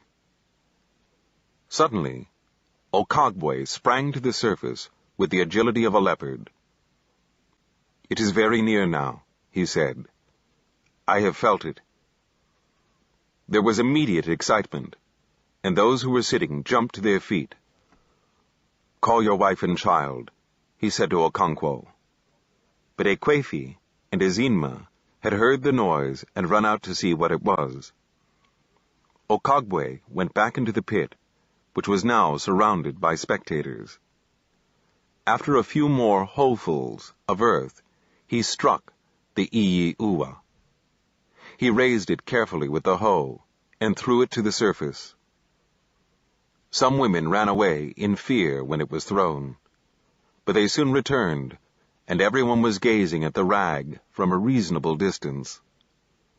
Okagwe emerged, and without saying a word or even looking at the spectators, he went to his goatskin bag, took out 2 leaves, and began to chew them. When he had swallowed them, he took up the rag with left hand and began to untie it. And then the smooth, shiny pebble fell out. He picked it up. "Is this yours?" he asked Ezinma. "Yes," she replied. All the women shouted with joy, because Ekwefi's troubles were at last ended. All this had happened more than a year ago, and Ezinma had not been ill since. And then, suddenly, she had begun to shiver in the night. Ekwefi brought her to the fireplace, spread her mat on the floor, and built a fire. But she had got worse and worse. As she knelt by her, feeling with her palm the wet, burning forehead, she prayed 1,000 times. Although her husband's wives were saying that it was nothing more than Iba, she did not hear them. Okonkwo returned from the bush, carrying on his left shoulder a large bundle of grasses and leaves, roots and barks of medicinal trees and shrubs. He went into Ekwefi's hut, put down his load, and sat down. "Get me a pot," he said, "and leave the child alone." Ekwefi went to bring the pot, and Okonkwo selected the best from his bundle, in their due proportions, and cut them up. He put them in the pot, and Ekwefi poured in some water. "Is that enough?" she asked, when she had poured in about half of the water in the bowl. "A little more. I said a little. Are you deaf?" Okonkwo roared at her. She set the pot on the fire, and Okonkwo took up his machete to return to his obi. "You must watch the pot carefully," he said as he went, "and don't allow it to boil over. If it does, its power will be gone." He went away to his hut, and Ekwefi began to tend the medicine pot, almost as if it was itself a sick child. Her eyes went constantly from Ezinma to the boiling pot, and back to Ezinma. Okonkwo returned when he felt the medicine had cooked long enough. He looked it over, and said it was done. "Bring me a low stool for Ezinma," he said, "and a thick mat." He took down the pot from the fire, and placed it in front of the stool. He then roused Ezinma, and placed her on the stool, astride the steaming pot. The thick mat was thrown over both. Ezinma struggled to escape from the choking and overpowering steam, but she was held down. She started to cry.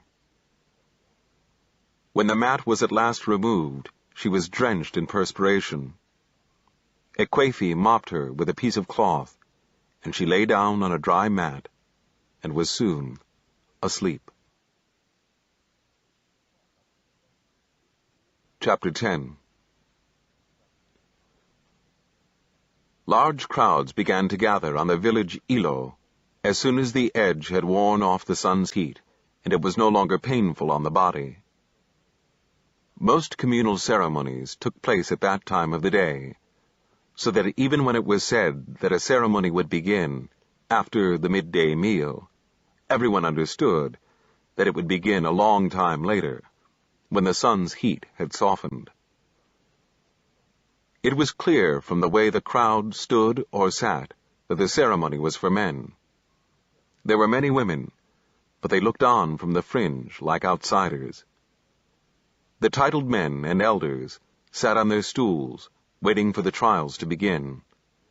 In front of them was a row of stools on which nobody sat. There were 9 of them.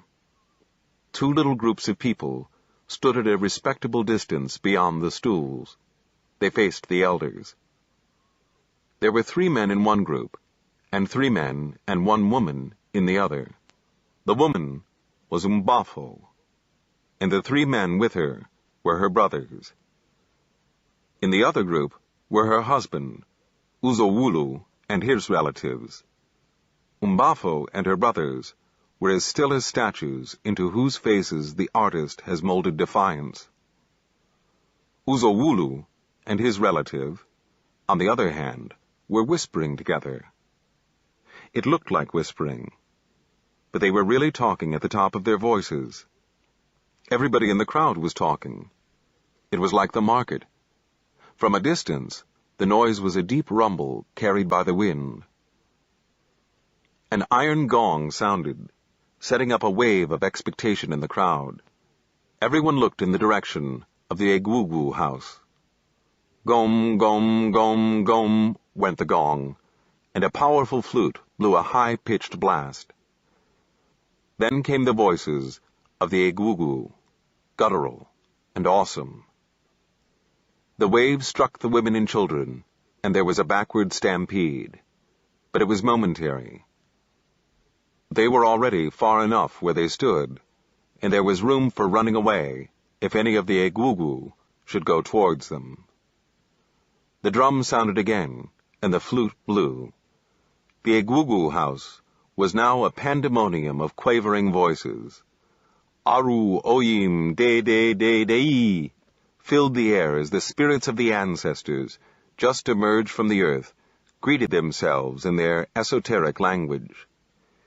The Egwugu house into which they emerged faced the forest, away from the crowd, who saw only its back with the many-colored patterns and drawings done by specially chosen women at regular intervals. These women never saw the inside of the hut. No woman ever did. They scrubbed and painted the outside walls under the supervision of men. If they imagined what was inside, they kept their imagination to themselves. No woman ever asked questions about the most powerful and the most secret cult in the clan. Aru oyim de flew around the dark, closed hut like tongues of fire. The ancestral spirits of the clan were abroad. The metal gong beat continuously now, and the flute, shrill and powerful, floated on the chaos. And then the Egwugu appeared.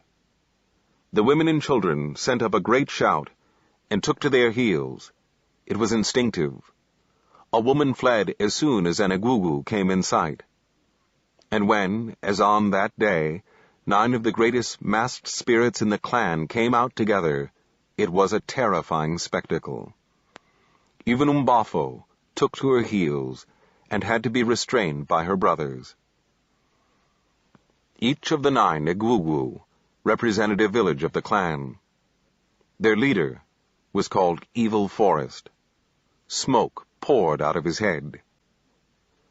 The 9 villages of Umwofia had grown out of the 9 sons of the first father of the clan.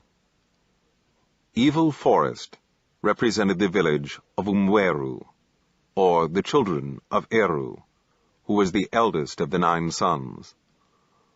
Umwofia Kwenu, shouted the leading Egwuwu, pushing the air with his raffia arms. The elders of the clan replied, Ya! Umwofia Kwenu! Ya! Umwofia Kwenu! Ya! Evil Forest then thrust the pointed end of his rattling staff into the earth, and it began to shake and rattle, like something agitating with a metallic life. He took the first of the empty stools, and the 8 other Egwuwu began to sit in order of seniority after him. Okonkwo's wives, and perhaps other women as well, might have noticed that the second Egwuwu had the springy walk of Okonkwo. And they might also have noticed that Okonkwo was not among the titled men and elders who sat behind the row of Egwuwu. But if they thought these things, they kept them within themselves. The Egwuwu, with the springy walk, was one of the dead fathers of the clan. He looked terrible with his smoked raffia body, a huge wooden face painted white, except for the round, hollow eyes and the charred teeth that were as big as a man's fingers. On his head were 2 powerful horns. When all the Egwuwu had sat down, and the sound of the many tiny bells and rattles on their bodies had subsided, Evil Forest addressed the 2 groups of people facing them. Uzowulu's body, I salute you, he said. Spirits always addressed humans as bodies. Uzowulu bent down and touched the earth with his right hand as a sign of submission. Our father, my hand has touched the ground, he said. Uzowulu's body. Do you know me? Asked the spirit. How can I know you, father? You are beyond our knowledge. Evil Forest then turned to the other group and addressed the eldest of the 3 brothers. The body of Odukwe, I greet you, he said. And Odukwe bent down and touched the earth. The hearing then began. Uzowulu stepped forward and presented his case. That woman standing there is my wife, Mbafo. I married her with my money and my yams. I do not owe my in-laws anything. I owe them no yams. I owe them no cocoa yams. One morning, 3 of them came to my house, beat me up, and took my wife and children away. This happened in the rainy season. I have waited in vain for my wife to return. At last, I went to my in-laws and said to them, You have taken back your sister. I did not send her away. You yourselves took her. The law of the clan is that you should return her bride price. But my wife's brothers said they had nothing to tell me. So I have brought the matter to the fathers of the clan. My case is finished. I salute you. Your words are good, said the leader of the Egwuwu. Let us hear Odukwe. His words may also be good. Odukwe was short and thick-set. He stepped forward, saluted the spirits, and began his story. My in-law has told you that we went to his house, beat him up, and took our sister and her children away. All that is true. He told you that he came to take back her bride price, and we refused to give it him. That also is true. My in-law, Uzowulu, is a beast. My sister lived with him for 9 years. During those years, no single day passed in the sky without his beating the woman. We have tried to settle their quarrels, time without number, and on each occasion, Uzowulu was guilty. It is a lie, Uzowulu shouted. 2 years ago, continued Odukwe, when she was pregnant, he beat her until she miscarried. It is a lie. She miscarried after she had gone to sleep with her lover. Uzowulu's body, I salute you, said Evil Forest, silencing him. What kind of lover sleeps with a pregnant woman? There was a loud murmur of approbation from the crowd. Odukwe continued. Last year, when my sister was recovering from an illness, he beat her again, so that if the neighbors had not gone in to save her, she would have been killed. We heard of it, and did as you have been told. The law of Umwofia is that if a woman runs away from her husband, her bride price is returned. But in this case, she ran away to save her life. Her 2 children belong to Uzowulu. We do not dispute it, but they are too young to leave their mother. If, in the other hand, Uzowulu should recover from his madness and come in the proper way to beg his wife to return, she will do so, on the understanding that if he ever beats her again, we shall cut off his genitals for him. The crowd roared with laughter. Evil Forest rose to his feet, and order was immediately restored. A steady cloud of smoke rose from his head. He sat down again and called 2 witnesses. They were both Uzowulu's neighbors, and they agreed about the beating. Evil Forest then stood up, pulled out his staff, and thrust it into the earth again. He ran a few steps in the direction of the women. They all fled in terror, only to return to their places almost immediately. The 9 Egugu then went away to consult together in their house. They were silent for a long time. Then the metal gong sounded, and the flute was blown. The Egugu had emerged once again from their underground home. They saluted one another, and then reappeared on the Ilo. Umwofia Kwenu, roared Evil Forest, facing the elders and grandees of the clan. Ya! replied the thunderous crowd. Then silence descended from the sky and swallowed the noise. Evil Forest began to speak, and all the while he spoke, everyone was silent. The 8 other Egugu were as still as statues. We have heard both sides of the case, said Evil Forest. Our duty is not to blame this man or to praise that, but to settle the dispute.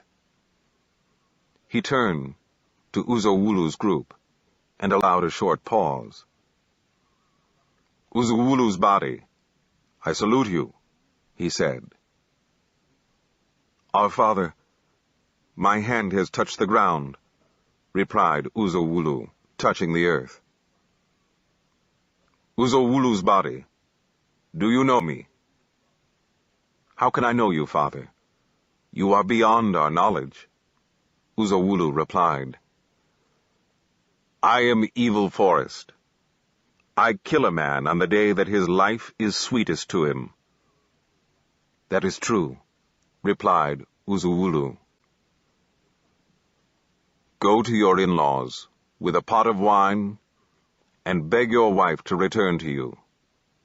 It is not bravery when a man fights with a woman.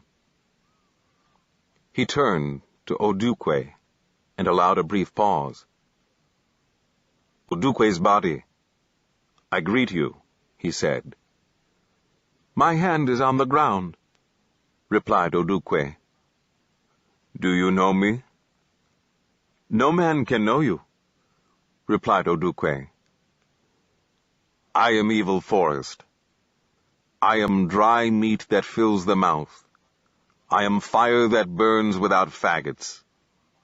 If your in-law brings wine to you, let your sister go with him. I salute you. He pulled his staff from the hard earth and thrust it back. Umwofia Kwenu, he roared, and the crowd answered. I don't know why such a trifle should come before the Egugu, said one elder to another. Don't you know what kind of man Uzowulu is?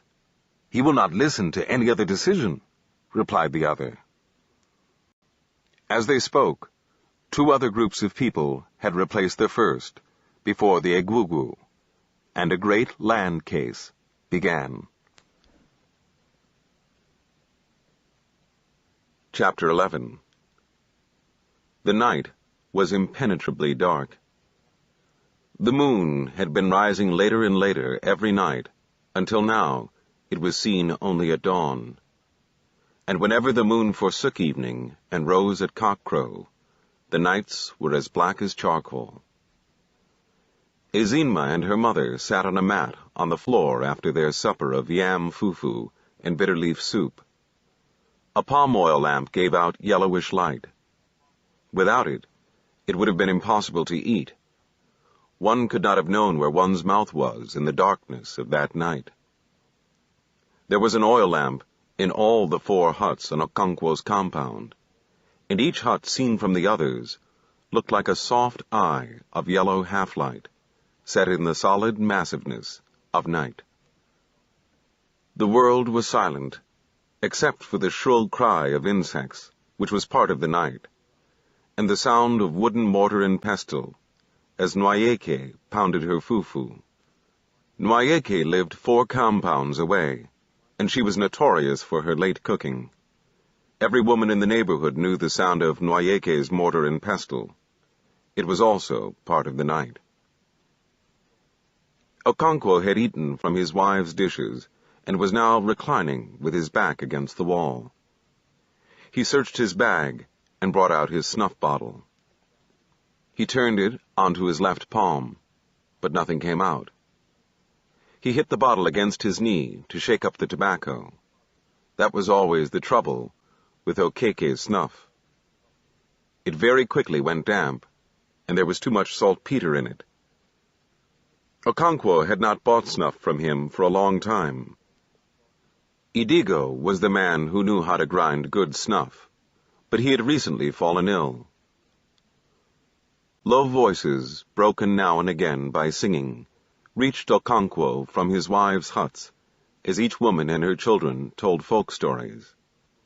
Ekwefi and her daughter, Ezinma, sat on a mat on the floor. It was Ekwefi's turn to tell a story. "Once upon a time," she began, "all the birds were invited to a feast in the sky. They were very happy, and began to prepare themselves for the great day. They painted their bodies with red cam wood and drew beautiful patterns on them with uli. Tortoise saw all these preparations, and soon discovered what it all meant. Nothing that happened in the world of the animals ever escaped his notice. He was full of cunning. As soon as he heard of the great feast in the sky, his throat began to itch at the very thought. There was a famine in those days, and Tortoise had not eaten a good meal for 2 moons. His body rattled like a piece of dry stick in his empty shell. So he began to plan how he would go to the sky. "But he had no wings," said Ezinma. "Be patient," replied her mother. That is the story. Tortoise had no wings, but he went to the birds and asked to be allowed to go with them. "We know you too well," said the birds when they had heard him. "You are full of cunning, and you are ungrateful. If we allow you to come with us, you will soon begin your mischief." "You do not know me," said Tortoise. "I am a changed man. I have learned that a man who makes trouble for others is also making it for himself." Tortoise had a sweet tongue, and within a short time all the birds agreed that he was a changed man, and they each gave him a feather, with which he made 2 wings. At last the great day came, and Tortoise was the first to arrive at the meeting place. When all the birds had gathered together, they set off in a body. Tortoise was very happy and voluble as he flew among the birds, and he was soon chosen as the man to speak for the party, because he was a great orator. "There is one important thing which we must not forget," he said as they flew on their way. "When people are invited to a great feast like this, they take new names for the occasion. Our hosts in the sky will expect us to honor this age-old custom." None of the birds had heard of this custom, but they knew that Tortoise, in spite of his failings in other directions, was a widely traveled man who knew the customs of different peoples, and so they each took a new name. When they had all taken, Tortoise also took one. He was to be called All of You. At last the party arrived in the sky, and their hosts were very happy to see them. Tortoise stood up in his many-colored plumage and thanked them for their invitation. His speech was so eloquent that all the birds were glad they had brought him, and nodded their heads in approval of all he said. Their hosts took him as king of the birds, especially as he looked somewhat different from the others. After kola nuts had been presented and eaten, the people of the sky set before their guests the most delectable dishes Tortoise had ever seen or dreamed of. The soup was brought out hot from the fire, and in the very pot in which it had been cooked. It was full of meat and fish. Tortoise began to sniff aloud.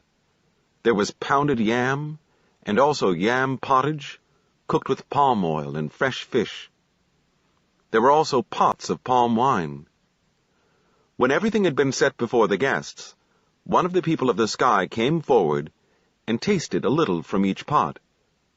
He then invited the birds to eat, but Tortoise jumped to his feet and asked, "For whom have you prepared this feast?" "For all of you," replied the man. Tortoise turned to the birds and said, "You remember that my name is All of You. The custom here is to serve the spokesman first and the others later. They will serve you when I have eaten." He began to eat, and the birds grumbled angrily. The people of the sky thought it must be their custom to leave all the food for their king, and so Tortoise ate the best part of the food and then drank 2 pots of palm wine, so that he was full of food and drink, and his body filled out in his shell. The birds gathered round to eat what was left, and to peck at the bones he had thrown all about the floor. Some of them were too angry to eat. They chose to fly home on an empty stomach. But before they left, each took back the feather he had lent to Tortoise. And there he stood, in his hard shell full of food and wine, but without any wings to fly home. He asked the birds to take a message for his wife, but they all refused. In the end, Parrot, who had felt more angry than the others, suddenly changed his mind and agreed to take the message. "Tell my wife," said Tortoise, "to bring out all the soft things in my house and cover the compound with them, so that I can jump down from the sky without very great danger." Parrot promised to deliver the message, and then flew away. But when he reached Tortoise's house, he told his wife to bring out all the hard things in the house. And so she brought out her husband's hoes, machetes, spears, guns, and even his cannon. Tortoise looked down from the sky and saw his wife bringing things out, but it was too far to see what they were. When all seemed ready, he let himself go. He fell and fell and fell, until he began to fear that he would never stop falling. And then, like the sound of his cannon, he crashed on the compound. "Did he die?" asked Azinma. "No," replied Akwefi. "His shell broke into pieces, but there was a great medicine man in the neighborhood. Tortoise's wife sent for him, and he gathered all the bits of shell and stuck them together. That is why Tortoise's shell is not smooth." "There is no song in the story," Ezinma pointed out. No, said Ekwefi. I shall think of another one with a song. But it is your turn now. Once upon a time, Ezinma began, Tortoise and Cat went to wrestle against yams. No, that is not the beginning. Once upon a time, there was a great famine in the land of animals. Everybody was lean, except Cat, who was fat, and whose body shone as if oil was rubbed on it. She broke off, because at that very moment, a loud and high-pitched voice broke the outer silence of the night. It was Cielo, the priestess of Agbala, prophesying. There was nothing new in that. Once in a while, Cielo was possessed by the spirit of her god, and she began to prophesy. But tonight, she was addressing her prophecy and greetings to Okonkwo. And so everyone in his family listened. The folk stories stopped. Agbala do! Agbala ekeneo! Came the voice like a sharp knife cutting through the night. Okonkwo! Agbala ekene jio! Agbala cholu ifu ada ya Ezinma o! At the mention of Ezinma's name, Ekwefi jerked her head sharply like an animal that had sniffed death in the air. Her heart jumped painfully within her. The priestess had now reached Okonkwo's compound, and was talking with him outside his hut. She was saying again and again that Agbala wanted to see his daughter, Ezinma. Okonkwo pleaded with her to come back in the morning, because Ezinma was now asleep. But Cielo ignored what he was trying to say, and went on shouting that Agbala wanted to see his daughter. Her voice was as clear as metal, and Okonkwo's women and children heard from their huts all that she said. Okonkwo was still pleading that the girl had been ill of late, and was asleep.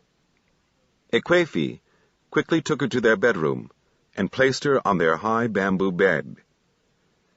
The priestess screamed. "Beware, Okonkwo," she warned. "Beware of exchanging words with Agbala. Does a man speak when a god speaks? Beware!" She walked through Okonkwo's hut, into the circular compound, and went straight toward Ekwefi's hut. Okonkwo came after her. "Ekwefi," she called. "Agbala greets you. Where is my daughter, Ezinma?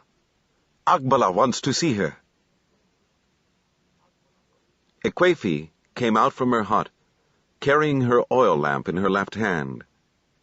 There was a light wind blowing, so she cupped her right hand to shelter the flame. Nwoye's mother, also carrying an oil lamp, emerged from her hut. The children stood in the darkness outside their hut watching the strange event. Okonkwo's youngest wife also came out and joined the others. "Where does Agbala want to see her?" Ekwefi asked. "Where else but in his house in the hills and the caves," replied the priestess. "I will come with you too," Ekwefi said firmly. "Tufia!" The priestess cursed, her voice cracking like the angry bark of thunder in the dry season. "How dare you, woman, to go before the mighty Agbala of your own accord? Beware, woman, lest he strike you in his anger. Bring me my daughter!" Ekwefi went into her hut, and came out again with Ezinma. "Come, my daughter," said the priestess. "I shall carry you on my back. A baby on its mother's back does not know that the way is long." Ezinma began to cry. She was used to Cielo calling her my daughter, but it was a different Cielo she now saw in the yellow half-light. "Don't cry, my daughter," said the priestess. lest Agbala be angry with you." "Don't cry," said Ekwefi. "She will bring you back very soon. I shall give you some fish to eat." She went into the hut again and brought down the smoke-black basket in which she kept her dried fish and other ingredients for cooking soup. She broke a piece in two and gave it to Ezinma, who clung to her. "Don't be afraid," said Ekwefi, stroking her head, which was shaved in places, leaving a regular pattern of hair. They went outside again. The priestess bent down on one knee, and Ezinma climbed on her back. Her left palm closed on her fish, and her eyes gleaming with tears. "Agbala do! Agbala ekeneo!" Chielo began once again to chant greetings to her god. She turned round sharply and walked through Okonkwo's hut, bending very low at the eaves. Ezinma was crying loudly now, calling on her mother. The two voices disappeared into the thick darkness.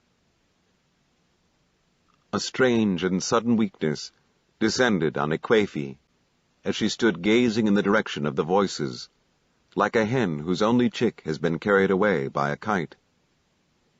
Ezinma's voice soon faded away, and only Chielo was heard moving farther and farther into the distance. "Why do you stand there, as though she had been kidnapped?" asked Okonkwo, as he went back to his hut. "She will bring her back soon," Nwoye's mother said. But Ekwefi did not hear these consolations. She stood for a while, and then all of a sudden made up her mind. She hurried through Okonkwo's hut and went outside. "Where are you going?" he asked. "I am following Chielo," she replied, and disappeared in the darkness. Okonkwo cleared his throat and brought out his snuff bottle from the goatskin bag by his side. The priestess's voice was already growing faint in the distance. Ekwefi hurried to the main footpath and turned left in the direction of the voice. Her eyes were useless to her in the darkness, but she picked her way easily on the sandy footpath, hedged on either side by branches and damp leaves. She began to run, holding her breasts with her hands to stop them flapping noisily against her body. She hit her left foot against an outcropped root, and terror seized her. It was an ill omen. She ran faster, but Chielo's voice was still a long way away. Had she been running too? How could she go so fast with Ezinma on her back? Although the night was cool, Ekwefi was beginning to feel hot from her running. She continually ran into the luxuriant weeds and creepers that walled in the path. Once, she tripped up and fell. Only then did she realize, with a start, that Chielo had stopped her chanting. Her heart beat violently, and she stood still. Then Chielo's renewed outburst came from only a few paces ahead. But Ekwefi could not see her. She shut her eyes for a while, and opened them again in an effort to see. But it was useless. She could not see beyond her nose. There were no stars in the sky, because there was a rain cloud. Fireflies went about with their tiny green lamps, which only made the darkness more profound. Between Chielo's outbursts, the night was alive with the shrill tremor of forest insects woven into the darkness. "Agbala do! Agbala ekeneo!" Ekwefi trudged behind, neither getting too near nor keeping too far back. She thought they must be going towards the sacred cave. Now that she walked slowly, she had time to think. What would she do when they got to the cave? She would not dare to enter. She would wait at the mouth, all alone in that fearful place. She thought of all the terrors of the night. She remembered that night long ago, when she had seen Ogbu Agali Odu, one of those evil essences loosed upon the world by the potent medicines which the tribe had made in the distant past against its enemies, but had now forgotten how to control. Ekwefi had been returning from the stream with her mother on a dark night like this, when they saw its glow as it flew in their direction. They had thrown down their water pots and lain by the roadside expecting the sinister light to descend on them and kill them. That was the only time Ekwefi ever saw Ogbu Agali Odu. But although it had happened so long ago, her blood still ran cold whenever she remembered that night. The priestess's voice came at longer intervals now, but its vigor was undiminished. The air was cool and damp with dew. Ezinma sneezed. Ekwefi muttered, "Life to you." At the same time, the priestess also said, "Life to you, my daughter." Ezinma's voice from the darkness warmed her mother's heart. She trudged slowly along. And then the priestess screamed. "Somebody is walking behind me," she said. "Whether you are spirit or man, may Agbala shave your head with a blunt razor. May he twist your neck until you see your heels." Ekwefi stood rooted on the spot. One mind said to her, "Woman, go home before Agbala does you harm." But she could not. She stood until Cielo had increased the distance between them, and she began to follow again.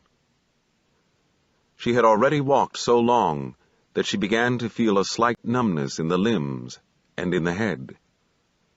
Then it occurred to her that they could not have been heading for the cave. They must have bypassed it long ago. They must be going towards Umuachi, the farthest village in the clan. Cielo's voice now came after long intervals. It seemed to Ekwefi that the night had become a little lighter. The cloud had lifted, and a few stars were out. The moon must be preparing to rise, its sullenness over. When the moon rose, late in the night, people said it was refusing food, as a sullen husband refuses his wife's food when they have quarreled. "Agbala, do! Umuachi! Agbala, ekene, unuo!" It was just as Ekwefi had thought. The priestess was now saluting the village of Umuachi. It was unbelievable, the distance they had covered. As they emerged into the open village from the narrow forest track, the darkness was softened, and it became possible to see the vague shape of trees.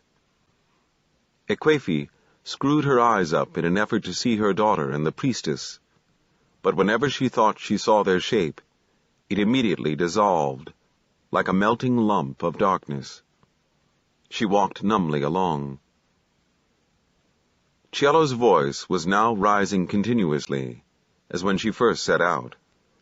Ekwefi had a feeling of spacious openness, and she guessed they must be on the village Ilo, or playground. And she realized, too, with something like a jerk, that Cielo was no longer moving forward. She was, in fact, returning. Ekwefi quickly moved away from her line of retreat.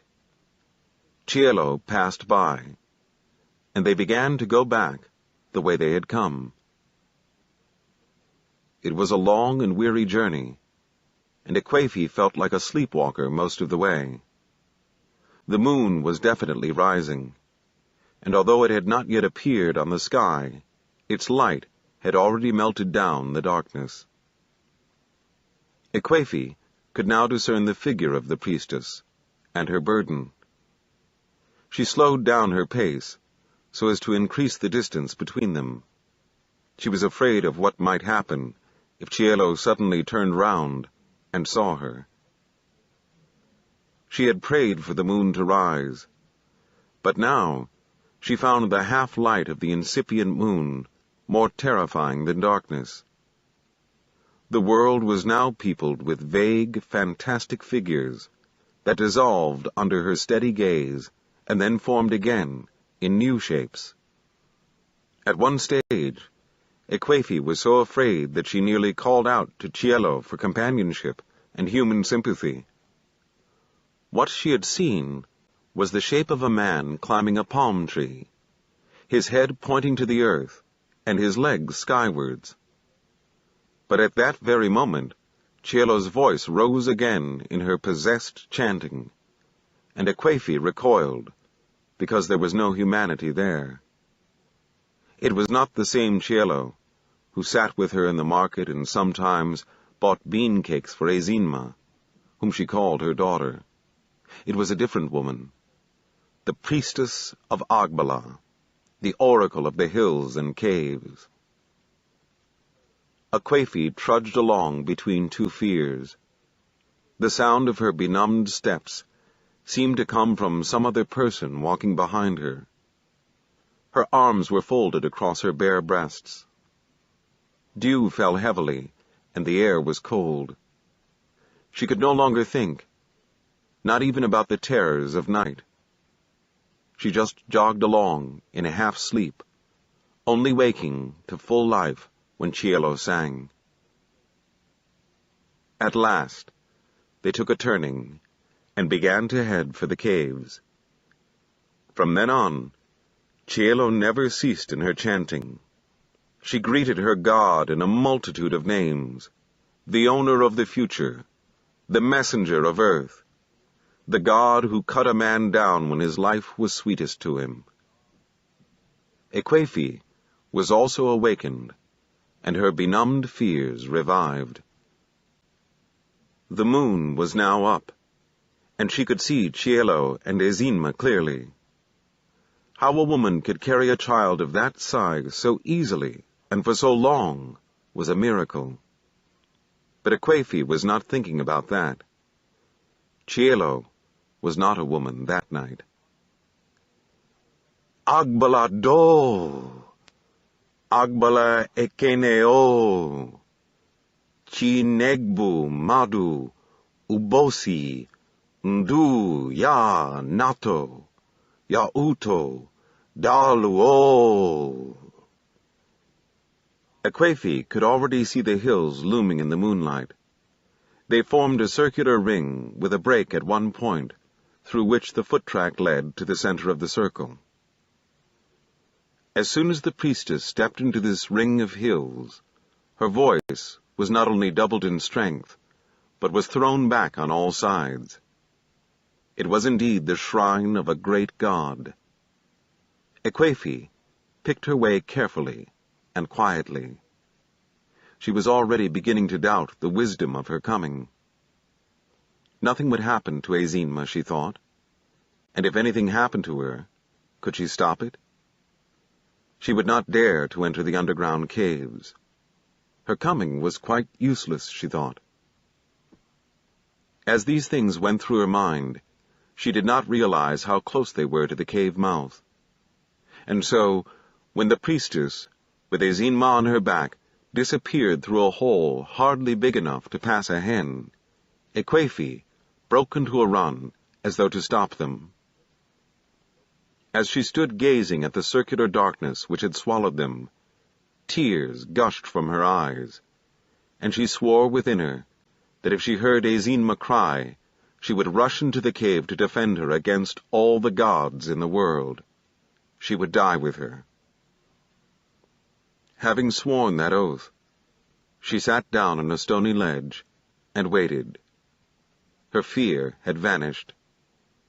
She could hear the priestess's voice, all its metal taken out of it by the vast emptiness of the cave. She buried her face in her lap and waited. She did not know how long she waited. It must have been a very long time.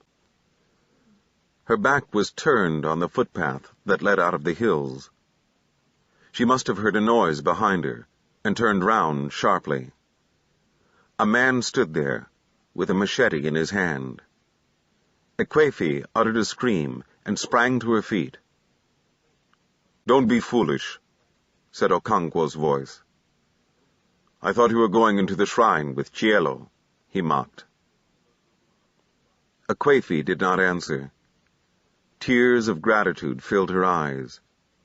She knew her daughter was safe. "Go home and sleep," said Okonkwo. "I shall wait here." "I shall wait too. It is almost dawn. The first cock has crowed." As they stood there together, Ekwefi's mind went back to the days when they were young. She had married Anene because Okonkwo was too poor then to marry. 2 years after her marriage to Anene, she could bear it no longer, and she ran away to Okonkwo. It had been early in the morning. The moon was shining. She was going to the stream to fetch water. Okonkwo's house was on the way to the stream. She went in and knocked at his door, and he came out. Even in those days he was not a man of many words. He just carried her into his bed, and in the darkness began to feel around her waist for the loose end of her cloth. Chapter 12. On the following morning, the entire neighborhood wore a festive air because Okonkwo's friend, Obierika, was celebrating his daughter's Uri. It was the day on which her suitor, having already paid the greater part of her bride price, would bring palm wine not only to her parents and immediate relatives, but to the wide and extensive group of kinsmen called Umuna. Everybody had been invited, men, women, and children. But it was really a woman's ceremony, and the central figures were the bride and her mother. As soon as day broke, breakfast was hastily eaten, and women and children began to gather at Obierika's compound to help the bride's mother in her difficult but happy task of cooking for a whole village. Okonkwo's family was astir like any other family in the neighborhood. Nwoye's mother and Okonkwo's youngest wife were ready to set out for Obierika's compound with all their children. Nwoye's mother carried a basket of cocoa yams, a cake of salt, and smoked fish, which she would present to Obierika's wife. Okonkwo's youngest wife, Ojiugo, also had a basket of plantains and cocoa yams, and a small pot of palm oil. The children carried pots of water. Ekwefi was tired and sleepy from the exhausting experiences of the previous night. It was not very long since they had returned. The priestess, with Ezinma sleeping on her back, had crawled out of the shrine on her belly like a snake. She had not as much as looked at Okonkwo and Ekwefi, or shown any surprise at finding them at the mouth of the cave. She looked straight ahead of her, and walked back to the village. Okonkwo and his wife followed at a respectful distance. They thought the priestess might be going to her house, but she went to Okonkwo's compound, passed through his obi, and into Ekwefi's hut, and walked into her bedroom. She placed Ezinma carefully on the bed, and went away, without saying a word to anybody. Ezinma was still sleeping when everyone else was astir, and Ekwefi asked Nwoye's mother and Ojiugo to explain to Obierika's wife that she would be late. She had got ready her basket of cocoa yams and fish, but she must wait for Ezinma to wake. "You need some sleep yourself," said Nwoye's mother. "You look very tired." As they spoke, Ezinma emerged from the hut, rubbing her eyes and stretching her spare frame. She saw the other children with their water pots and remembered that they were going to fetch water for Obierika's wife. She went back to the hut and brought her pot. "Have you slept enough?" asked her mother. "Yes," she replied. "Let us go." "Not before you have had your breakfast," said Akwefi, and she went into her hut to warm the vegetable soup she had cooked last night. "We shall be going," said Nwoye's mother. "I will tell Obierika's wife that you are coming later." And so they all went to help Obierika's wife, Nwoye's mother with her 4 children, and Ojiugo with her 2. As they trooped through Okonkwo's obi, he asked, "Who will prepare my afternoon meal?" "I shall return to do it," said Ojiugo. Okonkwo was also feeling tired and sleepy, for although nobody else knew it, he had not slept at all last night. He had felt very anxious, but did not show it. When Akwefi had followed the priestess, he had allowed what he regarded as a reasonable and manly interval to pass, and then gone with his machete to the shrine where he thought they must be. It was only when he had got there that it had occurred to him that the priestess might have chosen to go round the villages first. Okonkwo had returned home and sat waiting. When he thought he had waited long enough, he again returned to the shrine. But the hills and the caves were as silent as death. It was only on his 4th trip that he had found Akwefi, and by then he had become gravely worried. Obierika's compound was as busy as an anthill.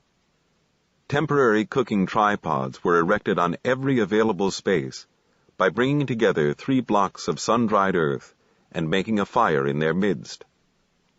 Cooking pots went up and down the tripods, and fufu was pounded in 100 wooden mortars. Some of the women cooked the yams and the cassava, and others prepared vegetable soup. Young men pounded the fufu or split firewood. The children made endless trips to the stream. 3 young men helped Obierika to slaughter the 2 goats with which the soup was made. They were very fat goats, but the fattest of all was tethered to a peg near the wall of the compound. It was as big as a small cow. Obierika had sent one of his relatives all the way to Umwike to buy that goat. It was the one he would present alive to his in-laws. "The market of Umwike is a wonderful place," said the young man who had been sent by Obierika to buy the giant goat. "There are so many people on it that if you threw up a grain of sand, it would not find a way to fall to earth again." "It is the result of a great medicine," said Obierika. "The people of Umwike wanted their market to grow and swallow up the markets of their neighbors, so they made a powerful medicine. Every market day, before the first cock crow, this medicine stands on the market ground in the shape of an old woman with a fan. With this magic fan, she beckons to the market all the neighboring clans. She beckons in front of her, and behind her, to her right, and to her left." "And so everybody comes," said another man. "Honest men and thieves. They can steal your cloth from off your waist in that market." "Yes," said Obierika. "I warned Nwankwo to keep a sharp eye and a sharp ear. There was once a man who went to sell a goat. He led it on a thick rope, which he tied round his wrist. But as he walked through the market, he realized that people were pointing at him, as they do to a madman. He could not understand it, until he looked back and saw that what he led at the end of the tether was not a goat, but a heavy log of wood." "Do you think a thief can do that kind of thing single-handed?" asked Nwankwo. "No," said Obierika. "They use medicine." When they had cut the goats' throats and collected the blood in a bowl, they held them over an open fire to burn off the hair, and the smell of burning hair blended with the smell of cooking. Then they washed them and cut them up for the women who prepared the soup. All this ant-hill activity was going smoothly when a sudden interruption came. It was a cry in the distance. Oji odu achu ijijio! The one that uses its tail to drive flies away. Every woman immediately abandoned whatever she was doing and rushed out in the direction of the cry. "We cannot all rush out like that, leaving what we are cooking to burn in the fire," shouted Cielo, the priestess. "3 or 4 of us should stay behind." "It is true," said another woman. "We will allow 3 or 4 women to stay behind." 5 women stayed behind to look after the cooking pots, and all the rest rushed away to see the cow that had been let loose. When they saw it, they drove it back to its owner, who at once paid the heavy fine which the village imposed on anyone whose cow was let loose on his neighbor's crops. When the women had exacted the penalty, they checked among themselves to see if any woman had failed to come out when the cry had been raised. "Where's Mugbogo?" asked one of them. "She is ill in bed," said Mugbogo's next-door neighbor. "She is Iba." "The only other person is Udenkwo," said another woman, "and her child is not 28 days yet." Those women whom Obieraca's wife had not asked to help her with the cooking returned to their homes, and the rest went back in a body to Obieraca's compound. "Whose cow was it?" asked the women who had been allowed to stay behind. "It was my husband's," said Ezelagbo. "One of the young children had opened the gate of the cowshed." Early in the afternoon, the first 2 pots of palm wine arrived from Obieraca's in-laws. They were duly presented to the women, who drank a cup or 2 each to help them in their cooking. Some of it also went to the bride and her attendant maidens, who were putting the last delicate touches of razor to her coiffure and camwood on her smooth skin.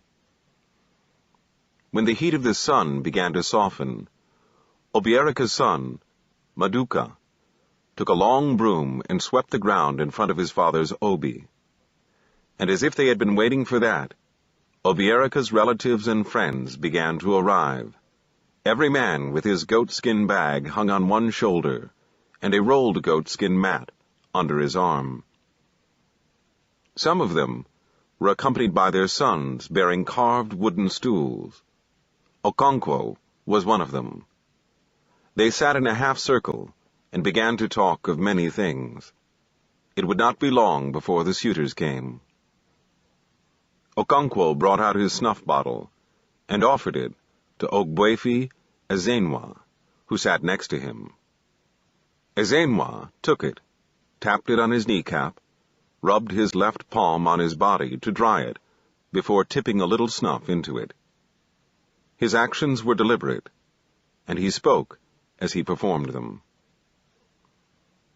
"I hope our in-laws will bring many pots of wine. Although they come from a village that is known for being close-fisted, they ought to know that a kweke is the bride for a king." "They dare not bring fewer than 30 pots, said Okonkwo. "I shall tell them my mind if they do." At that moment, Obieraca's son, Maduka, let out the giant goat from the inner compound for his father's relatives to see. They all admired it, and said that that was the way things should be done. The goat was then led back to the inner compound. Very soon after, the in-laws began to arrive. Young men and boys in single file, each carrying a pot of wine, came first. Obieraca's relatives counted the pots as they came. 20, 25. There was a long break, and the hosts looked at each other as if to say, "I told you." Then more pots came. 30, 35, 40. 45. The hosts nodded in approval and seemed to say, "Now they are behaving like men." Altogether, there were 50 pots of wine. After the pot-bearers came Achebe, the suitor, and the elders of his family. They sat in a half-moon, thus completing a circle with their hosts. The pots of wine stood in their midst. Then the bride, her mother, and a half-dozen other women and girls emerged from the inner compound, and went round the circle, shaking hands with all. The bride's mother led the way, followed by the bride and the other women. The married women wore their best clothes, and the girls wore red and black waist beads and anklets of brass. When the women retired, Obierica presented kola nuts to his in-laws. His eldest brother broke the first one. "Life to all of us," he said as he broke it, "and let there be friendship between your family and ours." The crowd answered, "Hey, hey, hey!" "We are giving you our daughter today. She will be a good wife to you. She will bear you 9 sons, like the mother of our town." "Hey, hey, hey!" The oldest man in the camp of the visitors replied, "It will be good for you, and it will be good for us." "Hey, hey, hey!" "This is not the first time my people have come to marry your daughter. My mother was one of you." "Hey, hey, hey!"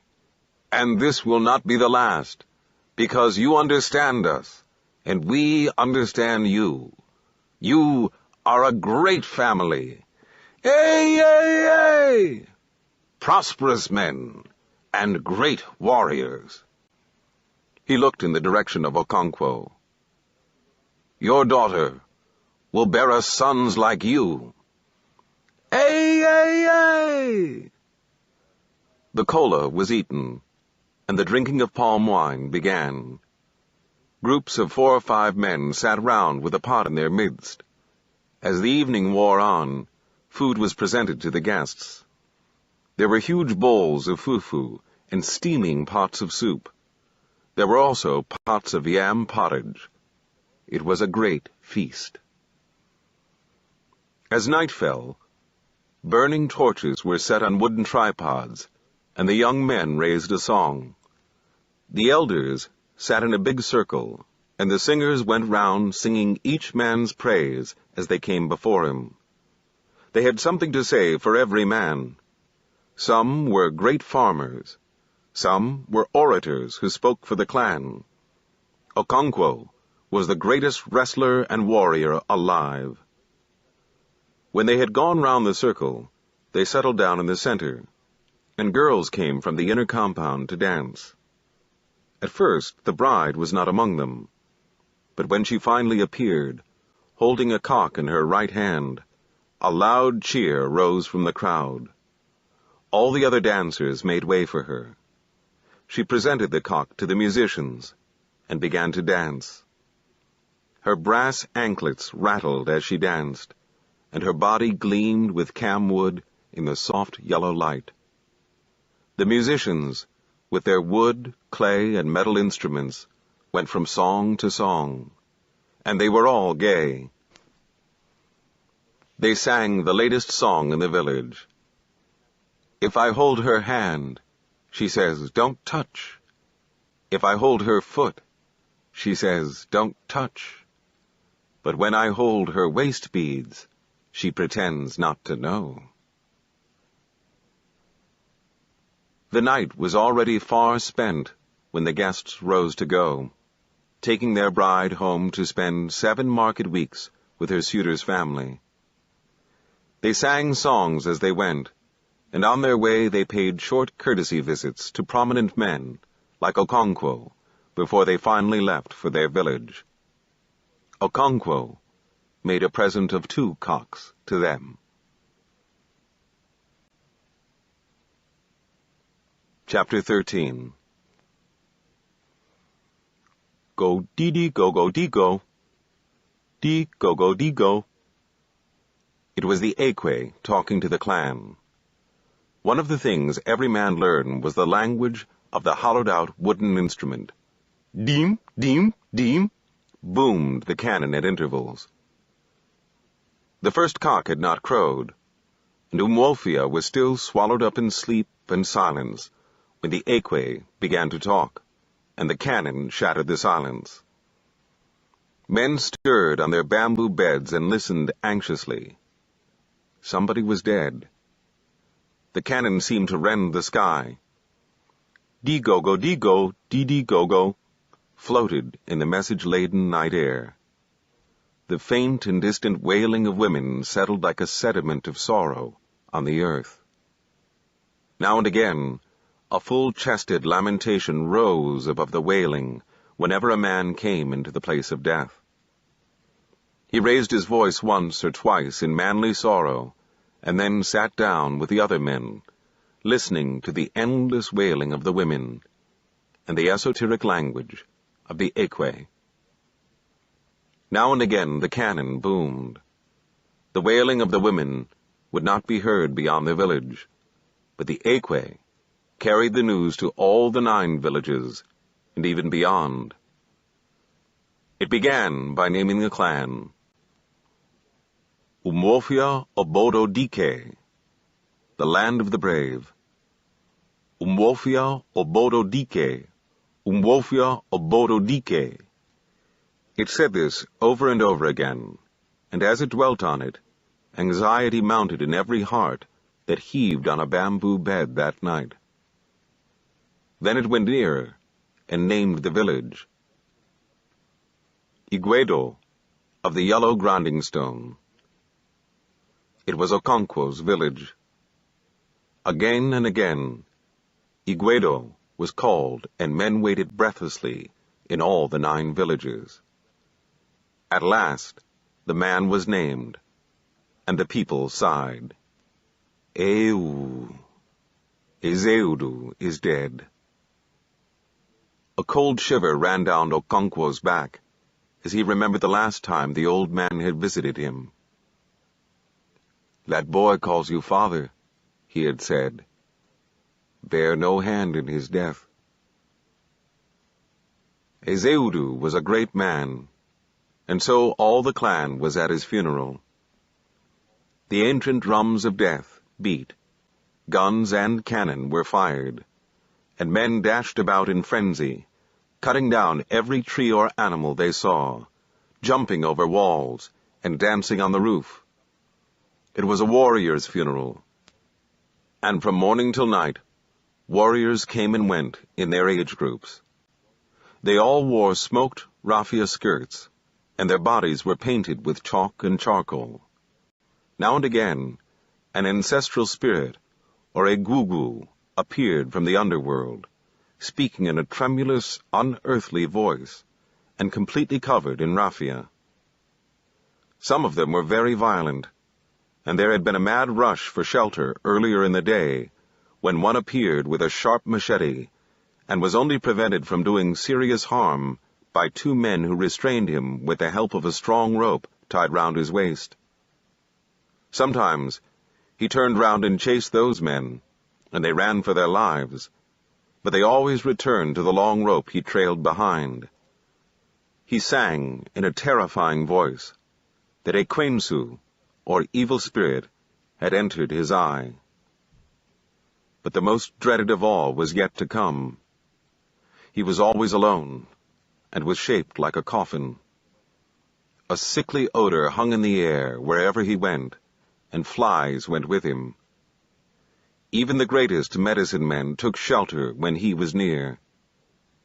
Many years ago, another Egugu had dared to stand his ground before him, and had been transfixed to the spot for 2 days.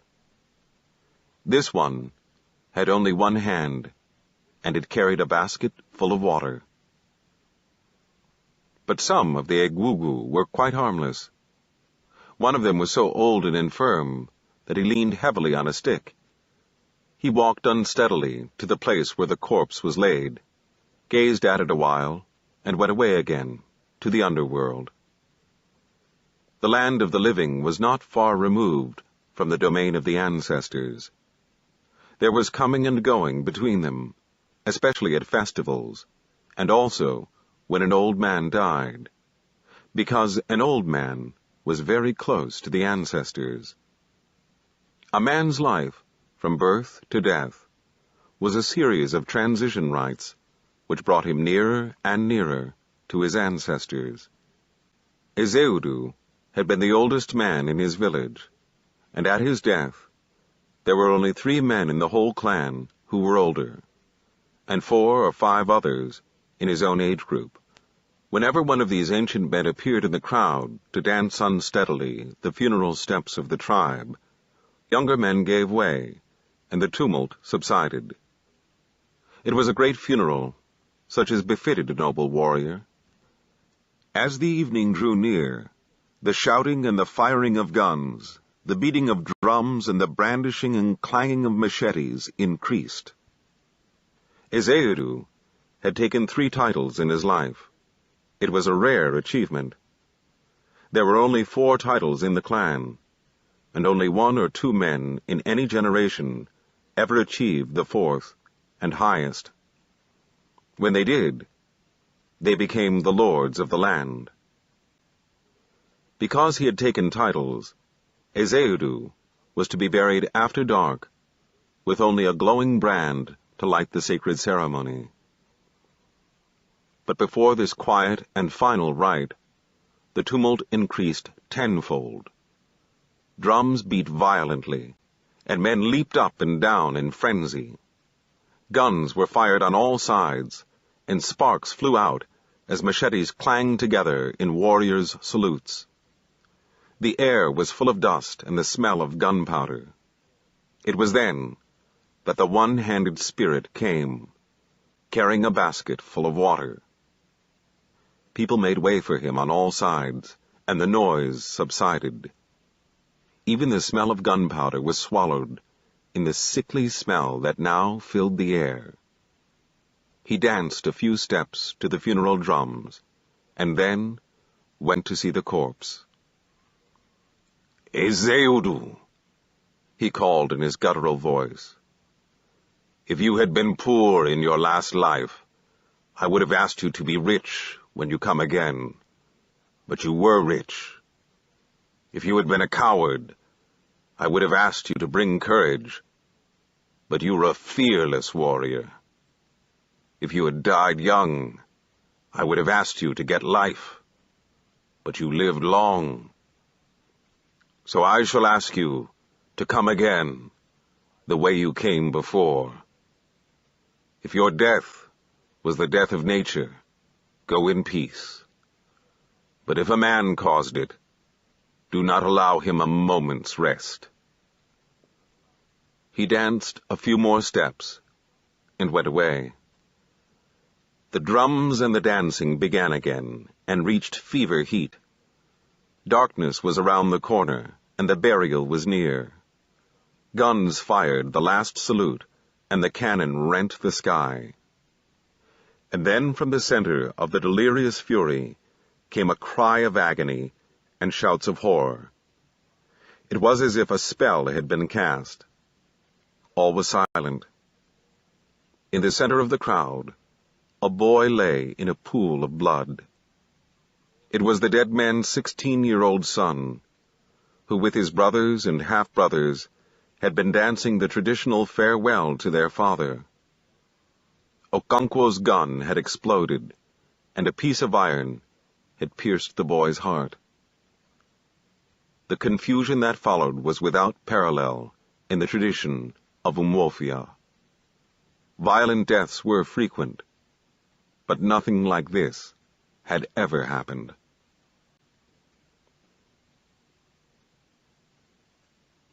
The only course open to Okonkwo was to flee from the clan.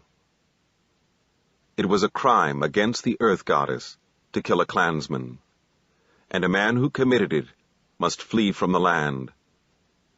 The crime was of 2 kinds, male and female. Okonkwo had committed the female, because it had been inadvertent. He could return to the clan after 7 years. That night, he collected his most valuable belongings into headloads. His wives wept bitterly, and their children wept with them, without knowing why. Obierica and a half-dozen other friends came to help and to console him. They each made 9 or 10 trips, carrying Okonkwo's yams to store in Obierica's barn. And before the cock crowed, Okonkwo and his family were fleeing to his motherland. It was a little village called Mbanta, just beyond the borders of Mbaino. As soon as the day broke, a large crowd of men from Ezeudu's quarter stormed Okonkwo's compound, dressed in garbs of war. They set fire to his houses, demolished his red walls, killed his animals, and destroyed his barn. It was the justice of the Earth Goddess, and they were merely her messengers.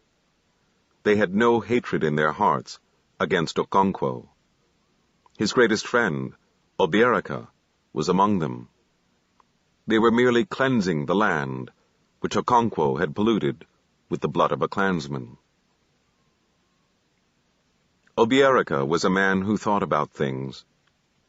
When the will of the goddess had been done, he sat down in his obi and mourned his friend's calamity. Why should a man suffer so grievously for an offense he had committed inadvertently? But although he thought for a long time, he found no answer. He was merely led into greater complexities. He remembered his wife's twin children, whom he had thrown away. What crime had they committed? The earth had decreed that they were an offense on the land and must be destroyed. And if the clan did not exact punishment for an offense against the great goddess, her wrath was loosed on all the land, and not just on the offender. As the elders said, if one finger brought oil, it soiled the others.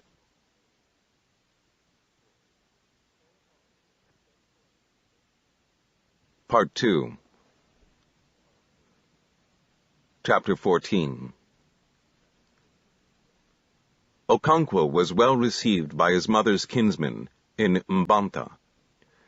The old man who received him was his mother's younger brother, who was now the eldest surviving member of that family. His name was Uchendu, and it was he who had received Okonkwo's mother 20 and 10 years before, when she had been brought home from Umofia to be buried with her people. Okonkwo was only a boy then, and Uchendu still remembered him crying the traditional farewell.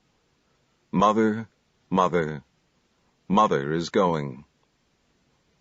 That was many years ago. Today, Okonkwo was not bringing his mother home to be buried with her people. He was taking his family, of 3 wives and their children, to seek refuge in his motherland. As soon as Uchendu saw him, with his sad and weary company, he guessed what had happened, and asked no questions. It was not until the following day that Okonkwo told him the full story. The old man listened silently, to the end, and then said with some relief, "It is a female Ochu," and he arranged the requisite rites and sacrifices. Okonkwo was given a plot of ground on which to build his compound, and 2 or 3 pieces of land on which to farm during the coming planting season. With the help of his mother's kinsmen, he built himself an obi and 3 huts for his wives. He then installed his personal god and the symbols of his departed fathers. Each of Uchendu's 5 sons contributed 300 seed yams to enable their cousin to plant a farm, for as soon as the first rain came, farming would begin. At last the rain came. It was sudden and tremendous. For 2 or 3 moons the sun had been gathering strength, till it seemed to breathe a breath of fire on the earth. All the grass had long been scorched brown, and the sands felt like live coals to the feet. Evergreen trees wore a dusty coat of brown. The birds were silenced in the forests, and the world lay panting under the live, vibrating heat. And then came the clap of thunder. It was an angry, metallic, and thirsty clap, unlike the deep and liquid rumbling of the rainy season. A mighty wind arose and filled the air with dust. Palm trees swayed as the wind combed their leaves into flying crests, like strange and fantastic coiffure. When the rain finally came, it was in large, solid drops of frozen water, which the people called the nuts of the water of heaven. They were hard and painful on the body as they fell, yet young people ran about happily, picking up the cold nuts and throwing them into their mouths to melt. The earth quickly came to life, and the birds in the forests fluttered around and chirped merrily. A vague scent of life and green vegetation was diffused in the air. As the rain began to fall more soberly and in smaller liquid drops, children sought for shelter, and all were happy, refreshed, and thankful. Okonkwo and his family worked very hard to plant a new farm, but it was like beginning life anew, without the vigor and enthusiasm of youth, like learning to become left-handed in old age. Work no longer had for him the pleasure it used to have, and when there was no work to do, he sat in a silent half-sleep. His life had been ruled by a great passion, to become one of the lords of the clan. That had been his life spring, and he had all but achieved it. Then, everything had been broken. He had been cast out of his clan, like a fish onto a dry, sandy beach, panting. Clearly his personal god, or chi, was not made for great things. A man could not rise beyond the destiny of his chi. The saying of the elders was not true, that if a man said yea, his chi also affirmed. Here was a man whose chi said nay, despite his own affirmation. The old man, Uchendu, saw clearly that Okonkwo had yielded to despair, and he was greatly troubled. He would speak to him after the Isa Ifi ceremony. The youngest of Uchendu's 5 sons, Amiku, was marrying a new wife. The bride price had been paid, and all but the last ceremony had been performed. Amiku and his people had taken palm wine to the bride's kinsmen about 2 moons before Okonkwo's arrival in Mbanta, and so it was time for the final ceremony of confession. The daughters of the family were all there, some of them having come a long way from their homes in distant villages. Uchendu's eldest daughter had come from Obodo, nearly half a day's journey away. The daughters of Uchendu's brothers were also there. It was a full gathering of Umwada, in the same way as they would meet if a death occurred in the family. There were 22 of them. They sat in a big circle on the ground, and the bride sat in the center, with a hen in her right hand. Uchendu sat by her, holding the ancestral staff of the family. All the other men stood outside the circle, watching. Their wives watched also. It was evening, and the sun was setting. Uchendu's eldest daughter, Njide, asked the questions. Remember that if you do not answer truthfully, you will suffer or even die at childbirth, she began. How many men have lain with you since my brother first expressed the desire to marry you? None, she answered simply. Answer truthfully, urged the other women. None? Asked Njide. None, she answered. "Swear on this staff of my father's," said Uchendu. "I swear," said the bride. Uchendu took the hen from her, slit its throat with a sharp knife, and allowed some of the blood to fall on his ancestral staff. From that day, Amikwu took the young bride to his hut, and she became his wife. The daughters of the family did not return to their homes immediately, but spent 2 or 3 days with their kinsmen. On the second day, Uchendu called together his sons and daughters and his nephew, Okonkwo. The men brought their goatskin mats, with which they sat on the floor, and the women sat on a sisal mat, spread on a raised bank of earth. Uchendu pulled gently at his gray beard and gnashed his teeth. Then he began to speak, quietly and deliberately, picking his words with great care. "It is Okonkwo that I primarily wish to speak to," he began. "But I want all of you to note what I am going to say. I am an old man, and you are all children. I know more about the world than any of you. If there is anyone among you who thinks he knows more, let him speak up." He paused, but no one spoke. "Why is Okonkwo with us today? This is not his clan. We are only his mother's kinsmen. He does not belong here. He is an exile, condemned for 7 years to live in a strange land. And so he is bowed with grief. But there is just one question I would like to ask him. Can you tell me, Okonkwo, why it is that one of the commonest names we give our children is Nneka, or Mother is Supreme? We all know that a man is the head of the family, and his wives do his bidding. A child belongs to its father and his family, and not to its mother and her family. A man belongs to his fatherland, and not to his motherland. And yet we say, Nneka, Mother is Supreme. Why is that?" There was a silence. "I want Okonkwo to answer me," said Uchendu. "I do not know the answer," Okonkwo replied. "You do not know the answer? So you see that you are a child. You have many wives and many children, more children than I have. You are a great man in your clan, but you are still a child, my child. Listen to me, and I shall tell you.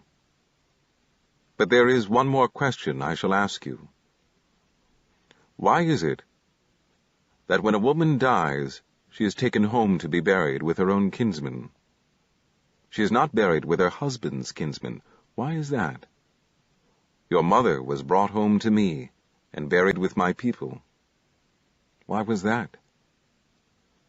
Okonkwo shook his head.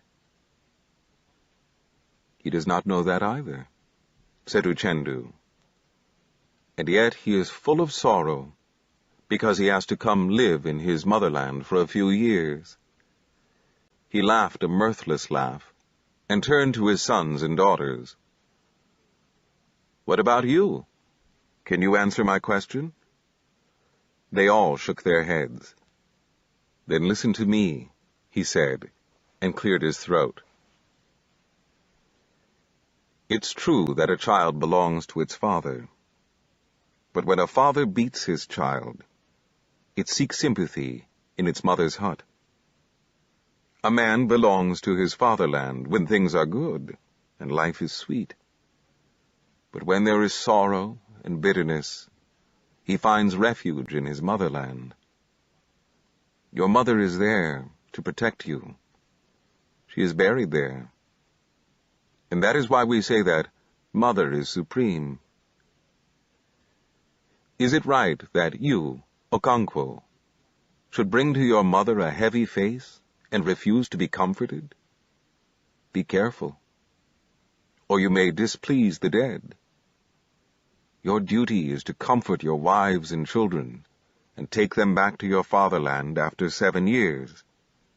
But if you allow sorrow to weigh you down and kill you, they will all die in exile." He paused for a long while. "These are now your kinsmen." He waved at his sons and daughters. "You think you are the greatest sufferer in the world? Do you know that men are sometimes banished for life? Do you know that men sometimes lose all their yams and even their children? I had 6 wives once. I have none now, except that young girl who knows not her right from her left. Do you know how many children I have buried? Children I begot in my youth and strength. 22.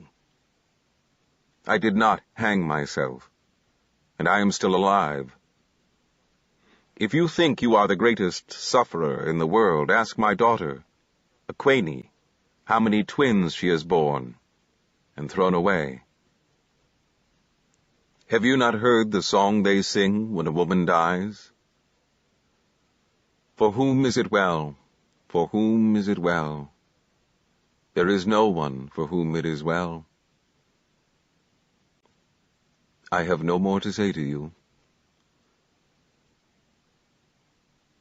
Chapter 15.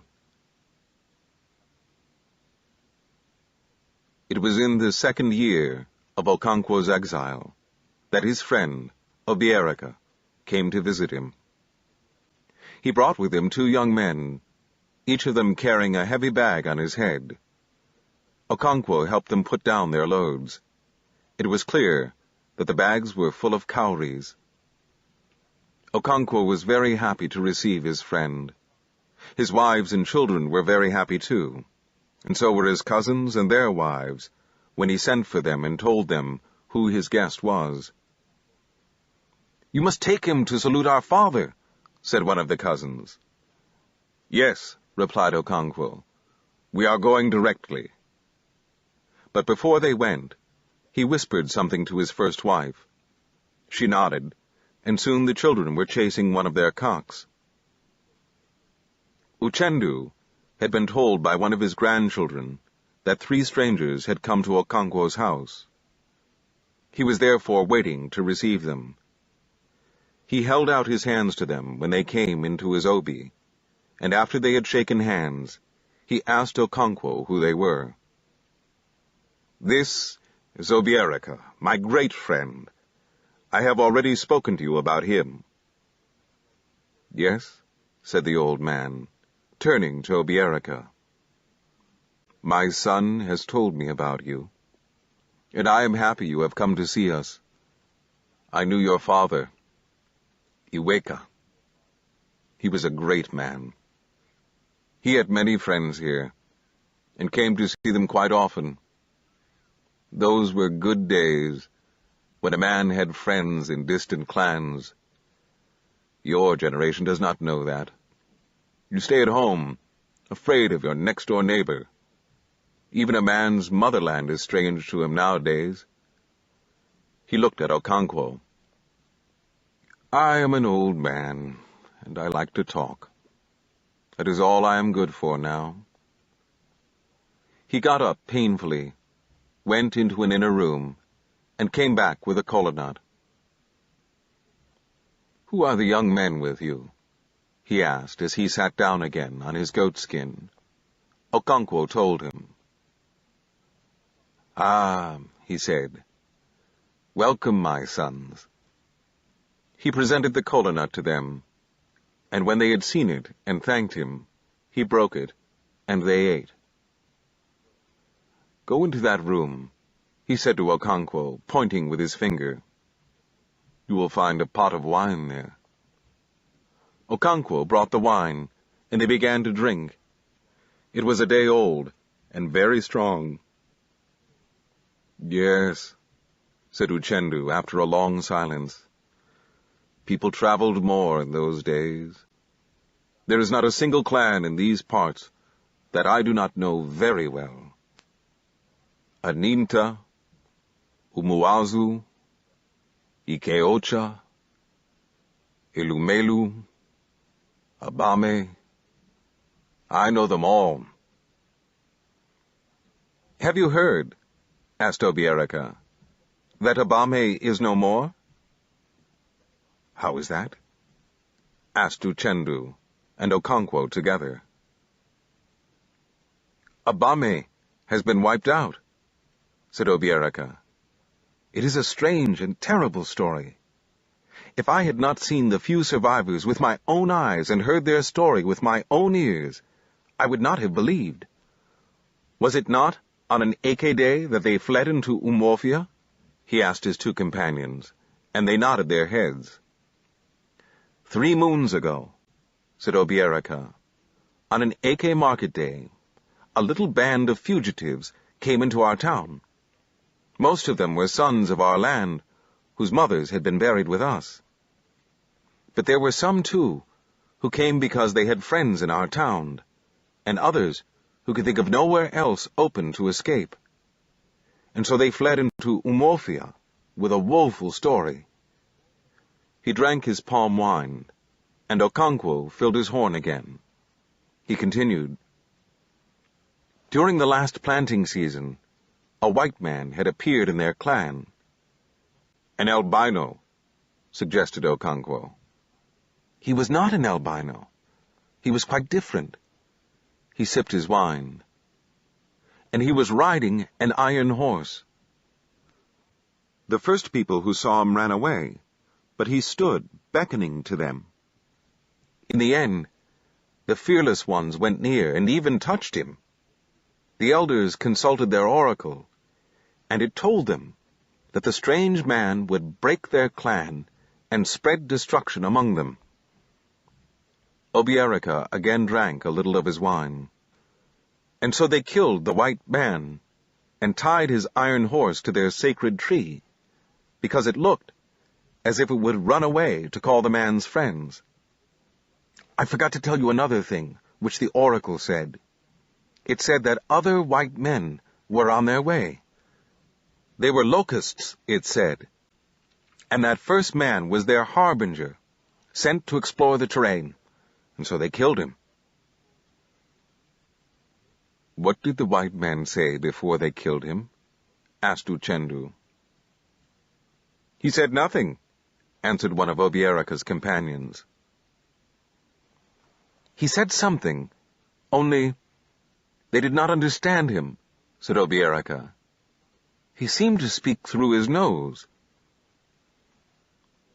One of the men told me, said Obierica's other companion, that he repeated over and over again a word that resembled umbino.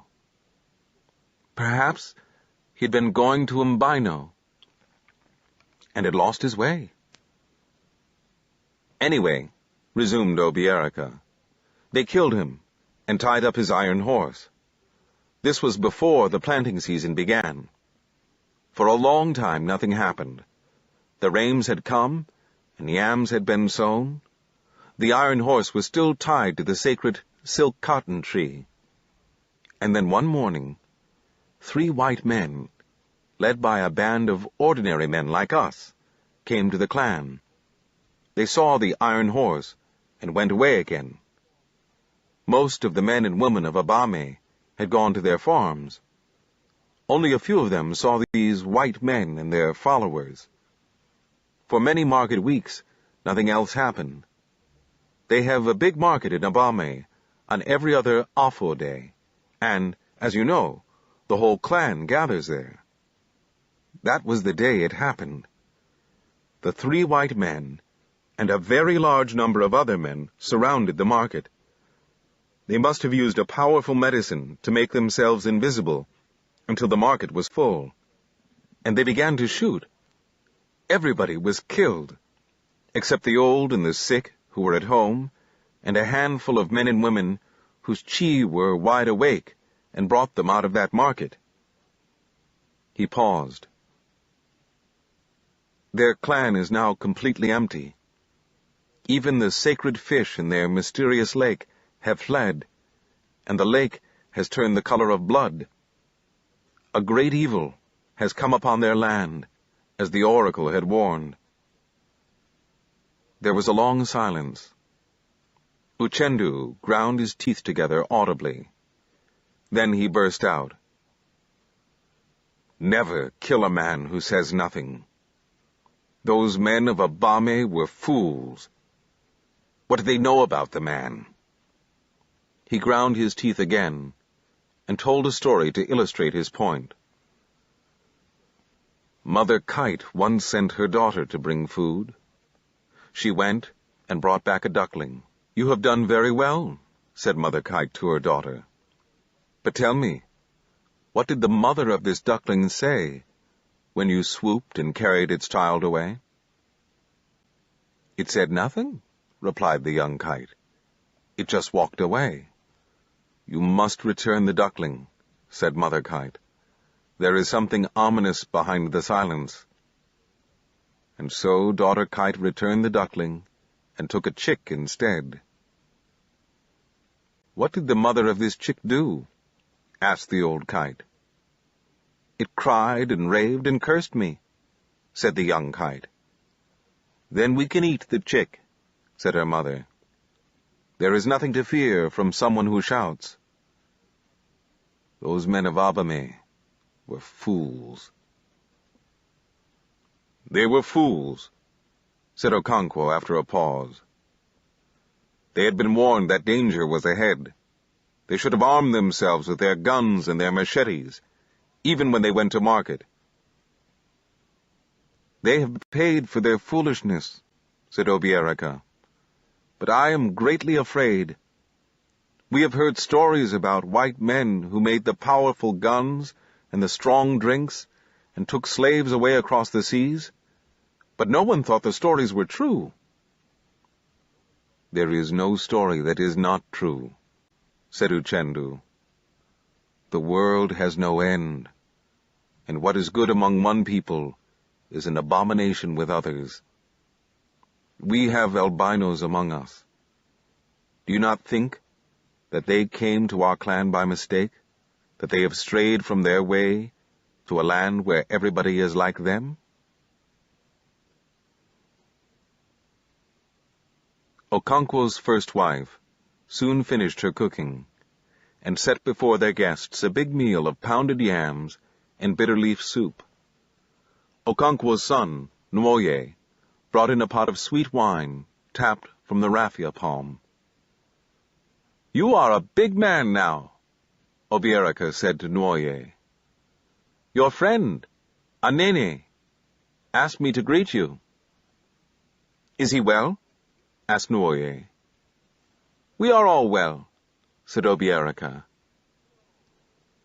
Ezinma brought them a bowl of water with which to wash their hands. After that they began to eat and to drink the wine. "When did you set out from home?" asked Okonkwo. "We had meant to set out from my house before cockcrow," said Obierika. "But Nweke did not appear until it was quite light. Never make an early morning appointment with a man who has just married a new wife." They all laughed. "Has Nweke married a wife?" asked Okonkwo. "He has married Okadigbo's second daughter," said Obierika. "That is very good," said Okonkwo. "I do not blame you for not hearing the cock crow." When they had eaten, Obierika pointed at the 2 heavy bags. "That is the money from your yams," he said. "I sold the big ones as soon as you left. Later on, I sold some of the seed yams and gave out others to sharecroppers. I shall do that every year until you return. But I thought you would need the money now, and so I brought it. Who knows what may happen tomorrow? Perhaps green men will come to our clan and shoot us." "God will not permit it," said Okonkwo. "I do not know how to thank you." "I can tell you," said Obierika. "Kill one of your sons for me." "That will not be enough," said Okonkwo. "Then kill yourself," said Obiaraka. "Forgive me," said Okonkwo, smiling. "I shall not talk about thanking you any more." Chapter 16. When, nearly 2 years later, Obiaraka paid another visit to his friend in exile, the circumstances were less happy. The missionaries had come to Umuofia. They had built their church there, won a handful of converts, and were already sending evangelists to the surrounding towns and villages. That was a source of great sorrow to the leaders of the clan, but many of them believed that the strange faith and the white man's God would not last. None of his converts was a man whose word was heeded in the assembly of the people. None of them was a man of title. They were mostly the kind of people that were called efulefu, worthless, empty men. The imagery of an efulefu in the language of the clan was a man who sold his machete and wore the sheath to battle. Chielo, the priestess of Agbala, called the converts the excrement of the clan, and the new faith was a mad dog that had come to eat it up. What moved Obiaraka to visit Okonkwo was the sudden appearance of the latter's son, Nwoye, among the missionaries in Umuofia. "What are you doing here?" Obiaraka had asked when, after many difficulties, the missionaries had allowed him to speak to the boy. "I am one of them," replied Nwoye. "How is your father?" Obiaraka asked, not knowing what else to say. "I don't know. He is not my father," said Nwoye, unhappily. And so, Obiaraka went to Mbanta to see his friend. And he found that Okonkwo did not wish to speak about Nwoye. It was only from Nwoye's mother that he heard scraps of the story. The arrival of the missionaries had caused a considerable stir in the village of Mbanta. There were 6 of them, and one was a white man. Every man and woman came out to see the white man. Stories about these strange men had grown since one of them had been killed in Abame, and his iron horse tied to the sacred silk cotton tree. And so everybody came to see the white man. It was the time of year when everybody was at home. The harvest was over. When they had all gathered, the white man began to speak to them. He spoke through an interpreter, who was an Igbo man, though his dialect was different, and harsh to the ears of Mbanta. Many people laughed at his dialect, and the way he used words strangely. Instead of saying, "myself," he always said, "my buttocks." But he was a man of commanding presence, and the clansmen listened to him. He said he was one of them, as they could see from his color and his language. The other 4 black men were also their brothers, although one of them did not speak Igbo. The white man was also their brother, because they were all sons of God. And he told them about this new God, the creator of all the world and all the men and women. He told them that they worshipped false gods, gods of wood and stone. A deep murmur went through the crowd when he said this. He told them that the true God lived on high, and that all men, when they died, went before him for judgment. Evil men, and all the heathen who in their blindness bowed to wood and stone, were thrown into a fire that burned like palm oil. But good men, who worshipped the true God, lived forever in his happy kingdom. "We have been sent by this great God to ask you to leave your wicked ways and false gods and turn to him, so that you may be saved when you die," he said. "Your buttocks understand our language," said someone light-heartedly, and the crowd laughed. "What did he say?" the white man asked his interpreter. But before he could answer, another man asked a question. "Where is the white man's horse?" he asked. The Igbo evangelists consulted among themselves and decided that the man probably meant bicycle. They told the white man, and he smiled benevolently. "Tell them," he said, "that I shall bring many iron horses when we have settled down among them. Some of them will even ride the iron horse themselves." This was interpreted to them, but very few of them heard. They were talking excitedly among themselves, because the white man had said he was going to live among them. They had not thought about that. At this point, an old man said he had a question. "Which is this god of yours?" he asked. "The goddess of the earth?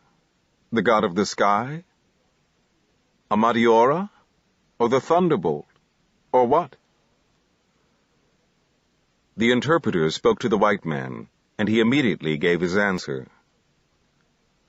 "All the gods you have named are not gods at all. They are gods of deceit, who tell you to kill your fellows and destroy innocent children. There is only one true God, and He has the earth, the sky, you and me and all of us." "If we leave our gods and follow your God," asked another man, "who will protect us from the anger of our neglected gods and ancestors?" "Your gods are not alive and cannot do you any harm," replied the white man.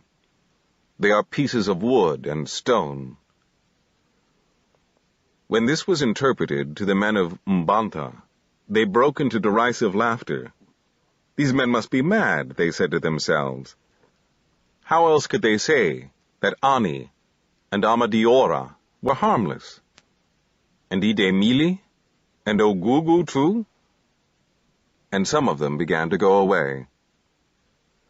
Then the missionaries burst into song.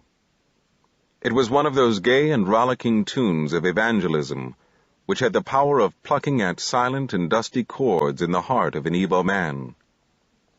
The interpreter explained each verse to the audience, some of whom now stood enthralled. It was a story of brothers who lived in darkness and in fear, ignorant of the love of God. It told of one sheep out on the hills, away from the gates of God and from the tender shepherd's care. After the singing, the interpreter spoke about the Son of God, whose name was Jesu Christi. Okonkwo, who only stayed in the hope that it might come to chasing the men out of the village or whipping them, now said, "You told us with your own mouth that there was only one God. Now you talk about his son? He must have a wife, then?" The crowd agreed. "I did not say he had a wife," said the interpreter, somewhat lamely. "Your buttock said he had a son," said the joker. "So he must have a wife, and all of them must have buttocks." The missionary ignored him and went on to talk about the Holy Trinity. At the end of it, Okonkwo was fully convinced that the man was mad. He shrugged his shoulders and went away to tap his afternoon palm wine. But there was a young lad who had been captivated. His name was Nwoye, Okonkwo's first son. It was not the mad logic of the Trinity that captivated him.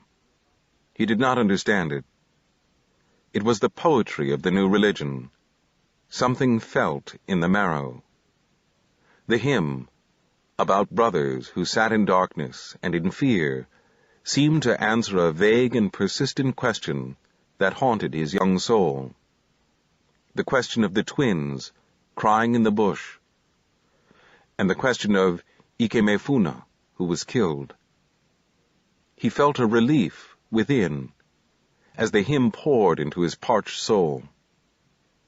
The words of the hymn were like the drops of frozen rain melting on the dry palate of the panting earth. Nuoye's callow mind was greatly puzzled.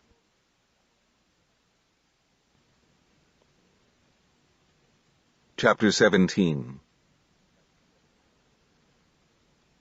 The missionaries spent their first 4 or 5 nights in the marketplace and went into the village in the morning to preach the gospel. They asked who the king of the village was, but the villagers told them that there was no king. "We have men of high title, and the chief priests, and the elders," they said. It was not very easy getting the men of high title and the elders together after the excitement of the first day. But the missionaries persevered, and in the end, they were received by the rulers of Umbanta. They asked for a plot of land to build their church. Every clan and village had its evil forest. In it were buried all those who died of the really evil diseases, like leprosy and smallpox. It was also the dumping ground for the potent fetishes of great medicine men when they died. An evil forest was, therefore, alive with sinister forces and powers of darkness. It was such a forest that the rulers of Umbanta gave to the missionaries. They did not really want them in their clan, and so they made them that offer which nobody in his right senses would accept. "They want a piece of land to build their shrine," said Uchendu to his peers when they consulted among themselves. "We shall give them a piece of land." He paused, and there was a murmur of surprise and disagreement. "Let us give them a portion of the evil forest. They boast about victory over death. Let us give them a real battlefield in which to show their victory." They laughed and agreed, and sent for the missionaries, whom they had asked to leave them for a while, so that they might whisper together. They offered them as much of the evil forest as they cared to take, and to their greatest amazement, the missionaries thanked them and burst into song. "They do not understand," said some of the elders, "but they will understand when they go to their plot of land tomorrow morning." And they dispersed. The next morning, the crazy men actually began to clear a part of the forest and to build their house. The inhabitants of Umbanta expected them all to be dead within 4 days. The first day passed, and the second, and third, and fourth, and none of them died. Everyone was puzzled. And then it became known that the white man's fetish had unbelievable power. It was said that he wore glasses on his eyes so that he could see and talk to evil spirits. Not long after, he won his first 3 converts. Although Nuoye had been attracted to the new faith from the very first day, he kept it secret. He dared not go too near the missionaries for fear of his father. But whenever they came to preach in the open marketplace or the village playground, Nuoye was there, and he was already beginning to know some of the simple stories they told. "We have now built a church," said Mr. Kiaga, the interpreter, who was now in charge of the infant congregation. The white man had gone back to Umofia, where he built his headquarters, and from where he paid regular visits to Mr. Kiaga's congregation at Umbanta. "We have now built a church," said Mr. Kiaga, "and we want you all to come in every 7th day to worship the true God." On the following Sunday, Nuoye passed and repassed the little red earth and thatch building without summoning enough courage to enter. He heard the voice of singing, and although it came from a handful of men, it was loud and confident. Their church stood on a circular clearing that looked like the open mouth of the evil forest. Was it waiting to snap its teeth together? After passing and repassing by the church, Nwoye returned home. It was well known among the people of Mbanta that their gods and ancestors were sometimes long-suffering and would deliberately allow a man to go on defying them. But even in such cases, they set their limit at 7 market weeks, or 28 days. Beyond that limit, no man was suffered to go. And so excitement mounted in the village as the 7th week approached, since the impudent missionaries built their church in the evil forest. The villagers were so certain about the doom that awaited these men that 1 or 2 converts thought it wise to suspend their allegiance to the new faith. At last, the day came by which all the missionaries should have died, but they were still alive, building a new red earth and thatch house for their teacher, Mr. Kiaga. That week, they won a handful more converts. And for the first time, they had a woman. Her name was Nneka, the wife of Amadi, who was a prosperous farmer. She was very heavy with child. Nneka had had 4 previous pregnancies and childbirths, but each time she had borne twins, and they had been immediately thrown away. Her husband and his family were already becoming highly critical of such a woman, and were not unduly perturbed when they found she had fled to join the Christians. It was a good riddance.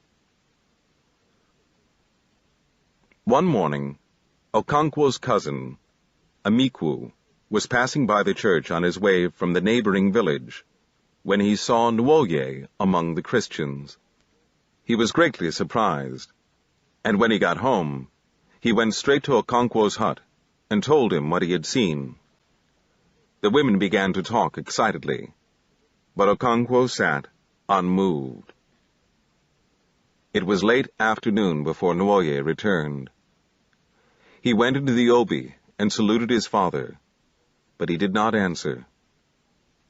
Nwoye turned round to walk into the inner compound when his father, suddenly overcome with fury, sprang to his feet and gripped him by the neck. "Where have you been?" he stammered. Nwoye struggled to free himself from the choking grip. "Answer me," roared Okonkwo, "before I kill you." He seized a heavy stick that lay on the dwarf wall and hit him 2 or 3 savage blows. "Answer me," he roared again. Nwoye stood looking at him and did not say a word. The women were screaming outside, afraid to go in. "Leave that boy at once," said a voice in the outer compound. It was Okonkwo's uncle, Uchendu.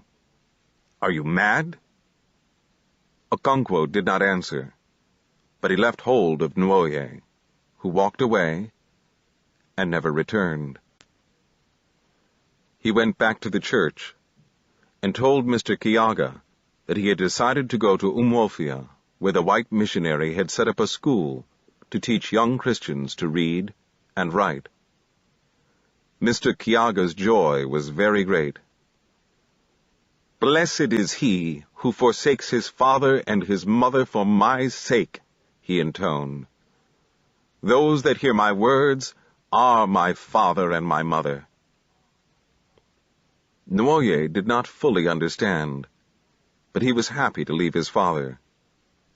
He would return later to his mother and his brothers and sisters, and convert them to the new faith. As Okonkwo sat in his hut that night, gazing into a log fire, he thought over the matter.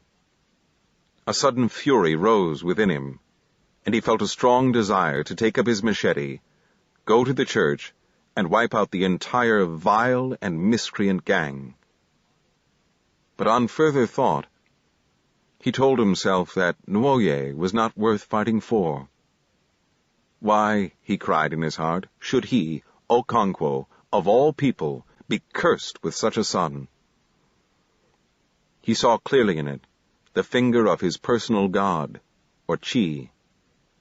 For how else could he explain his great misfortune and exile, and now his despicable son's behavior?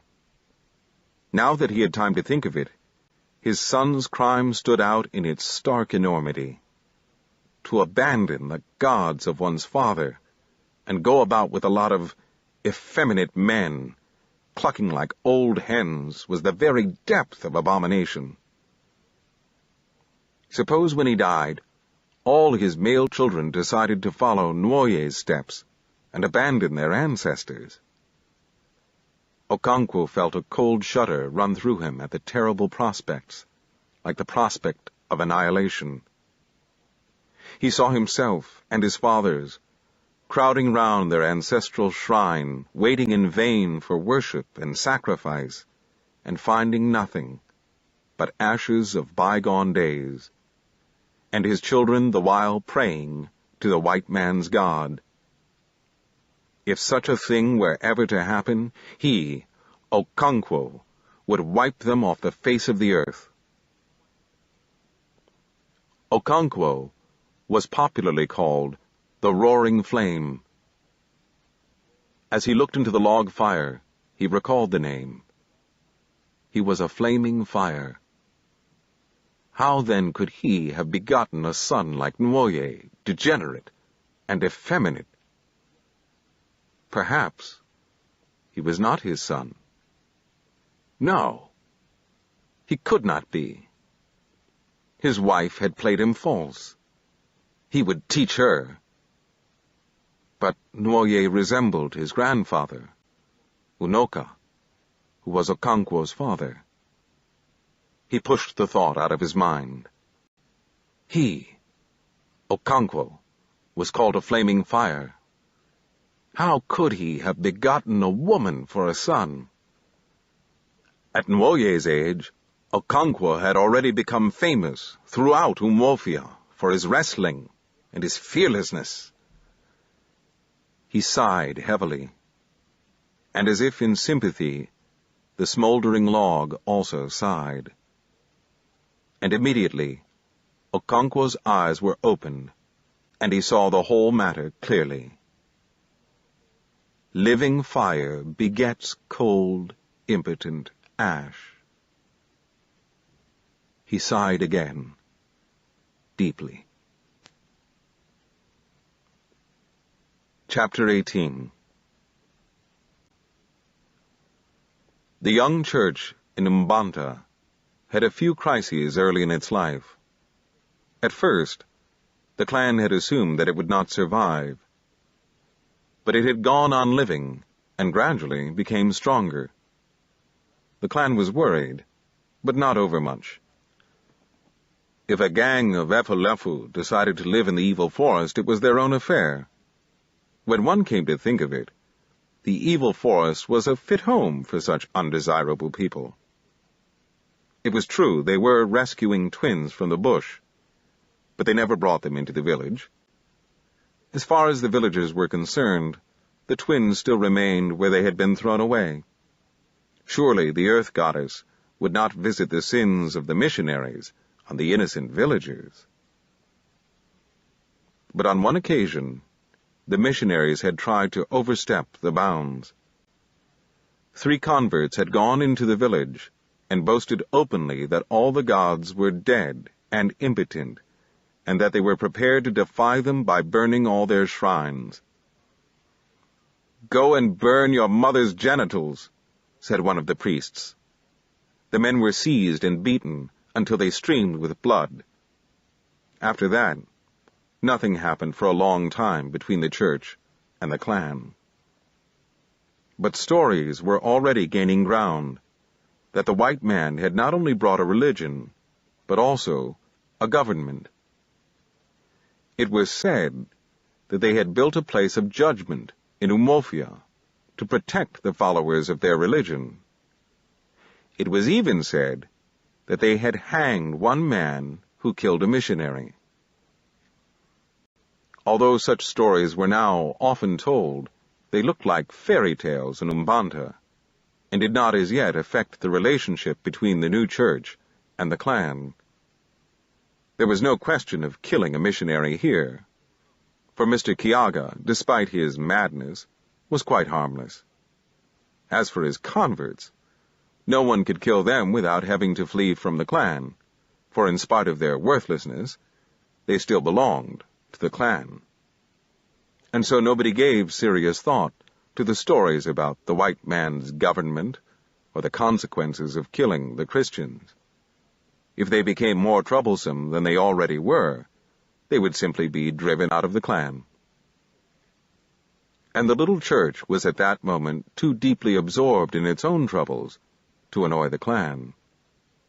It all began over the question of admitting outcasts.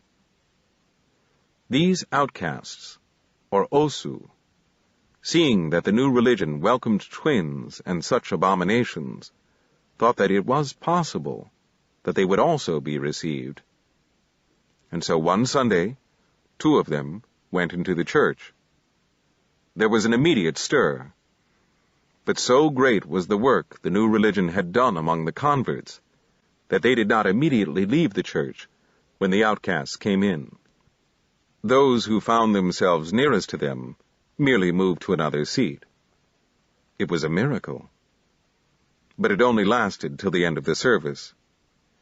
The whole church raised a protest and was about to drive these people out when Mr. Kiaga stopped them and began to explain. "Before God," he said, "there is no slave or free.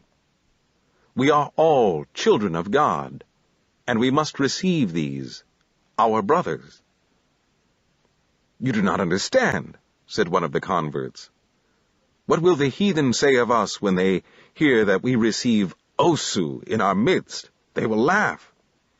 "Let them laugh," said Mr. Kiaga. "God will laugh at them on the judgment day. Why do the nations rage and the peoples imagine a vain thing? He that sitteth in the heavens shall laugh. The Lord shall have them in derision." "You do not understand," the convert maintained. "You are our teacher, and you can teach us the things of the new faith, but this is a matter which we know." And he told him what an Osu was. He was a person dedicated to a god, a thing set apart, a taboo forever, and his children after him. He could neither marry nor be married by the freeborn. He was in fact an outcast, living in a special area of the village, close to the great shrine. Wherever he went, he carried with him the mark of his forbidden caste, long, tangled, and dirty hair. A razor was taboo to him. An Osu could not attend an assembly of the freeborn, and they, in turn, could not shelter under his roof. He could not take any of the 4 titles of the clan, and when he died, he was buried by his kind in the evil forest. How could such a man be a follower of Christ? "He needs Christ more than you and I," said Mr. Kiaga. "Then I shall go back to the clan," said the convert, and he went. Mr. Kiaga stood firm, and it was his firmness that saved the young church. The wavering converts drew inspiration and confidence from his unshakable faith. He ordered the outcasts to shave off their long tangled hair. At first, they were afraid they might die. "Unless you shave off the mark of your heathen belief, I will not admit you into the church," said Mr. Kiaga. "You fear that you will die. Why should that be? How are you different from other men who shave their hair? The same God created you and them. But they have cast you out like lepers. It is against the will of God, who has promised everlasting life to all who believe in his holy name. The heathen say you will die if you do this or that, and you are afraid. They also said I would die if I built my church on this ground. Am I dead? They said I would die if I took care of twins. I am still alive. The heathen speak nothing but falsehood. Only the word of our God is true. The two outcasts shaved off their hair, and soon they were the strongest adherents of the new faith. And what was more, nearly all of the Osu in Mbanta followed their example. It was in fact one of them who in his zeal brought the church into serious conflict with the clan a year later by killing the sacred python, the emanation of the god of water. The royal python was the most revered animal in Mbanta and all the surrounding clans. It was addressed as Our Father, and was allowed to go wherever it chose, even into people's beds. It ate rats in the house, and sometimes swallowed hens' eggs. If a clansman killed a royal python accidentally, he made sacrifices of atonement, and performed an expensive burial ceremony, such as was done for a great man. No punishment was prescribed for a man who killed the python knowingly. Nobody thought that such a thing could ever happen. Perhaps it never did happen. That was the way the clan at first looked at it. No one had actually seen the man do it. The story had arisen among the Christians themselves. But all the same, the rulers and elders of Mbanta assembled to decide on their action. Many of them spoke at great length and in fury. The spirit of wars was upon them. Okonkwo, who had begun to play a part in the affairs of his motherland, said that until the abominable gang was chased out of the village with whips, there would be no peace. But there were many others who saw the situation differently, and it was their counsel that prevailed in the end. "It is not our custom to fight for our gods," said one of them. "Let us not presume to do so now. If a man kills the sacred python in the secrecy of his hut, the matter lies between him and the god. We did not see it. If we put ourselves between the god and his victim, we may receive blows intended for the offender. When a man blasphemes, what do? Do we go and stop his mouth? No. We put our fingers into our ears to stop us hearing. That is a wise action." "Let us not reason like cowards," said Okonkwo. "If a man comes into my hut and defecates on the floor, what do? Do I shut my eyes? No. I take a stick and break his head. That is what a man does. These people are daily pouring filth over us, and Okeke says we should pretend not to see." Okonkwo made a sound full of disgust. This was a womanly clan, he thought. Such a thing could never happen in his fatherland, Umwofia. "Okonkwo has spoken the truth," said another man. "We should do something. But let us ostracize these men. We would then not be held accountable for their abominations." Everybody in the assembly spoke, and in the end, it was decided to ostracize the Christians. Okonkwo ground his teeth in disgust. That night, a bellman went through the length and breadth of Mbanta, proclaiming that the adherents of the new faith were thenceforth excluded from the life and privileges of the clan. The Christians had grown in number, and were now a small community of men, women, and children, self-assured and confident. Mr. Brown, the white missionary, paid regular visits to them.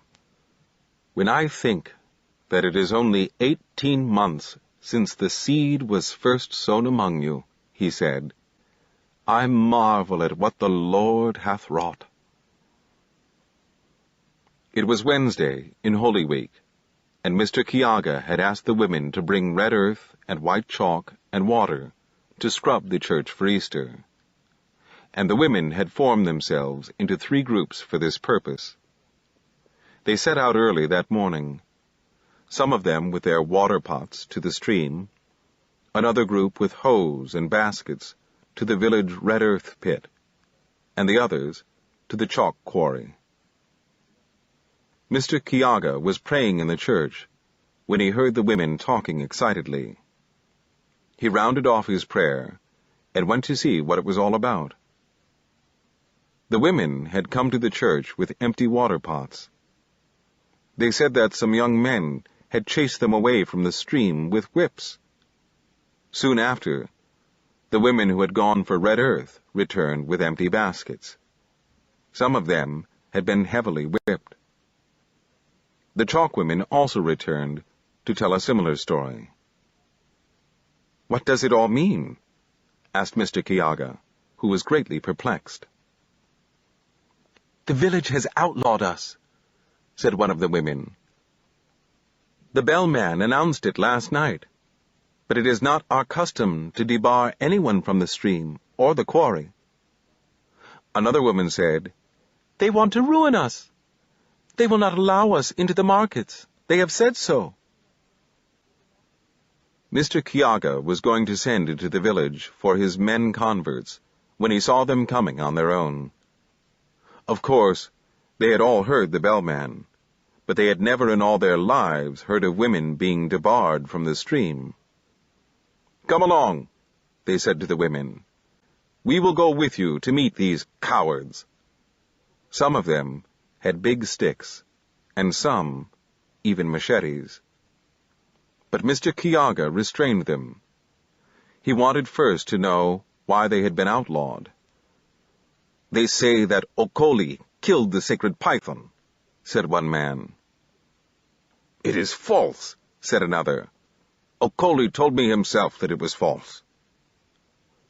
Okoli was not there to answer. He had fallen ill on the previous night.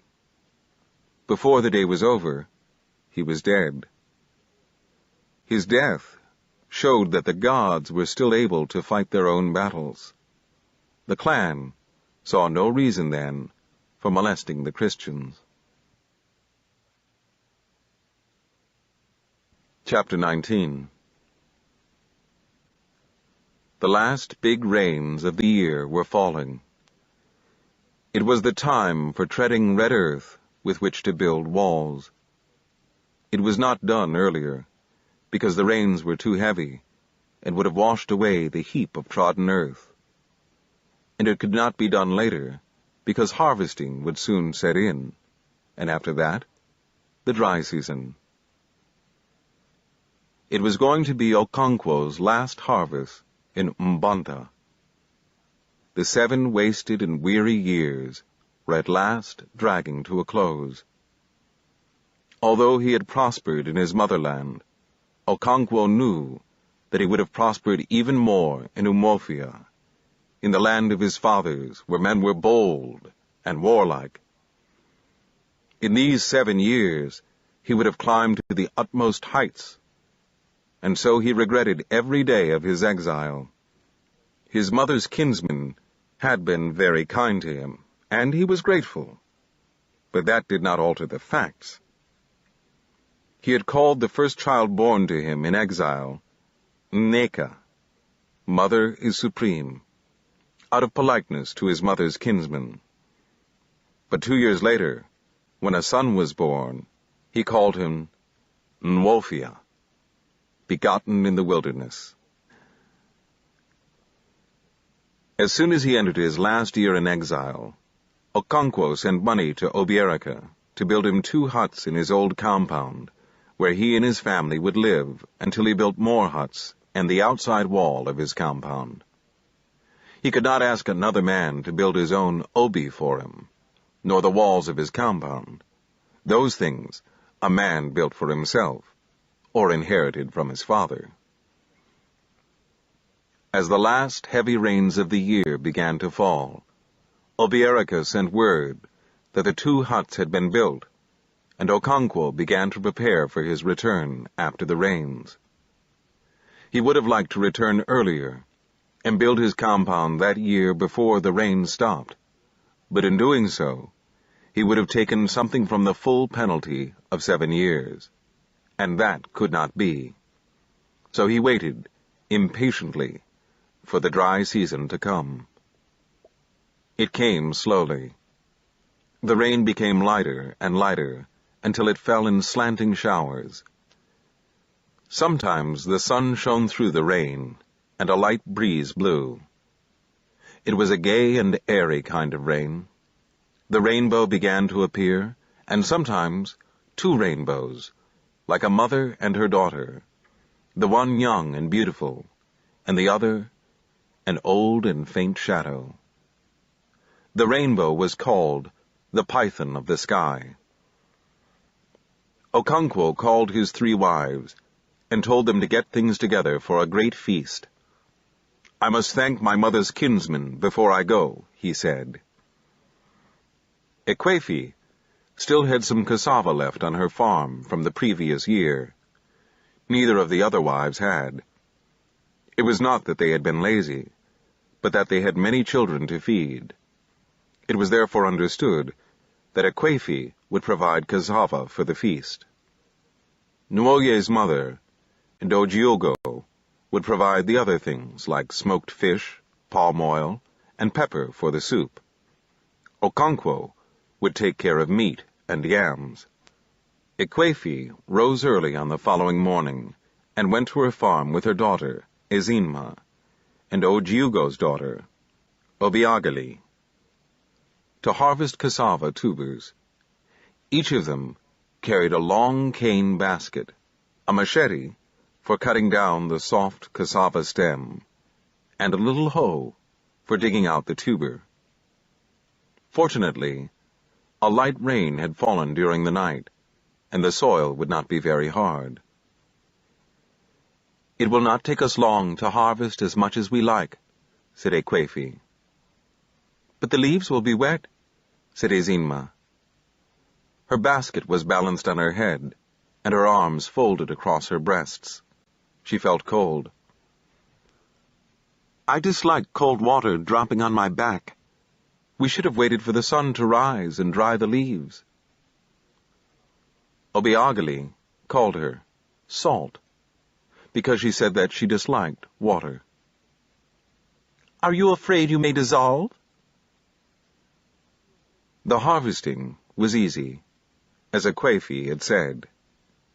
Ezinma shook every tree violently with a long stick before she bent down to cut the stem and dig out the tuber. Sometimes it was not necessary to dig. They just pulled the stump, and earth rose, roots snapped below, and the tuber was pulled out. When they had harvested a sizable heap, they carried it down in 2 trips to the stream, where every woman had a shallow well for fermenting her cassava. "It should be ready in 4 days, or even 3, said Obiageli. "They are young tubers." "They are not all that young," said Ekwefi. "I planted the farm nearly 2 years ago. It is a poor soil, and that is why the tubers are so small." Okonkwo never did things by halves. When his wife Ekwefi protested that 2 goats were sufficient for the feast, he told her that it was not her affair. "I am calling a feast because I have the wherewithal. I cannot live on the bank of a river and wash my hands with spittle. My mother's people have been good to me, and I must show my gratitude." And so 3 goats were slaughtered, and a number of fowls. It was like a wedding feast. There was fufu and yam pottage, egusi soup, and bitterleaf soup, and pots of palm wine. All the Umuna were invited to the feast. All the descendants of Okolo, who had lived about 200 years before. The oldest member of this extensive family was Okonkwo's uncle, Uchendu. The kola nut was given him to break, and he prayed to the ancestors. He asked them for health and children. We do not ask for wealth, because he that has health and children will also have wealth. We do not pray to have more money, but to have more kinsmen. We are better than animals, because we have kinsmen. An animal rubs its itching flank against a tree. A man asks his kinsman to scratch him. He prayed especially for Okonkwo and his family. He then broke the kola nut and threw one of the lobes on the ground for the ancestors. As the broken kola nuts were passed round, Okonkwo's wives and children, and those who came to help them with the cooking, began to bring out the food. His sons brought out the pots of palm wine. There was so much food and drink that many kinsmen whistled in surprise. When all was laid out, Okonkwo rose to speak. "I beg you to accept this little kola," he said. "It is not to pay you back for all you did for me in these 7 years. A child cannot pay for its mother's milk. I have only called you together because it is good for kinsmen to meet." Yam pottage was served first, because it was lighter than fufu, and because yam always came first. Then the fufu was served. Some kinsmen ate it with egusi soup, and others with bitterleaf soup. The meat was then shared, so that every member of the umuna had a portion. Every man rose in order of years and took a share. Even the few kinsmen who had not been able to come had their shares taken out for them in due term. As the palm wine was drunk, one of the oldest members of the umuna rose to thank Okonkwo. "If I say that we did not expect such a big feast, I will be suggesting that we did not know how open-handed our son Okonkwo is. We all know him, and we expected a big feast. But it turned out to be even bigger than we expected. Thank you. May all you took out return again, tenfold. It is good in these days, when the younger generation consider themselves wiser than their sires, to see a man doing things in the grand old way. A man who calls his kinsmen to a feast does not do so to save them from starving.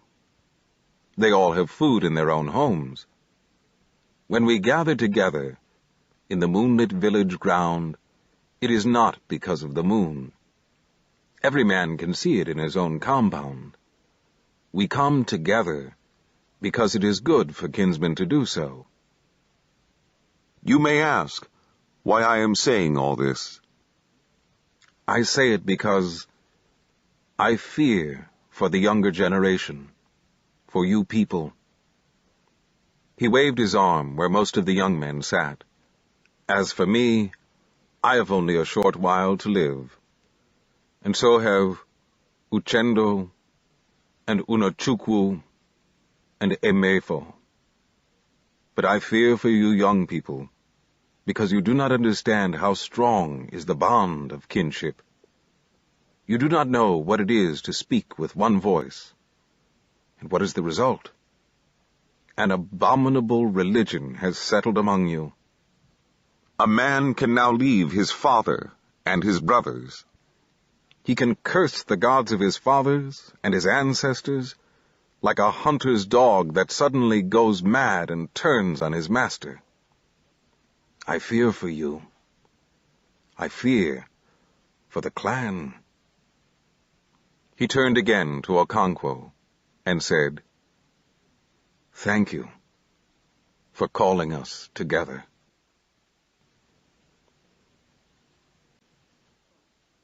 Part 3.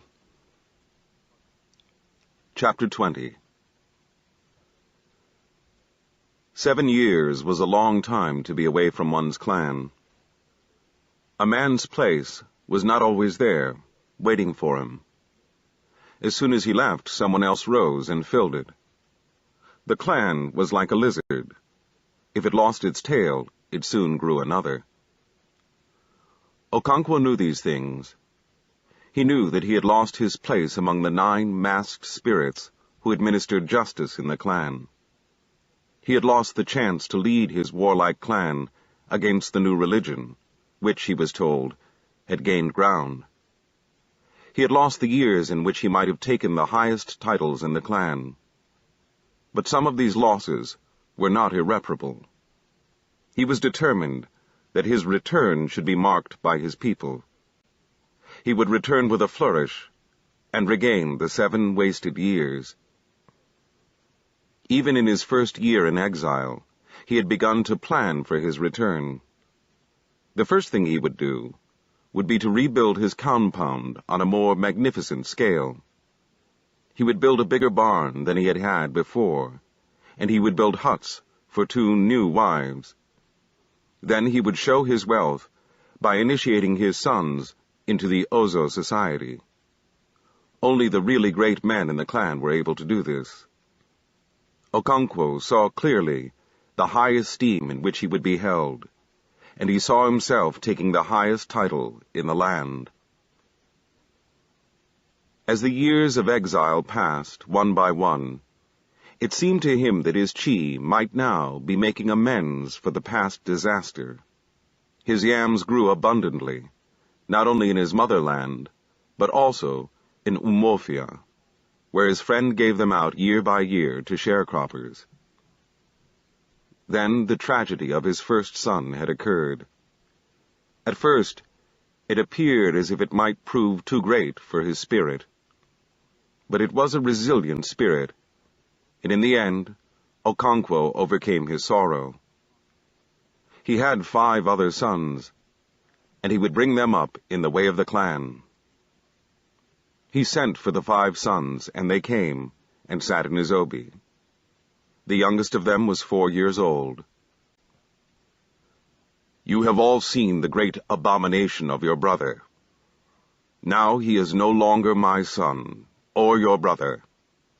I will only have a son who is a man, who will hold his head up among my people.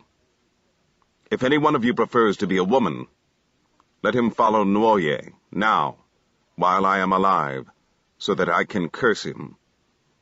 If you turn against me when I am dead, I will visit you and break your neck." Okonkwo was very lucky in his daughters. He never stopped regretting that Ezinma was a girl. Of all his children, she alone understood his every mood. A bond of sympathy had grown between them as the years had passed.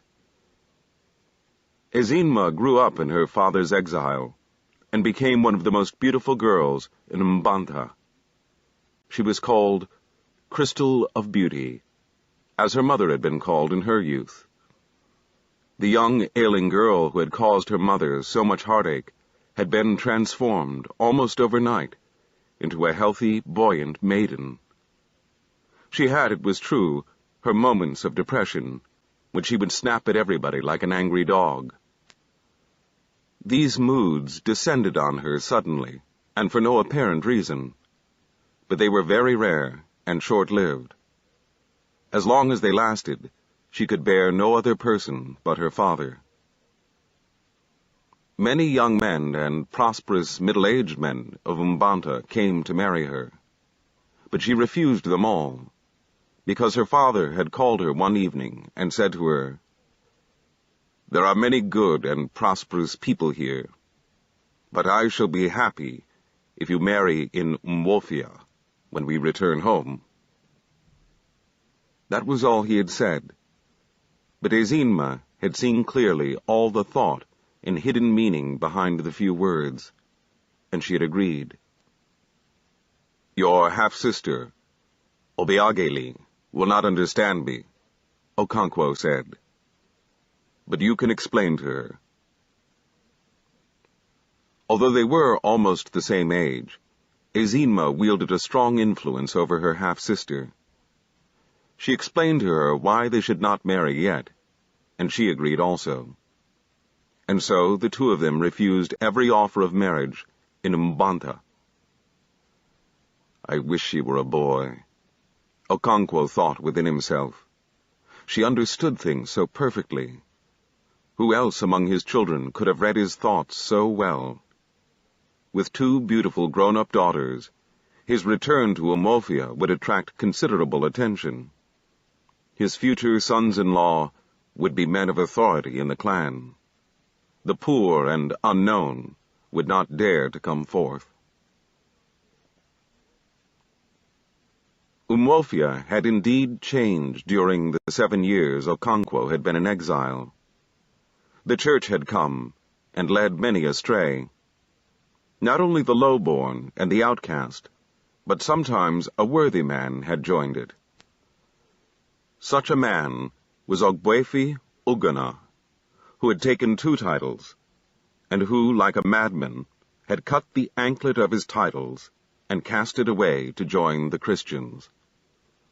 The white missionary was very proud of him, and he was one of the first men in Umuofia to receive the sacrament of Holy Communion, or Holy Feast, as it was called in Igbo. Ogbuefi Ugonna had thought of the feast in terms of eating and drinking, only more holy than the village variety. He had therefore put his drinking horn into his goatskin bag for the occasion. But apart from the church, the white men had also brought a government. They had built a court where the district commissioner judged cases in ignorance. He had court messengers who brought men to him for trial. Many of these messengers came from Umuru, on the bank of the great river where the white men first came many years before, and where they had built the center of their religion and trade and government. These court messengers were greatly hated in Umuofia because they were foreigners, and also arrogant and high-handed. They were called Kotma, and because of their ash-colored shorts, they earned the additional name of ashy buttocks. They guarded the prison, which was full of men who had offended against the white man's law. Some of these prisoners had thrown away their twins, and some had molested the Christians. They were beaten in the prison by the Kotma, and made to work every morning, clearing the government compound, and fetching wood for the white commissioner and the court messengers. Some of these prisoners were men of title, who should be above such mean occupation. They were grieved by the indignity, and mourned for their neglected farms. As they cut grass in the morning, the younger men sang in time with the strokes of their machetes. Kotma of the ash buttocks, he is fit to be a slave. The white man has no sense. He is fit to be a slave. The court messengers did not like to be called ashy buttocks, and they beat the men. But the song spread in Umuofia. Okonkwo's head was bowed in sadness as Yobierica told him these things. "Perhaps I have been away too long," Okonkwo said, almost to himself. "But I cannot understand these things you tell me. What is it that has happened to our people? Why have they lost the power to fight?" "Have you not heard how the white man wiped out Abame?" asked Obierica. "I have heard," said Okonkwo. "But I have also heard that Abame people were weak and foolish. Why did they not fight back? Had they no guns and machetes? We would be cowards to compare ourselves with the men of Abame.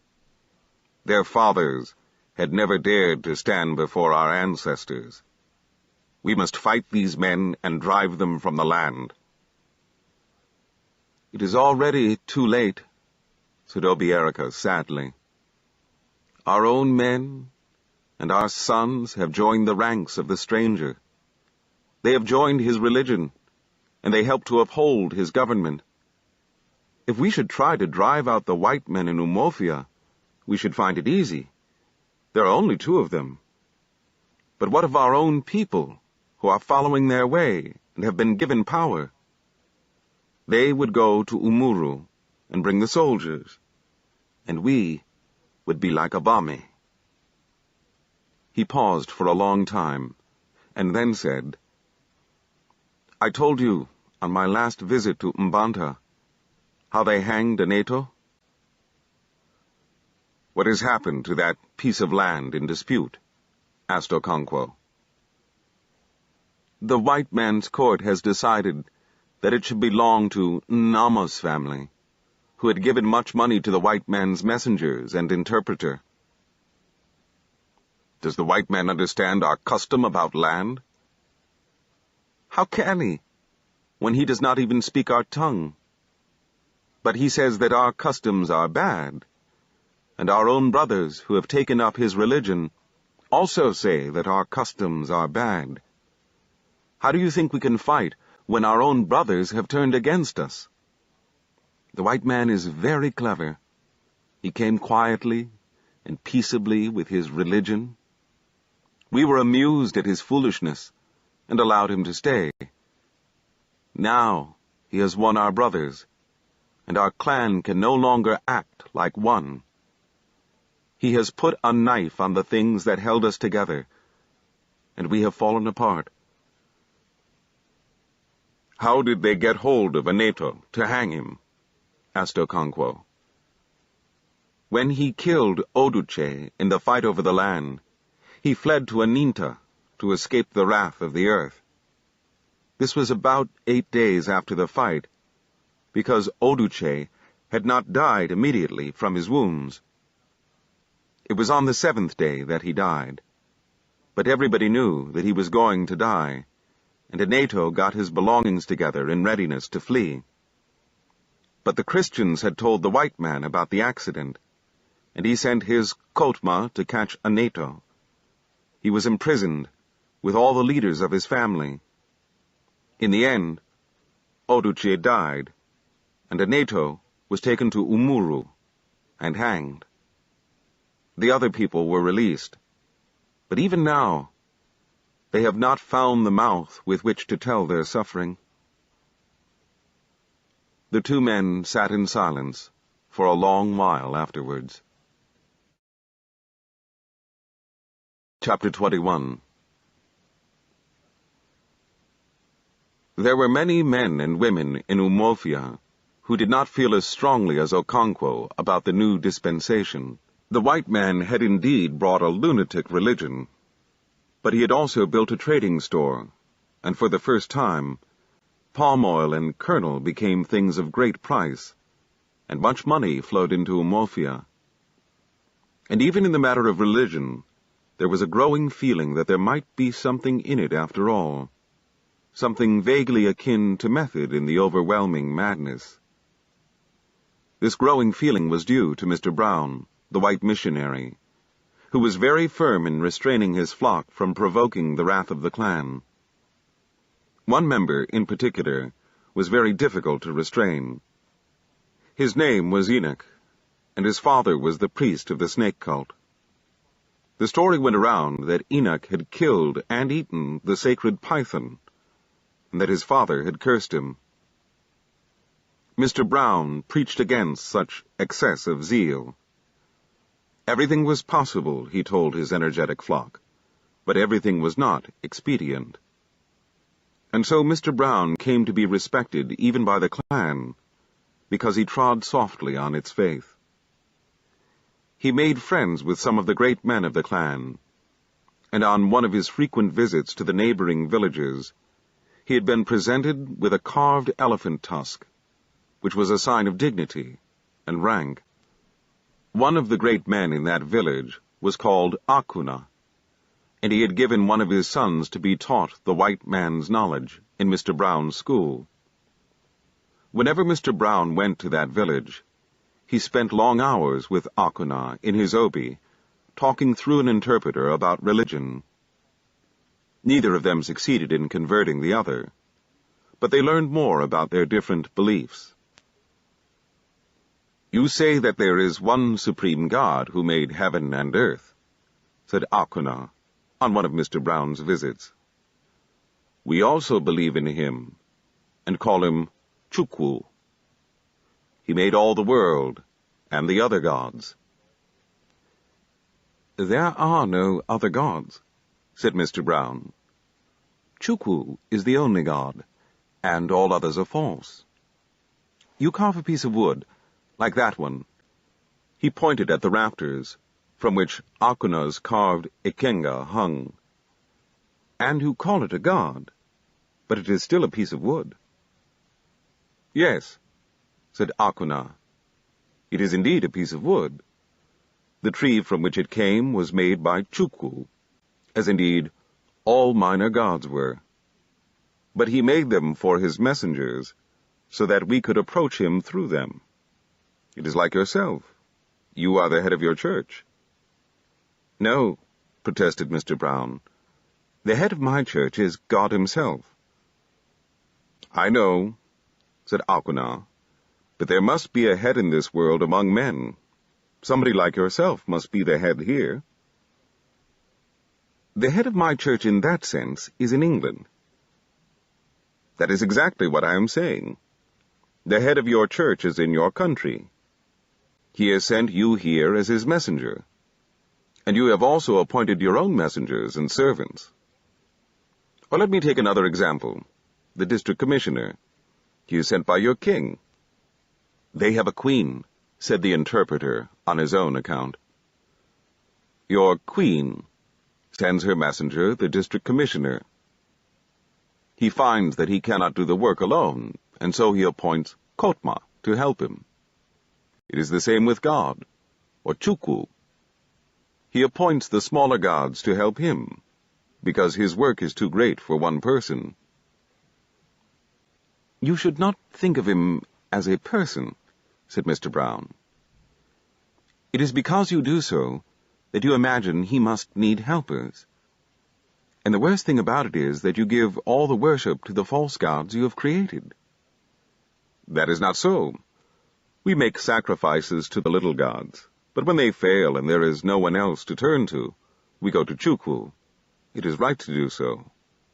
We approach a great man through his servants. But when his servants fail to help us, then we go to the last source of hope. We appear to pay greater attention to the little gods, but that is not so. We worry them more because we are afraid to worry their master. Our fathers knew that Chukwu was the overlord, and that is why many of them gave their children the name Chukwuka. Chukwu is supreme." "You said one interesting thing," said Mr. Brown. "You are afraid of Chukwu. In my religion, Chukwu is a loving father, and need not be feared by those who do his will." "But we must fear him when we are not doing his will," said Akuna. "And who is to tell his will? It is too great to be known." In this way, Mr. Brown learned a good deal about the religion of the clan, and he came to the conclusion that a frontal attack on it would not succeed. And so he built a school and a little hospital in Umuofia. He went from family to family, begging people to send their children to his school. But at first they only sent their slaves, or sometimes their lazy children. Mr. Brown begged and argued and prophesied. He said that the leaders of the land in the future would be men and women who had learned to read and write. If Umuofia failed to send her children to the school, strangers would come from other places to rule them. They could already see that happening in the native court, where the D.C. was surrounded by strangers who spoke his tongue. Most of these strangers came from the distant town of Umuru, on the bank of the great river where the white man first went. In the end, Mr. Brown's arguments began to have an effect. More people came to learn in his school, and he encouraged them with gifts of singlets and towels. They were not all young, these people who came to learn. Some of them were 30 years old or more. They worked on their farms in the morning and went to school in the afternoon. And it was not long before the people began to say that the white man's medicine was quick in working. Mr. Brown's school produced quick results. A few months in it were enough to make one a court messenger, or even a court clerk. Those who stayed longer became teachers. And from Umuofia, laborers went forth into the Lord's vineyard. New churches were established in the surrounding villages, and a few schools with them. From the very beginning, religion and education went hand in hand. Mr. Brown's mission grew from strength to strength, and because of its link with the new administration, it earned a new social prestige. But Mr. Brown himself was breaking down in health. At first he ignored the warning signs, but in the end, he had to leave his flock, sad and broken. It was in the first rainy season, after Okonkwo's return to Umuofia, that Mr. Brown left for home. As soon as he had learned of Okonkwo's return 5 months earlier, the missionary had immediately paid him a visit. He had just sent Okonkwo's son, Nwoye, who was now called Isaac, to the new training college for teachers in Umuru. And he had hoped that Okonkwo would be happy to hear of it. But Okonkwo had driven him away, with the threat that if he came into his compound again, he would be carried out of it. Okonkwo's return to his native land was not as memorable as he had wished. It was true his 2 beautiful daughters aroused great interest among suitors, and marriage negotiations were soon in progress. But beyond that, Umuofia did not appear to have taken any special notice of the warrior's return. The clan had undergone such profound change during his exile that it was barely recognizable. The new religion and government and the trading stores were very much in the people's eyes and minds.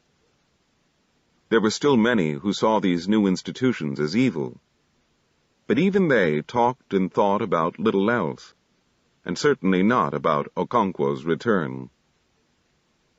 And it was the wrong year, too. If Okonkwo had immediately initiated his 2 sons into the Ozo Society, as he had planned, he would have caused a stir. But the initiation rite was performed once in 3 years in Umuofia, and he had to wait for nearly 2 years for the next round of ceremonies. Okonkwo was deeply grieved. And it was not just a personal grief. He mourned for the clan, which he saw breaking up and falling apart, and he mourned for the warlike men of Umuofia, who had so unaccountably become soft, like women. Chapter 22. Mr. Brown's successor was the Reverend James Smith, and he was a different kind of man. He condemned openly Mr. Brown's policy of compromise and accommodation. He saw things as black and white, and black was evil. He saw the world as a battlefield in which the children of light were locked in mortal conflict with the sons of darkness. He spoke in his sermons about sheep and goats, and about wheat and tares. He believed in slaying the prophets of Baal. Mr. Smith was greatly distressed by the ignorance which many of his flock showed even in such things as the Trinity and the sacraments. It only showed that they were seeds sown on a rocky soil. Mr. Brown had thought of nothing but numbers. He should have known that the kingdom of God did not depend on large crowds. Our Lord himself stressed the importance of fewness. Narrow is the way, and few the number. To fill the Lord's holy temple with an idolatrous crowd clamoring for signs was a folly of everlasting consequence. Our Lord used the whip only once in his life, to drive the crowd away from his church. Within a few weeks of his arrival in Umuofia, Mr. Smith suspended a young woman from the church for pouring new wine into old bottles. This woman had allowed her heathen husband to mutilate her dead child. The child had been declared an Ogbanje, plaguing its mother by dying and entering her womb to be born again. 4 times this child had run its evil round, and so it was mutilated, to discourage it from returning. Mr. Smith was filled with wrath when he heard of this. He disbelieved the story which even some of the most faithful confirmed, the story of really evil children who were not deterred by mutilation, but came back with all the scars. He replied that such stories were spread in the world by the devil to lead men astray. Those who believed such stories were unworthy of the Lord's table. There was a saying in Umuofia, that as a man danced, so the drums were beaten for him.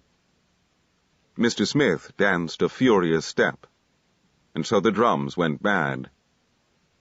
The overzealous converts who had smarted under Mr. Brown's restraining hand now flourished in full favor. One of them was Enoch, the son of the snake priest, who was believed to have killed and eaten the sacred python.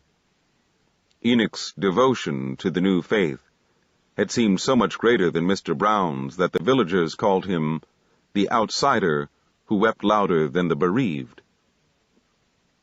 Enoch was short and slight of build, and always seemed in great haste. His feet were short and broad, and when he stood or walked, his heels came together, and his feet opened outwards, as if they had quarreled and meant to go in different directions. Such was the excessive energy bottled up in Enoch's small body that it was always erupting in quarrels and fights.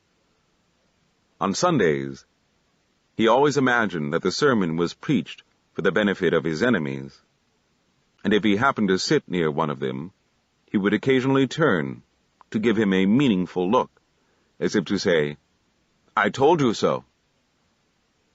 It was Enoch who touched off the great conflict between church and clan in Umuofia, which had been gathering since Mr. Brown left. It happened during the annual ceremony which was held in honor of the earth deity. At such times, the ancestors of the clan who had been committed to Mother Earth at their death emerged again as a gugu through tiny ant-holes. One of the greatest crimes a man could commit was to unmask an egugu in public, or to say or do anything which might reduce its immortal prestige in the eyes of the uninitiated. And this was what Enoch did. The annual worship of the earth goddess fell on a Sunday, and the masked spirits were abroad. The Christian women who had been to church could not therefore go home. Some of their men had gone out to beg the egugu to retire for a short while for the women to pass. They agreed, and were already retiring, when Enoch boasted aloud that they would not dare to touch a Christian. Whereupon they all came back, and one of them gave Enoch a good stroke of the cane, which was always carried. Enoch fell on him, and tore off his mask. The other egugu immediately surrounded their desecrated companion, to shield him from the profane gaze of women and children, and led him away. Enoch had killed an ancestral spirit, and Umuofia was thrown into confusion. That night, the mother of the spirits walked the length and breadth of the clan, weeping for her murdered son. It was a terrible night. Not even the oldest man in Umuofia had ever heard such a strange and fearful sound, and it was never to be heard again. It seemed as if the very soul of the tribe wept for a great evil that was coming, its own death. On the next day, all the masked egugu of Umuofia assembled in the marketplace. They came from all the quarters of the clan, and even from the neighboring villages. The dreaded Otakagu came from Imo, and Ekwensu, dangling a white cock, arrived from Uli. It was a terrible gathering. The eerie voices of countless spirits the bells that clattered behind some of them, and the clash of machetes, as they ran forwards and backwards and saluted one another, sent tremors of fear into every heart. For the first time in living memory, the sacred bull-roarer was heard in broad daylight.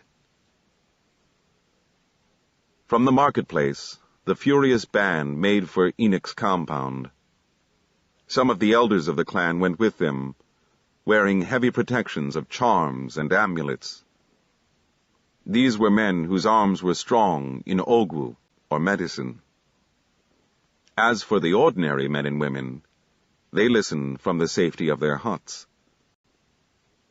The leaders of the Christians had met together at Mr. Smith's parsonage on the previous night. As they deliberated, they could hear the mother of spirits wailing for her son. The chilling sound affected Mr. Smith, and for the first time, he seemed to be afraid. "What are they planning to do?" he asked. No one knew, because such a thing had never happened before. Mr. Smith would have sent for the district commissioner and his court messengers, but they had gone on tour on the previous day. "One thing is clear," said Mr. Smith. "We cannot offer physical resistance to them. Our strength lies in the Lord." They knelt down together and prayed to God for delivery. "O Lord, save thy people," cried Mr. Smith. "And bless thine inheritance," replied the men. They decided that Enoch should be hidden in the parsonage for a day or two. Enoch himself was greatly disappointed when he heard this, for he had hoped that a holy war was imminent, and there were a few other Christians who thought like him. But wisdom prevailed in the camp of the faithful, and many lives were thus saved. The band of Igugu moved like a furious whirlwind to Enoch's compound, and with machete and fire reduced it to a desolate heap. And from there, they made for the church, intoxicated with destruction. Mr. Smith was in his church when he heard the masked spirits coming. He walked quietly to the door which commanded the approach to the church compound, and stood there. But when the first 3 or 4 Igugu appeared on the church compound, he nearly bolted. He overcame this impulse, and instead of running away, he went down the 2 steps that led up to the church, and walked towards the approaching spirits. They surged forward, and a long stretch of the bamboo fence with which the church compound was surrounded gave way before them. Discordant bells clanged, machetes clashed, and the air was full of dust and weird sounds. Mr. Smith heard a sound of footsteps behind him. He turned round and saw Okeke, his interpreter. Okeke had not been on the best of terms with his master, since he had strongly condemned Enoch's behavior at the meeting of the leaders of the church during the night. Okeke had gone as far as to say that Enoch should not be hidden in the parsonage, because he would only draw the wrath of the clan on the pastor. Mr. Smith had rebuked him in very strong language, and had not sought his advice that morning. But now, as he came up and stood by him, confronting the angry spirits, Mr. Smith looked at him and smiled. It was a wan smile, but there was deep gratitude there. For a brief moment the onrush of the Igugu was checked by the unexpected composure of the 2 men. But it was only a momentary check, like the tense silence between blasts of thunder. The second onrush was greater than the first. It swallowed up the 2 men. Then an unmistakable voice rose above the tumult, and there was immediate silence. Space was made around the 2 men, and Ajofia began to speak. Ajofia was the leading Igugu of Umuofia. He was the head and spokesman of the 9 ancestors who administered justice in the clan. His voice was unmistakable, and so he was able to bring immediate peace to the agitated spirits. He then addressed Mr. Smith, and as he spoke, clouds of smoke rose from his head. "The body of the white man, I salute you," he said, using the language in which immortals spoke to men. "The body of the white man, do you know me?" he asked. Mr. Smith looked at his interpreter, but Okeke, who was a native of distant Umuru, was also at a loss. Ajofia laughed in his guttural voice. It was like the laugh of rusty metal. "They are strangers," he said, "and they are ignorant, but let that pass." He turned round to his comrades and saluted them, calling them the fathers of Umuofia. He dug his rattling spear into the ground, and it shook with metallic life. Then he turned once more to the missionary and his interpreter. "Tell the white man that we will not do him any harm," he said to the interpreter. "Tell him to go back to his house and leave us alone.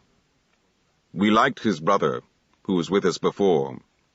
He was foolish, but we liked him, and for his sake we shall not harm his brother. But this shrine which he built must be destroyed. We shall no longer allow it in our midst. It has bred untold abominations, and we have come to put an end to it." He turned to his comrades. "Fathers of Umuofia, I salute you." And they replied with one guttural voice. He turned again to the missionary. "You can stay with us, if you like our ways. You can worship your own God. It is good that a man should worship the gods and the spirits of his fathers. Go back to your house, so that you may not be hurt. Our anger is great, but we have held it down so that we can talk to you." Mr. Smith said to his interpreter, "Tell them to go away from here. This is the house of God, and I will not live to see it desecrated." Okeke interpreted wisely to the spirits and leaders of Umuofia. "The white man says he is happy you have come to him with your grievances, like friends. He will be happy if you leave the matter in his hands." "We cannot leave the matter in his hands because he does not understand our customs, just as we do not understand his. We say he is foolish because he does not know our ways, and perhaps he says we are foolish because we do not know his. Let him go away." Mr. Smith stood his ground, but he could not save his church. When the Egugu went away, the red earth church, which Mr. Brown had built, was a pile of earth and ashes. And for the moment, the spirit of the clan was pacified.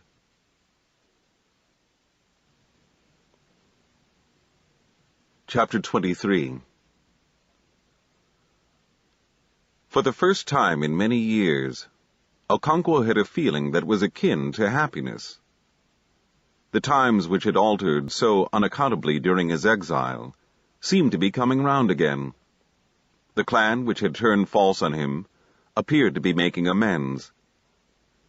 He had spoken violently to his clansmen when they had met in the marketplace to decide on their action, and they had listened to him with respect. It was like the good old days again, when a warrior was a warrior. Although they had not agreed to kill the missionary or drive away the Christians, they had agreed to do something substantial, and they had done it. Okonkwo was almost happy again.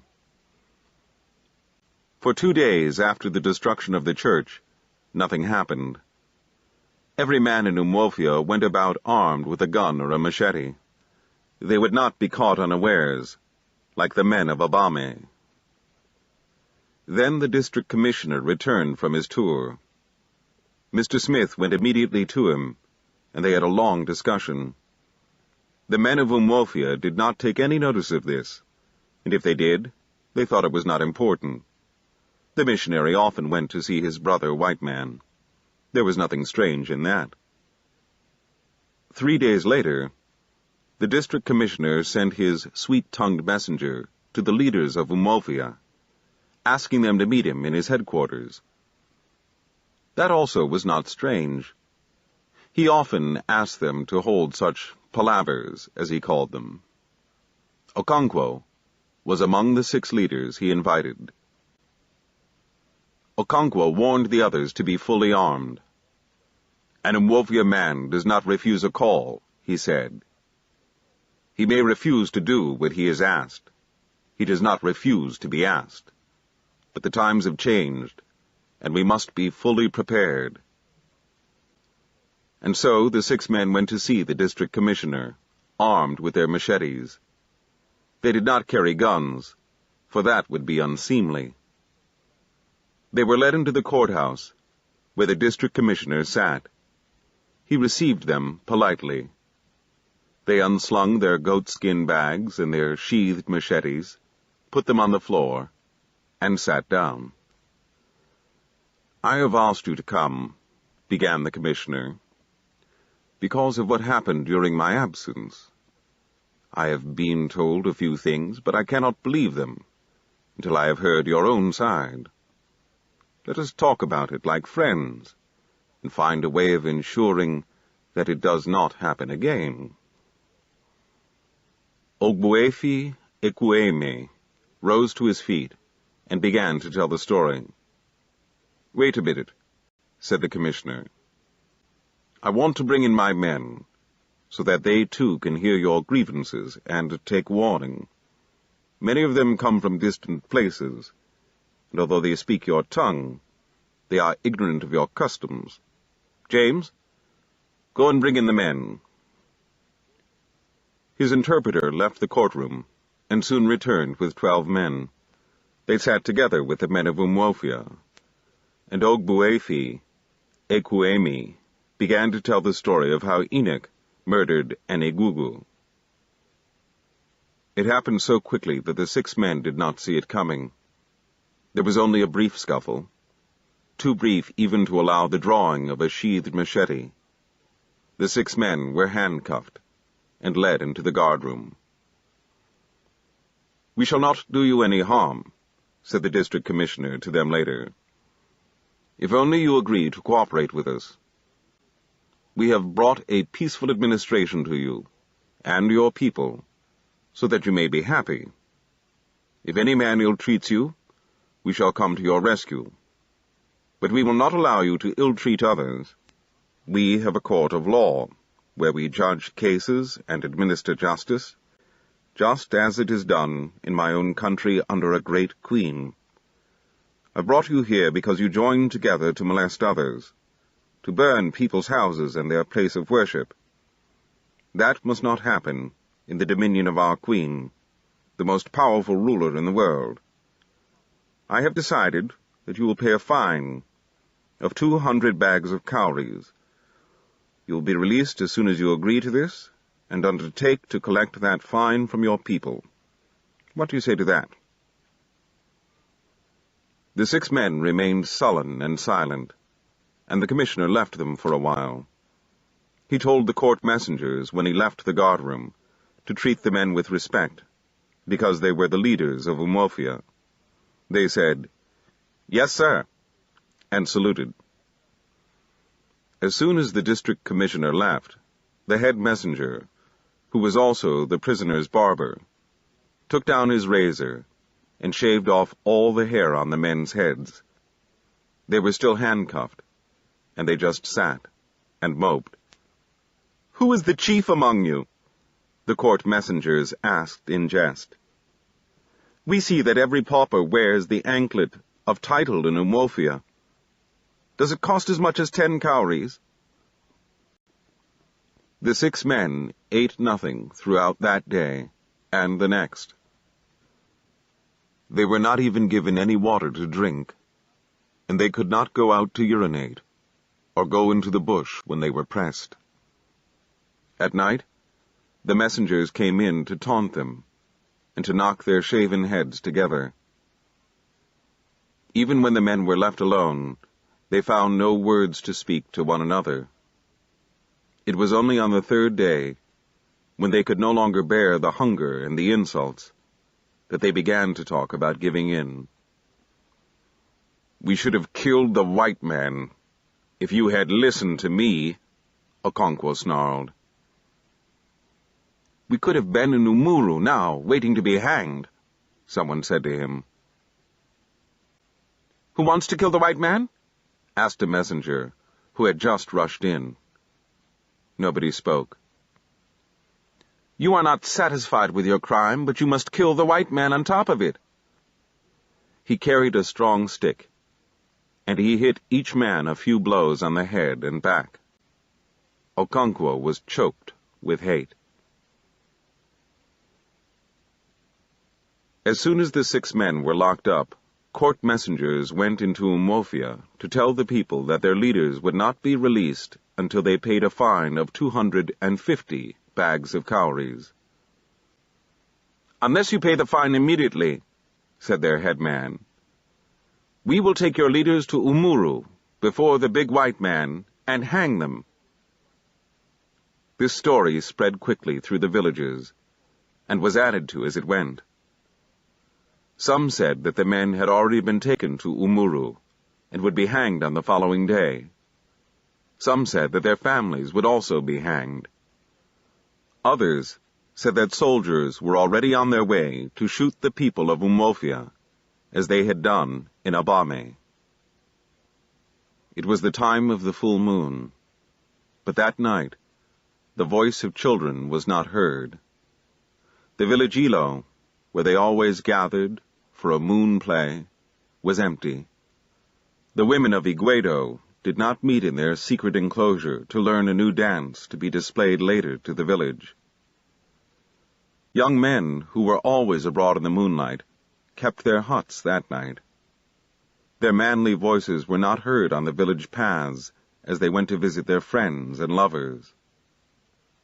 Umuofia was like a startled animal, with ears erect, sniffing the silent, ominous air, and not knowing which way to run. The silence was broken by the village crier beating his sonorous ogene. He called every man in Umuofia, from the Akakanma age group upwards, to a meeting in the marketplace after the morning meal. He went from one end of the village to the other, and walked all its breadth. He did not leave out any of the main footpaths. Okonkwo's compound was like a deserted homestead. It was as if cold water had been poured on it. His family was all there, but everyone spoke in whispers. His daughter, Ezinma, had broken her 28-day visit to the family of her future husband, and returned home when she heard that her father had been imprisoned and was going to be hanged. As soon as she got home, she went to Obierika to ask what the men of Umuofia were going to do about it. But Obierika had not been home since morning. His wives thought he had gone to a secret meeting. Ezinma was satisfied that something was being done. On the morning after the village crier's appeal, the men of Umuofia met in the marketplace and decided to collect without delay 250 bags of cowries to appease the white man. They did not know that 50 bags would go to the court messengers, who had increased the fine for that purpose. Chapter 24. Okonkwo and his fellow prisoners were set free as soon as the fine was paid. The district commissioner spoke to them again about the great queen and about peace and good government, but the men did not listen. They just sat and looked at him and at his interpreter. In the end, they were given back their bags and sheathed machetes and told to go home. They rose and left the courthouse. They neither spoke to anyone nor among themselves.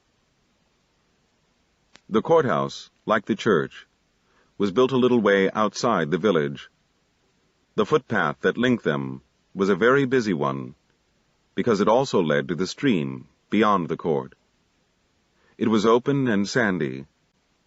Footpaths were open and sandy in the dry season, but when the rains came, the bush grew thick on either side and closed in on the path. It was now dry season. As they made their way to the village, the 6 men met women and children going to the stream with their water pots. But the men wore such heavy and fearsome looks that the women and children did not say no or welcome to them, but edged out of the way to let them pass. In the village, little groups of men joined them until they became a sizable company. They walked silently. As each of the 6 men got to his compound, he turned in, taking some of the crowd with him. The village was astir in a silent, suppressed way. Ezinma had prepared some food for her father as soon as news spread that the 6 men would be released. She took it to him in his obi. He ate absent-mindedly. He had no appetite. He only ate to please her. His male relations and friends had gathered in his obi, and Obierika was urging him to eat. Nobody else spoke, but they noticed the long stripes on Okonkwo's back, where the warder's whip had cut into his flesh. The village crier was abroad again in the night. He beat his iron gong and announced that another meeting would be held in the morning. Everyone knew that Umuofia was at last going to speak its mind about the things that were happening. Okonkwo slept very little that night. The bitterness in his heart was now mixed with a kind of childlike excitement. Before he had gone to bed, he had brought down his war dress, which he had not touched since his return from exile. He had shaken out his smoked raffia skirt and examined his tall feather headgear and his shield. They were all satisfactory, he had thought. As he lay on his bamboo bed, he thought about the treatment he had received in the white man's court, and he swore vengeance. If Umuofia decided on war, all would be well. But if they chose to be cowards, he would go out and avenge himself. He thought about wars in the past. The noblest, he thought, was the war against Isike. In those days, Okudo was still alive. Okudo sang a war song in a way that no other man could. He was not a fighter, but his voice turned every man into a lion. Worthy men are no more, Okonkwo sighed as he remembered those days. Isike will never forget how we slaughtered them in that war. We killed 12 of their men, and they killed only 2 of ours. Before the end of the 4th market week, they were suing for peace. Those were days when men were men. As he thought of these things, he heard the sound of the iron gong in the distance. He listened carefully, and could just hear the crier's voice, but it was very faint. He turned on his bed, and his back hurt him. He ground his teeth. The crier was drawing nearer and nearer, until he passed by Okonkwo's compound. The greatest obstacle in Umuofia, Okonkwo thought bitterly, is that coward, Egon Wane. His sweet tongue can change fire into cold ash. When he speaks, he moves our men to impotence. If they had ignored his womanish wisdom 5 years ago, we would not have come to this. He ground his teeth. Tomorrow he will tell them that our fathers never fought a war of blame. If they listen to him, I shall leave them and plan my own revenge. The crier's voice had once more become faint, and the distance had taken the harsh edge off his iron gong. Okonkwo turned from one side to the other, and derived a kind of pleasure from the pain his back gave him. Let Eganwane talk about a war of blame tomorrow, and I shall show him my back and head. He ground his teeth. The marketplace began to fill as soon as the sun rose. Obierika was waiting in his obi when Okonkwo came along and called him. He hung his goatskin bag and his sheathed machete on his shoulder and went out to join him. Obierika's hut was close to the road, and he saw every man who passed to the marketplace. He had exchanged greetings with many who had already passed that morning. When Okonkwo and Obierika got to the meeting place, there were already so many people that if one threw up a grain of sand, it would not find its way to the earth again. And many more people were coming from every quarter of the 9 villages. It warmed Okonkwo's heart to see such strength of numbers. But he was looking for one man in particular, the man whose tongue he dreaded and despised so much. "Can you see him?" he asked Obierika. "Who?" "Eganwane," he said, his eyes roving from one corner of the huge marketplace to the other. Most of the men sat on wooden stools they had brought with them. "No," said Obierika, casting his eyes over the crowd. "Yes, there he is, under the silk cotton tree. Are you afraid he would convince us not to fight?" "Afraid? I do not care what he does to you. I despise him, and those who listen to him. I shall fight alone if I choose." They spoke at the top of their voices, because everybody was talking, and it was like the sound of a great market. "I shall wait till he has spoken," Okonkwo thought. "Then I shall speak." "But how do you know he will speak against war?" Obierika asked after a while.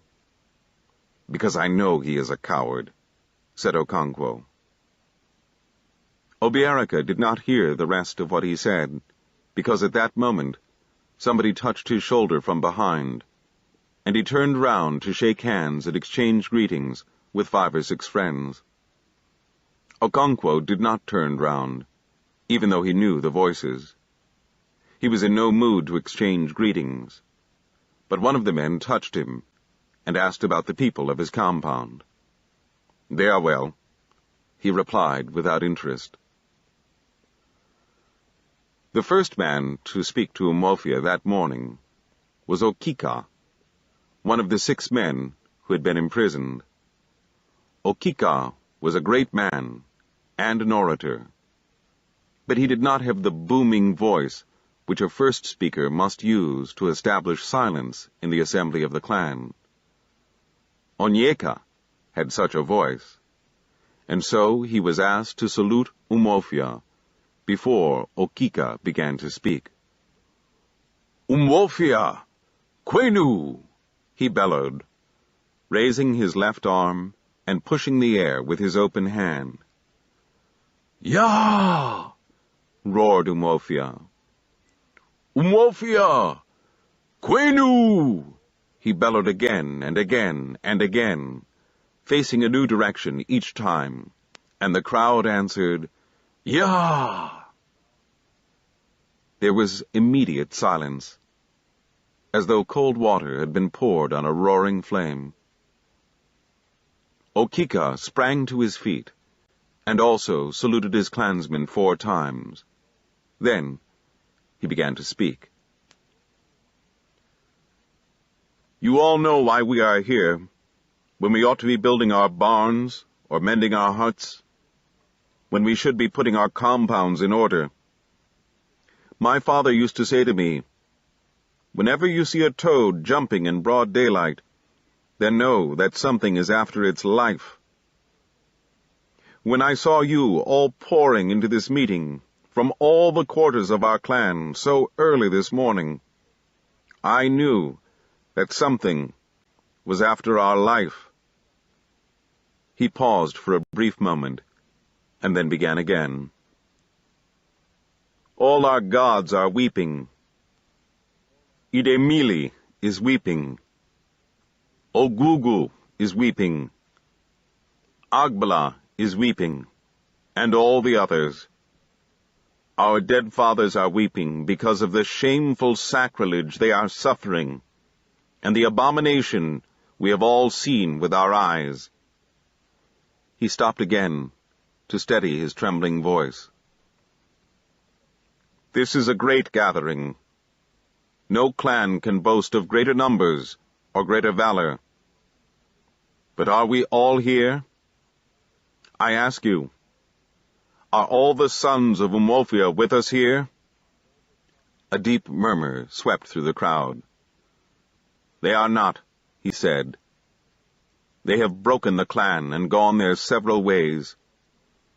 We who are here this morning have remained true to our fathers, but our brothers have deserted us and joined a stranger to soil their fatherland. If we fight the stranger, we shall hit our brothers and perhaps shed the blood of a clansman. But we must do it. Our fathers never dreamed of such a thing. They never killed their brothers. But a white man never came to them. So we must do what our fathers would never have done.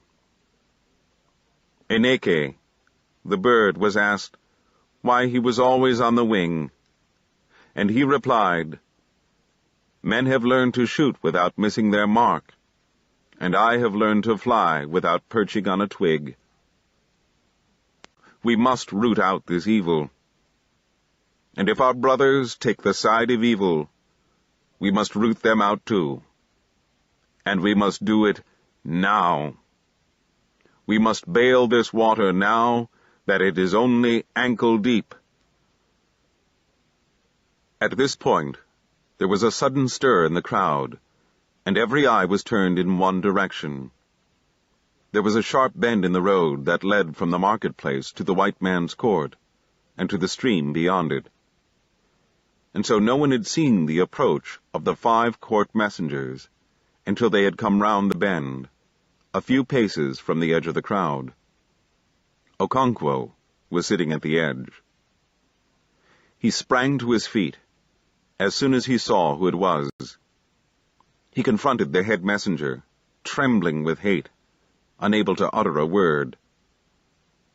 The man was fearless and stood his ground, his 4 men lined up behind him. In that brief moment, the world seemed to stand still, waiting. There was utter silence. The men of Umofia were merged into the mute backcloth of trees and giant creepers, waiting. The spell was broken by the head messenger. "Let me pass," he ordered. "What do you want here?" "The white man, whose power you know too well, has ordered this meeting to stop." In a flash, Okonkwo drew his machete. The messenger crouched to avoid the blow. It was useless. Okonkwo's machete descended twice, and the man's head lay beside his uniformed body.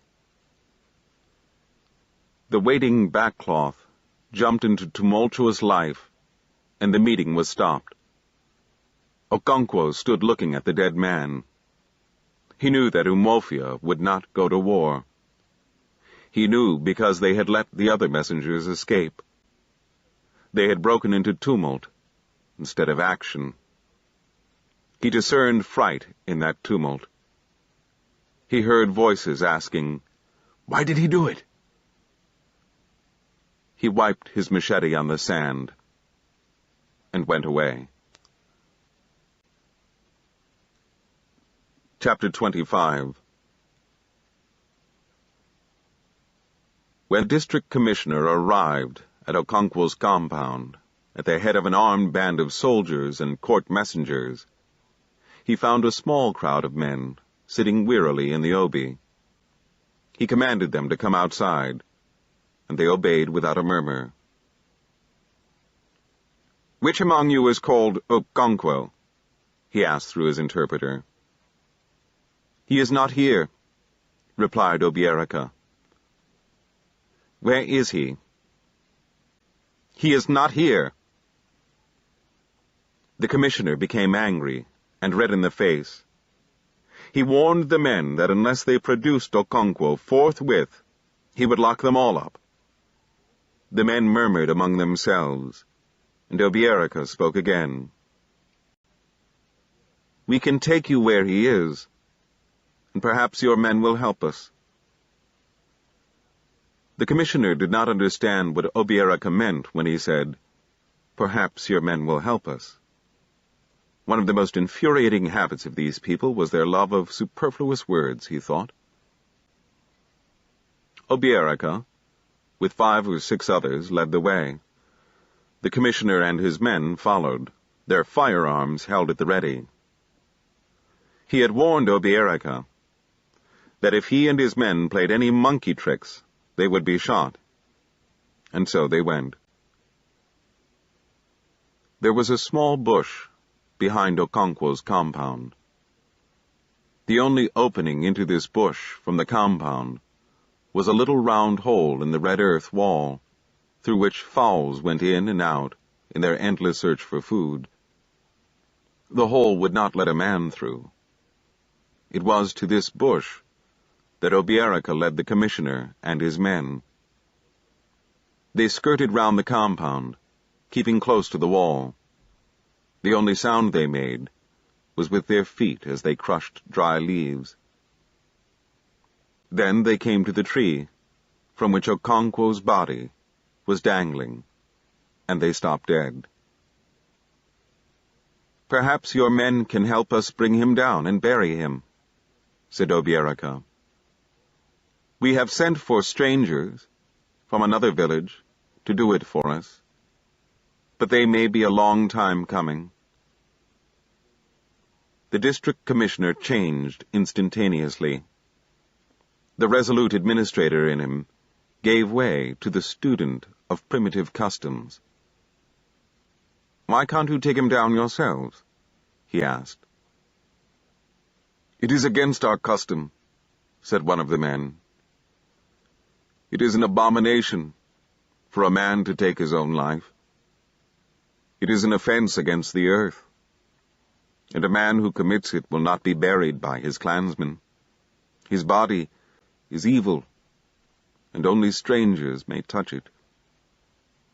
That is why we ask your people to bring him down, because you are strangers." "Will you bury him like any other man?" asked the commissioner. "We cannot bury him. Only strangers can. We shall pay your men to do it. When he has been buried, we will then do our duty by him. We shall make sacrifices to cleanse the desecrated land." Obierica, who had been gazing steadily at his friend's dangling body, turned suddenly to the district commissioner and said ferociously, "That man was one of the greatest men in Umofia. You drove him to kill himself, and now he will be buried like a dog." He could not say any more. His voice trembled and choked his words. "Shut up!" shouted one of the messengers, quite unnecessarily. "Take down the body," the commissioner ordered his chief messenger, "and bring it and all these people to the court." "Yes, sir," the messenger said, saluting. The commissioner went away, taking 3 or 4 of the soldiers with him. In the many years in which he had toiled to bring civilization to different parts of Africa, he had learned a number of things.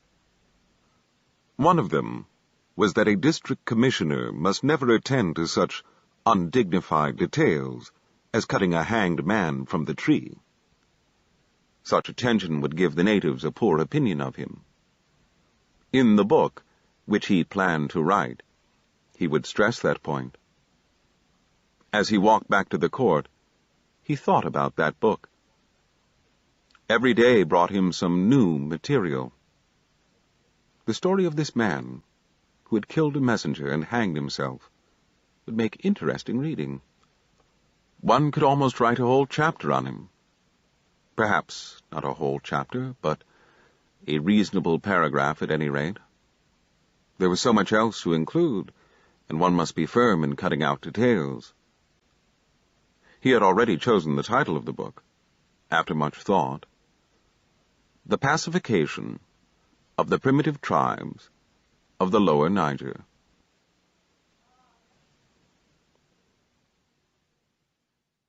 The End. You've been listening to Things Fall Apart by Chinua Achebe, narrated by Peter Francis James. And thank you for being a Recorded Books reader. Audible hopes you have enjoyed this program.